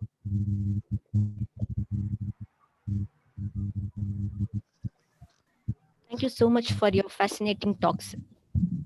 Now, Yes. now I next call upon our next delegate speaker, Angela Maria Parapena, for next Ignite talk. Angela Maria Pena, a psychologist and educational programs regional coordinator for CISV International, former Compass project team member, One Young World Ambassador, World Economic Forum Global Shaper, and 2019 Columbia's National Youth Talent Award winner. Passionate about experiential education and soft skill developing. Over to you. Hi there. Can you guys hear me? Can everyone hear me? Yes, yes. Yes. Lovely. Okay. So hi everyone. We've been here for a couple hours and I really appreciate your attention right now. It's been very interesting to see all the speakers and their notes and their innovations. So here I am, and I don't think you guys want to know too much about me because I am just one more that are trying to change the world. So instead of promoting myself, I'd like to talk about something else. I'd like to talk about experiential education. Surprise, you just heard I'm passionate about it. There you go. So what I'm trying to do here, we're a little bit tired. It's kind of late for most of you. It's very early for me, as you can see, getting a lot of light. I'm in the other side of the world from most of you. So let's shake it up a little bit. And we're going to do this very small challenge. I've never done this online. I've facilitated multiple spaces, but never online. So let's see how this works. So what we're going to do right now is we're all going to try to count to 4 with this hand. So 1, 2, 3, 4. Easy, right? Then you count to 4 with this hand, and I'm seeing you all. Let's count with this hand. 1, 2, 3, 4. Very easy, right? Then we're going to count to 2. 1, 2. Then we're going to count to 2. 1, 2. Then we're going to count to 1, and then we're going to count to 1. But now we're going to go really fast. And I can't hear you because it would be crazy, but I can't see you. So let's go really fast and let's see if we can all finish at the same time. So remember, 4, 4, 2, 2, 1, 1. Ready? Okay, really fast. 1, 2, 3, go. 1, 2, 3, 4. 1, 2, 3, 4. 1, 2, 1, 2, 1, 1, 1. Yeah. Okay, it's usually more fun when you're seeing people, like when you actually get to be with people. Hey, we have to work with what we have, right? So, guys, here's the thing. Let's talk about experiential education. Have you heard about experiential education? If you have, or if you have partaken in any kind of non-formal education, please use the reaction button and click thumbs up right now. I see 1. I see 2, 3, 4, 5. Okay, so I see a couple hands up, but mostly you guys have never heard about experiential education. And do not worry, because I was exactly the same. I was pretty much the nightmare of every teacher around the world. I was the student that just couldn't be still. I was that kind of student. I was good at what I was supposed to do, but I needed to talk. I needed to do stuff. I was knitting, or I was doing knots, or I was doing a lot of things at school because I was that kind of student. And no, I'm not ADHD and I do not have any diagnosis other than being slightly crazy. But hey, here's the thing. What I'm trying to say here is a lot of kids out there need more from the education that they're getting. We all know that. We're lacking there. So what happens is that the formal education area is not covering some bases for some kids like myself. So the non-formal education area overtakes that and tries to teach or develop attitude, skills, and knowledge for those and for every kid out there, kids and adults and pretty much anyone. Experiential learning is, as it sounds, it's learning by doing pretty much. But it's not just by doing equations or by doing tests or by going out. It is about reflecting on what you're doing. So let's say you want to play a soccer game or a football game, however you want to call it, right? And you want to teach empathy because I'm big on soft skills like empathy. So let's say you want to teach that through a soccer game, and that's something you would do for experiential learning. In order to do that, you get them to play, and maybe you add something. Maybe you add some things that are easier for a team or some advantages. Maybe the goal is smaller or bigger for a team. I don't know, something like that. And then after the play, you sit them all together and you talk to them and you ask questions like, how did you feel during the game? And from questions like that, you start facilitating towards developing attitude, skills, and knowledge. Now, this sounds kind of easy, but it is a true art. It is very, very interesting how you can develop a lot of interesting and useful and necessary things for teenagers, young adults, and kids through experiential education. Now, you might think that's a lot of fun. I love playing soccer or whatever. Maybe I'm not into soccer. What can I do? What can I honestly do to be part of this? You see, right now we're talking about SDG number 4, but I'm also talking about SDG number 11, which is, if I'm not wrong, I might be wrong, which is the importance of connections, of alliances. Now, you guys are here because you are passionate about education like I am, right? Now, what I would say is, why don't you get together with one of the organizations around the world, multiple organizations around the world that already cover a lot of experiential education. Organizations like my own organization or the one I work with, CISV International. Yes, that's one and it's awesome. And if you have it in your country, I'd suggest you check it out. Or go talk to Global Shapers as well. I'm also part of that. But if maybe you don't have those around, how about you talk to the Red Cross or the Red Crescent?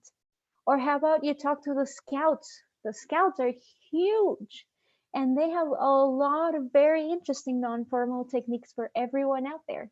You see, people that attend non-formal education are usually more likely to stay because they find that they can develop and they can interact in different ways.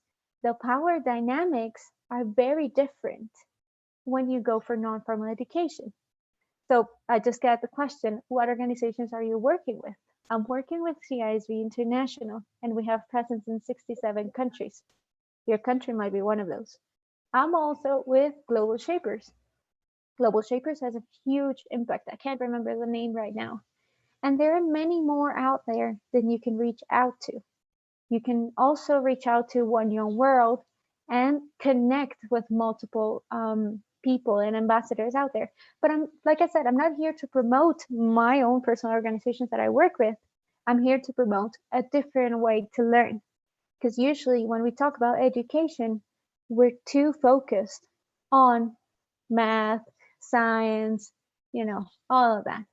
So how about we also focus on soft skills, on interpersonal and social emotional skills. We need those in order to have better children and therefore future better adults. So I don't know if you guys have any more questions.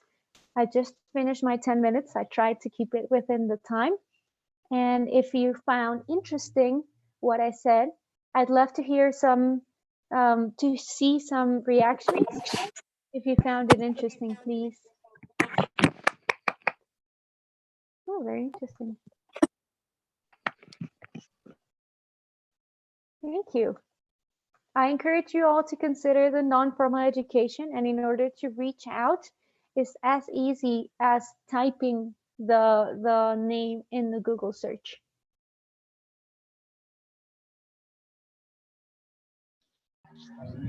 Thank you for inspiring us. Thank you for inspiring us with the fine words about the present scenario. I now call upon next delegate speaker, Akshay K. Panikar. Akshay K. Panikar, an educational strategist who has been involved in developing techniques to change the conventional system of education into an innovative platform. After obtaining his master's in zoology from Mangalore University, started his career as a biology lecturer. He is the founder of educational institute by the name 10 Students Coaching Class that has its own unique teaching methodology. Also founded a volunteer-based organization, Ankuram 360 Degree, that has been conducting educational talks and seminars exclusively. Over to you. Yeah. Uh, Hello. Am I audible? Yes. Yeah. So hello everyone. Namaste from India. I hope you're all fine, and I know that this is pretty much the last session, and you're been here since 5 o'clock. So I'm really, happy and actually very overwhelmed that so many people are working out for education in so many different ways, and I have also been with my team working on something. So I would actually like to directly get into what my field of work is rather than just keep on saying about me. So the thing is, can I just share it, my presentation? Is it okay? Yeah, sure. Can you see it? Yes. Yeah. So one of the things which I have been, keen on observing is that, when it comes to any social issue in the society, you always find it to be having a very particular structure. So one of that is, if you take the left side, whatever diagram that you can see, the schematic representation, what you can see is in fact a social, how terrorism can happen and what are the different ways in which terrorism is being, funded, or how it forms in a person's, in a society. The right side one is of corruption. Now, what I'm getting to is these are the structure of a social issue that we have currently. Yeah, we have terrorism as a big one. We have corruption as a big one. Now, this is a general structure of a formal education system. Now, this is what pretty much almost all countries are following. Now, if you notice in the previous one and this one, the why factor when it comes to in this structure, if you find that there are many issues where the why of a social issue or the why of why this happens, why that happens, that why factor is always given when it comes to a social issue. And in education, there is nothing to counter it. Now, because I honestly feel, I personally honestly feel that education system needs to be addressing all these social issues, and it has to develop and empower students in every way possible. And are we doing any justice to it? So this is where my interest in education started off as, and this is how I came in terms with education, started knowing more about it.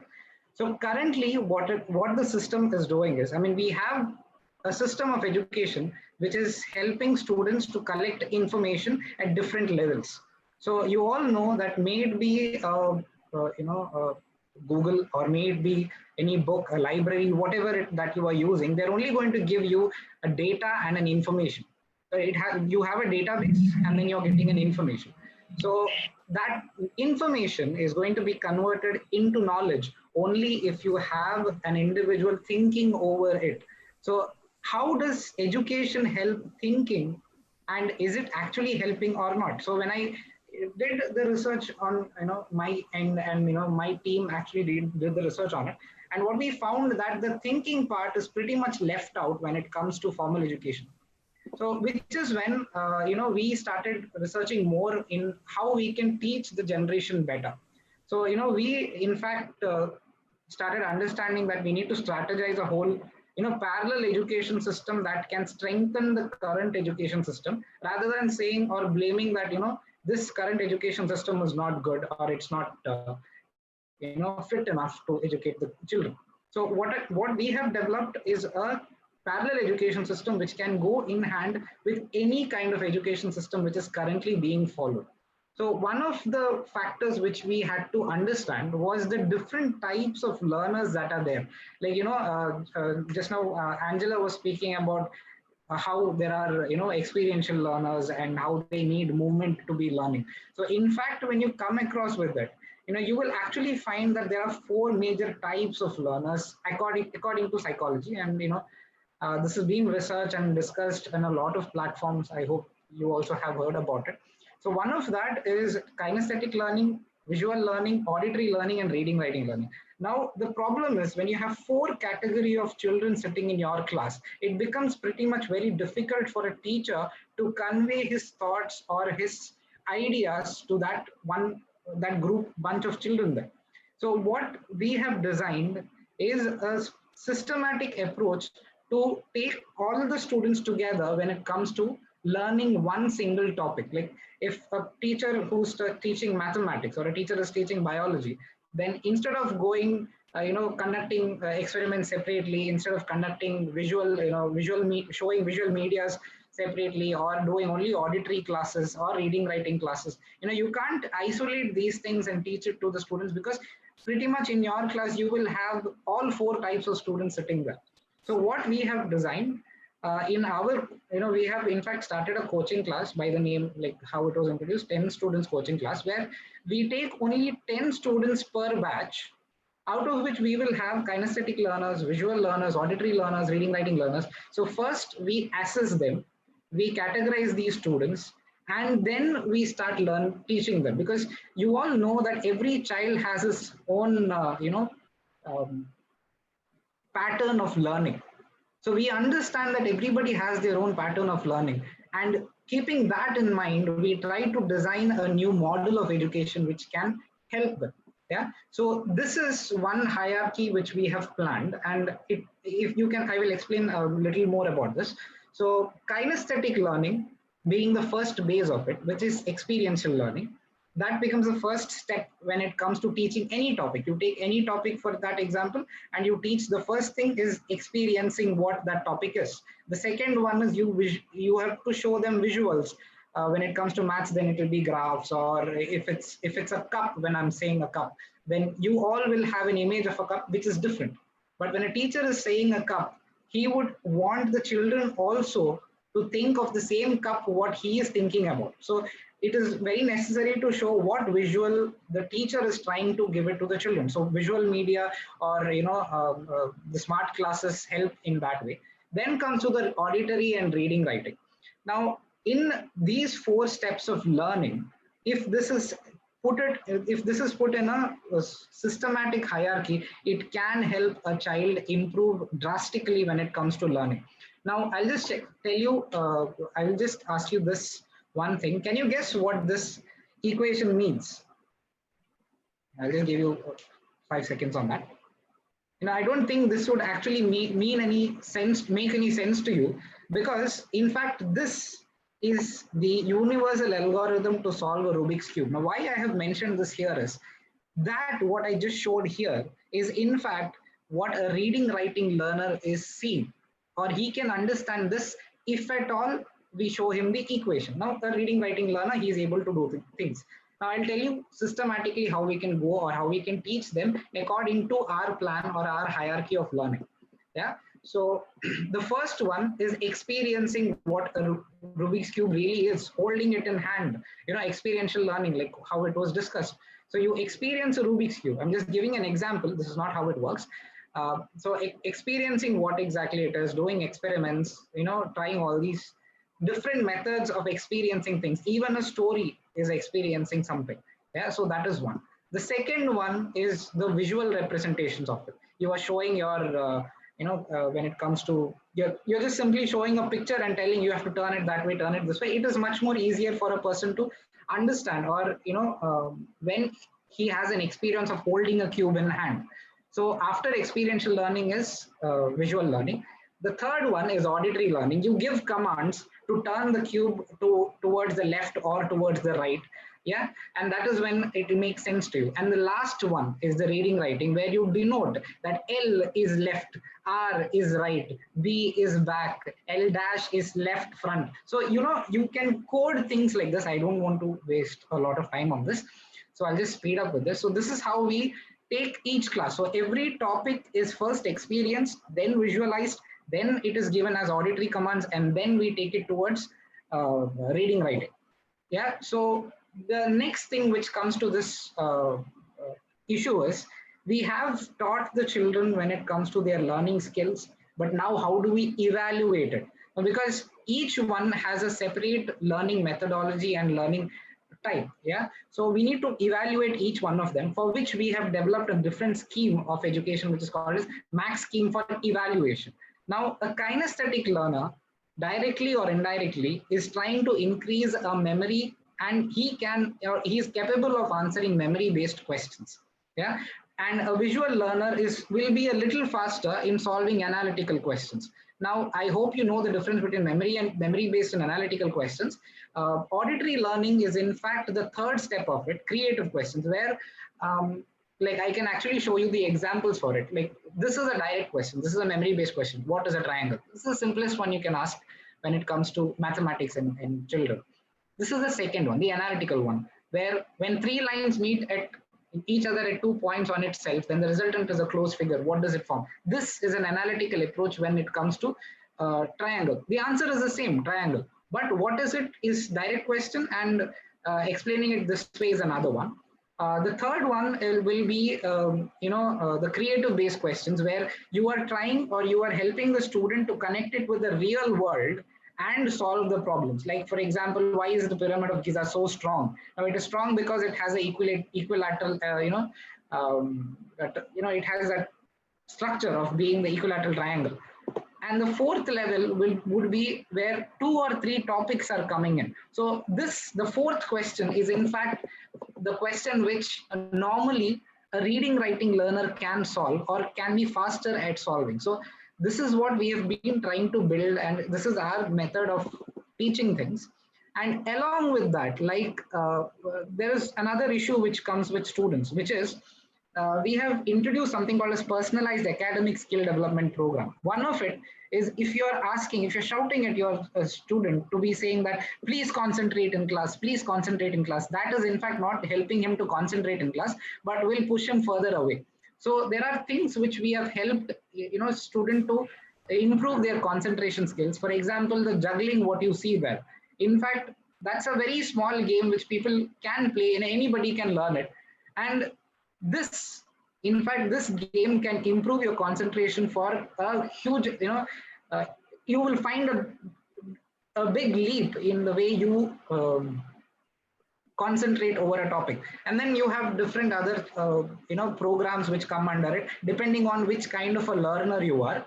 Yeah, so each type of learners will be given each academic skill development program separately. So we are in fact, this is just a glimpse of what we have been doing in our coaching class, and it works out pretty well. The last image what you see there is in fact about tongue twisters. So you actually know that if you don't visualize, then tongue twisters becomes very, very, very difficult.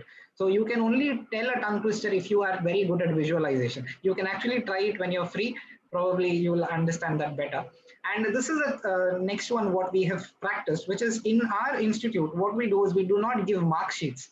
We only give whether the student is improving or not, and in what level. We look at every 4 category of learning and whether he is developing in that or not. So we check whether his memory skill is high, whether his analytical skill is high, creative skill is high, or critical thinking skill is high. So we categorize the student based on this. And we help the student to improve rather than just show him that he's the best one out of the class. No, that does not matter, because until and unless he's improving, that is the only thing that is necessary for us as teachers. I hope you all agree with that. Yeah, so with that, I will just end up this session. I've already taken too much of time, but I would like to remind all of you that freedom of thoughts and words and actions will only be valued in a strong educational frame. And I keep repeating this to everyone because we need, we are in actual need of a strong educational frame in every nation of this world, because we all need a reformed educational system to have a better society. So thank you, Srisha sir and Akangsha, for giving me this opportunity. And this is my email address, and you can also contact me on Instagram if you want. And I hope I've not taken much time. Thank you everyone for patiently listening to me, and you can always contact me on the details. Yeah. Thank you for informative words, sir. Yeah. We are delighted to have eminent, motivated, inspiring delegates with us. I now give the platform. I thank all for the active participation. I now hand over the session to Shisha Bhatt, Managing Director of Akangsha Charitable Trust, to brief the guidelines about Day 2 Hackathon. Over to you, sir. So hello everyone. Hope you enjoyed the first day of Goyes 2020. I really enjoyed, and I was watching all the comments that you have posted on the chat box. It was really, insightful that we are doing something great. And before heading to the guidelines, I'll take around 2 to 3 minutes where Shubhangi will be having one activity for you all. Shubhangi, are you there? Yes, sir. Yeah. Okay, so hello guys, Shubhangi here. So I have got a small activity for you all. This is just a part of networking. You can see that there are almost 150 plus members from 70 plus countries.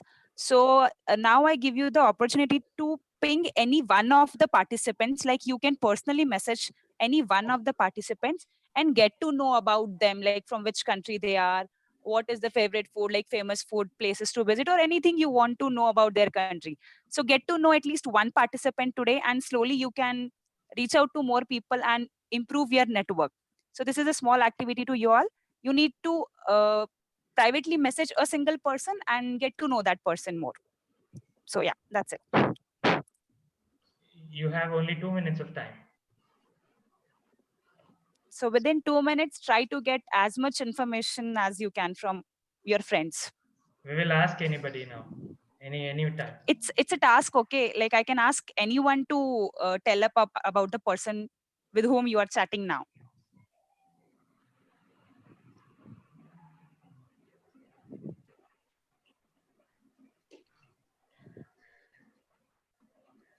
And don't message to host, because you all know about host.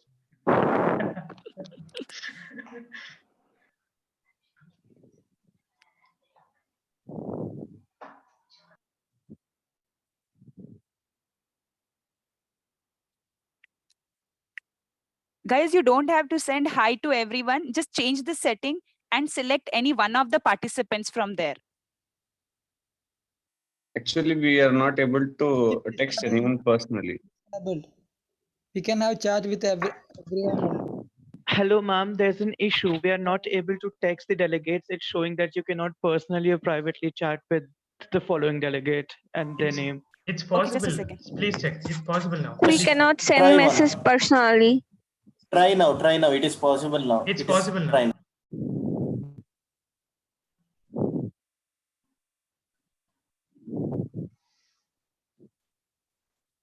I think it's working now.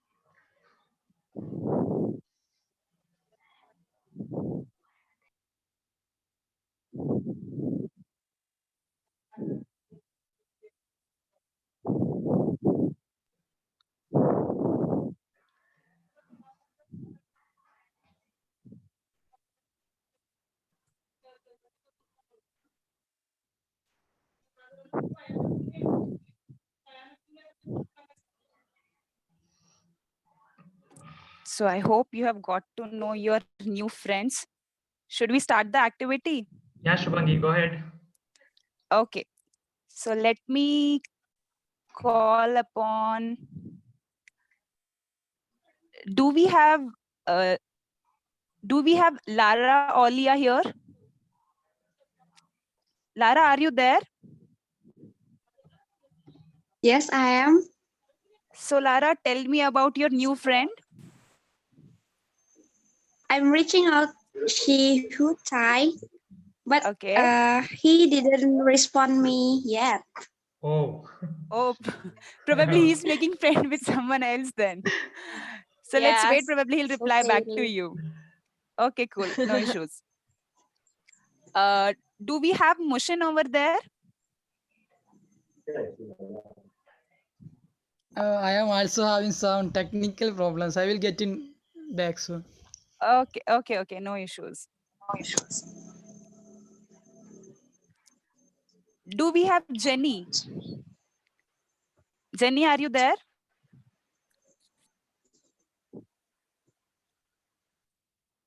Jenny, can you hear me? I guess she's not there. No, she's there. She's there. Okay. She's putting her.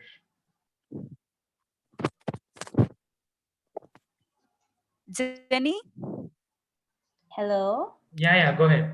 Yeah, hi. I've met a lot of people already. They're chatting me. One is Josephine. Hi, Josephine. And it is a Tessie. Hello. And Yeah. Prince. I also met Prince. Okay, So that's nice. Okay. So let me take up this last person for this activity. Bishanka. Bishanka, are you there? Hello, yes, I'm there. Bishanka, can you tell me something about your new friend? Well, wait, I'm just scrolling up my message box. Oh, so you have got so many messages. You're still scrolling up your bar. That's really nice. So I hope this activity will help you to reach out to many more friends. Yeah, I have got one friend named Lucas. Hello to him. Well, he's from Indonesia. And I have got another friend named Rif. Hello to him too. He's from India. Thank you. Okay, nice.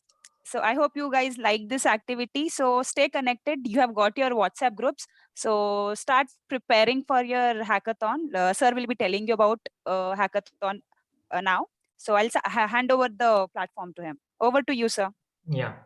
Tomorrow we'll be having a hackathon. I request everyone to listen properly because it's something very important that you have to follow from tomorrow.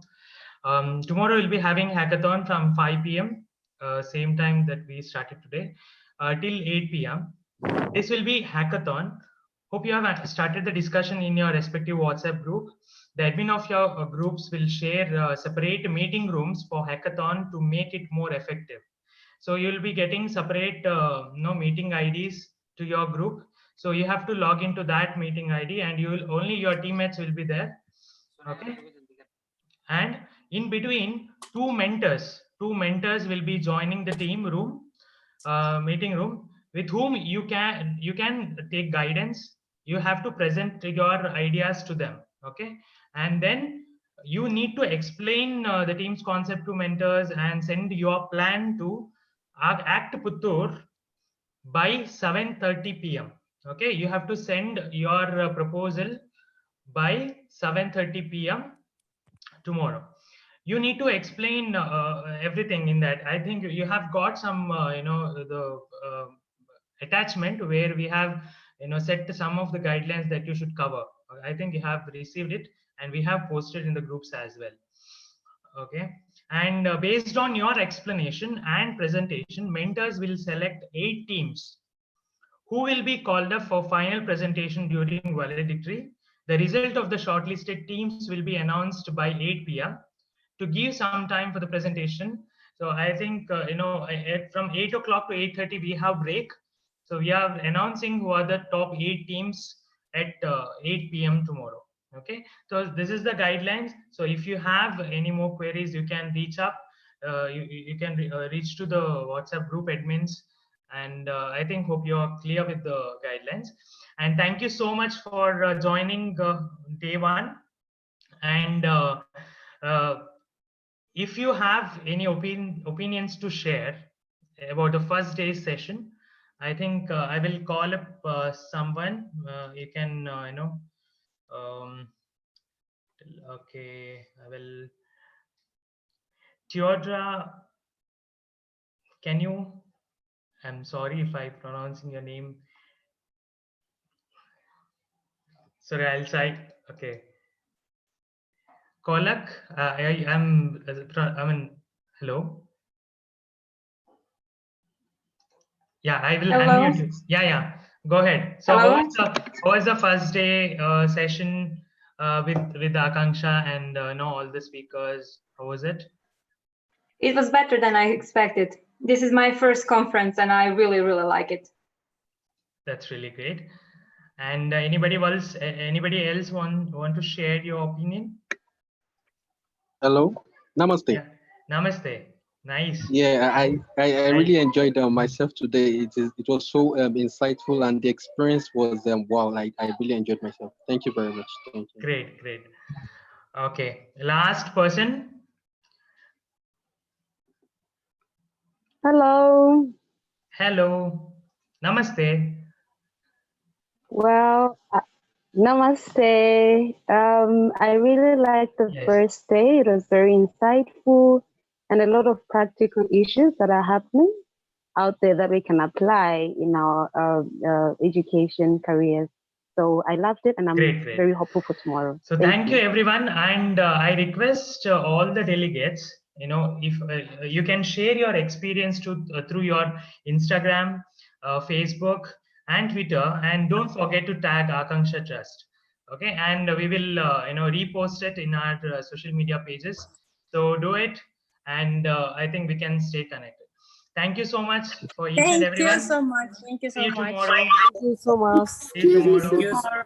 Yeah. Thank you so much. See you tomorrow. Thank you. Thank you so much. Namaste. Thank you. Namaste. Namaste. Bye. Namaste. Thank Hello, thank you very much. Thank you very much. Namaste, Yeah. everyone. Bye. Thank you. So much, guys. See you tomorrow. Thank you so much, guys. Thank you. Thank you so much. Thank you. Thank you so Bye. much. Thank you. Thank you. Bye. Hello, everyone. Thank you. Thank you so much, everyone. Excuse me, sir. Yes. Can we give a round of applause for all of us? Can you? Who is speaking?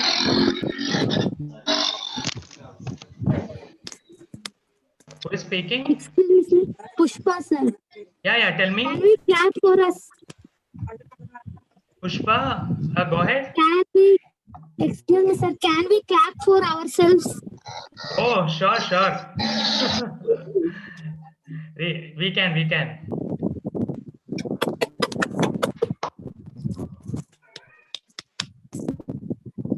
Excuse I'm me, holding sir. my phone on my Yeah. another hand, so I can't clap. Actually, You can clap virtually. I clap. Great.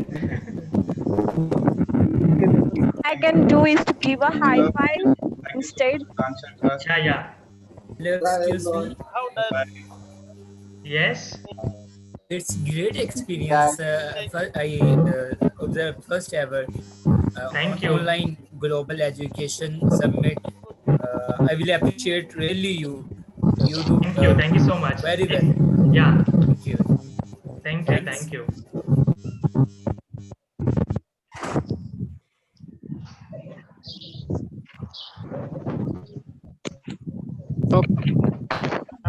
I request all the Akangsha members to stay back, and all others can leave. See you tomorrow. See you tomorrow. Yes. Excited for tomorrow. Yes. Sir, sorry, I have a question. Yes. Go ahead. Thank you. Bye bye. Yeah, someone has question. It seems you can ask if you have any queries. Sir, sorry, I'm kindly just asking if we could all please get a copy of the slides of the presentation today. Yeah, the thing is, some speakers are not ready to share it. The thing, those speakers who agreed, we will be sharing it. Or else you can do one thing. The video is already on YouTube. Okay, you can check whenever you need, because it's already there on the YouTube. Whenever you get time, you can check it. Thank you very much, sir. Yes, yes. Thank you.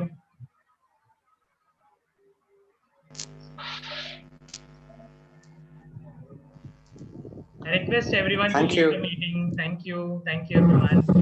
Please leave the meeting. Thank you. See you tomorrow. Yes. Let's have wonderful valedictory tomorrow. Yeah. How can I say see you tomorrow in Indian language? What? You need to learn a Kannada language? Yeah. Yeah. A little bit. Yes, yes. We will from Akangsha we'll start Kannada class very soon. It's so fast. Okay. Online Kannada classes. Bye. Yeah. Thank you. Take care. Thank you. Thank you. Yeah. Still there are some delegates.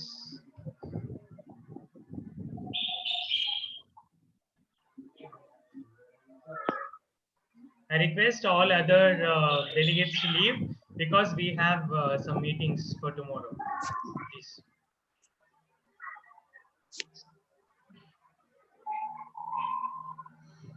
Because if I remove you, then it's not possible for you to join tomorrow.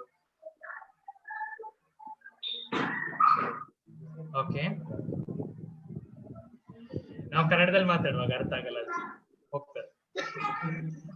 ಅಲ್ಲ ಈ meeting restart ಮಾಡಿದ್ರೆ ಆಗ್ಲಿಕ್ಕಿಲ್ಲ ಅಂದ್ರೆ ಒಮ್ಮೆ ನೀವು end ಮಾಡಿ ಪುನಃ ನಾವು ಮಾತ್ರ ಜಾಯ್ನ್ ಆದ್ರೆ ಸಾಕಲ್ಲ.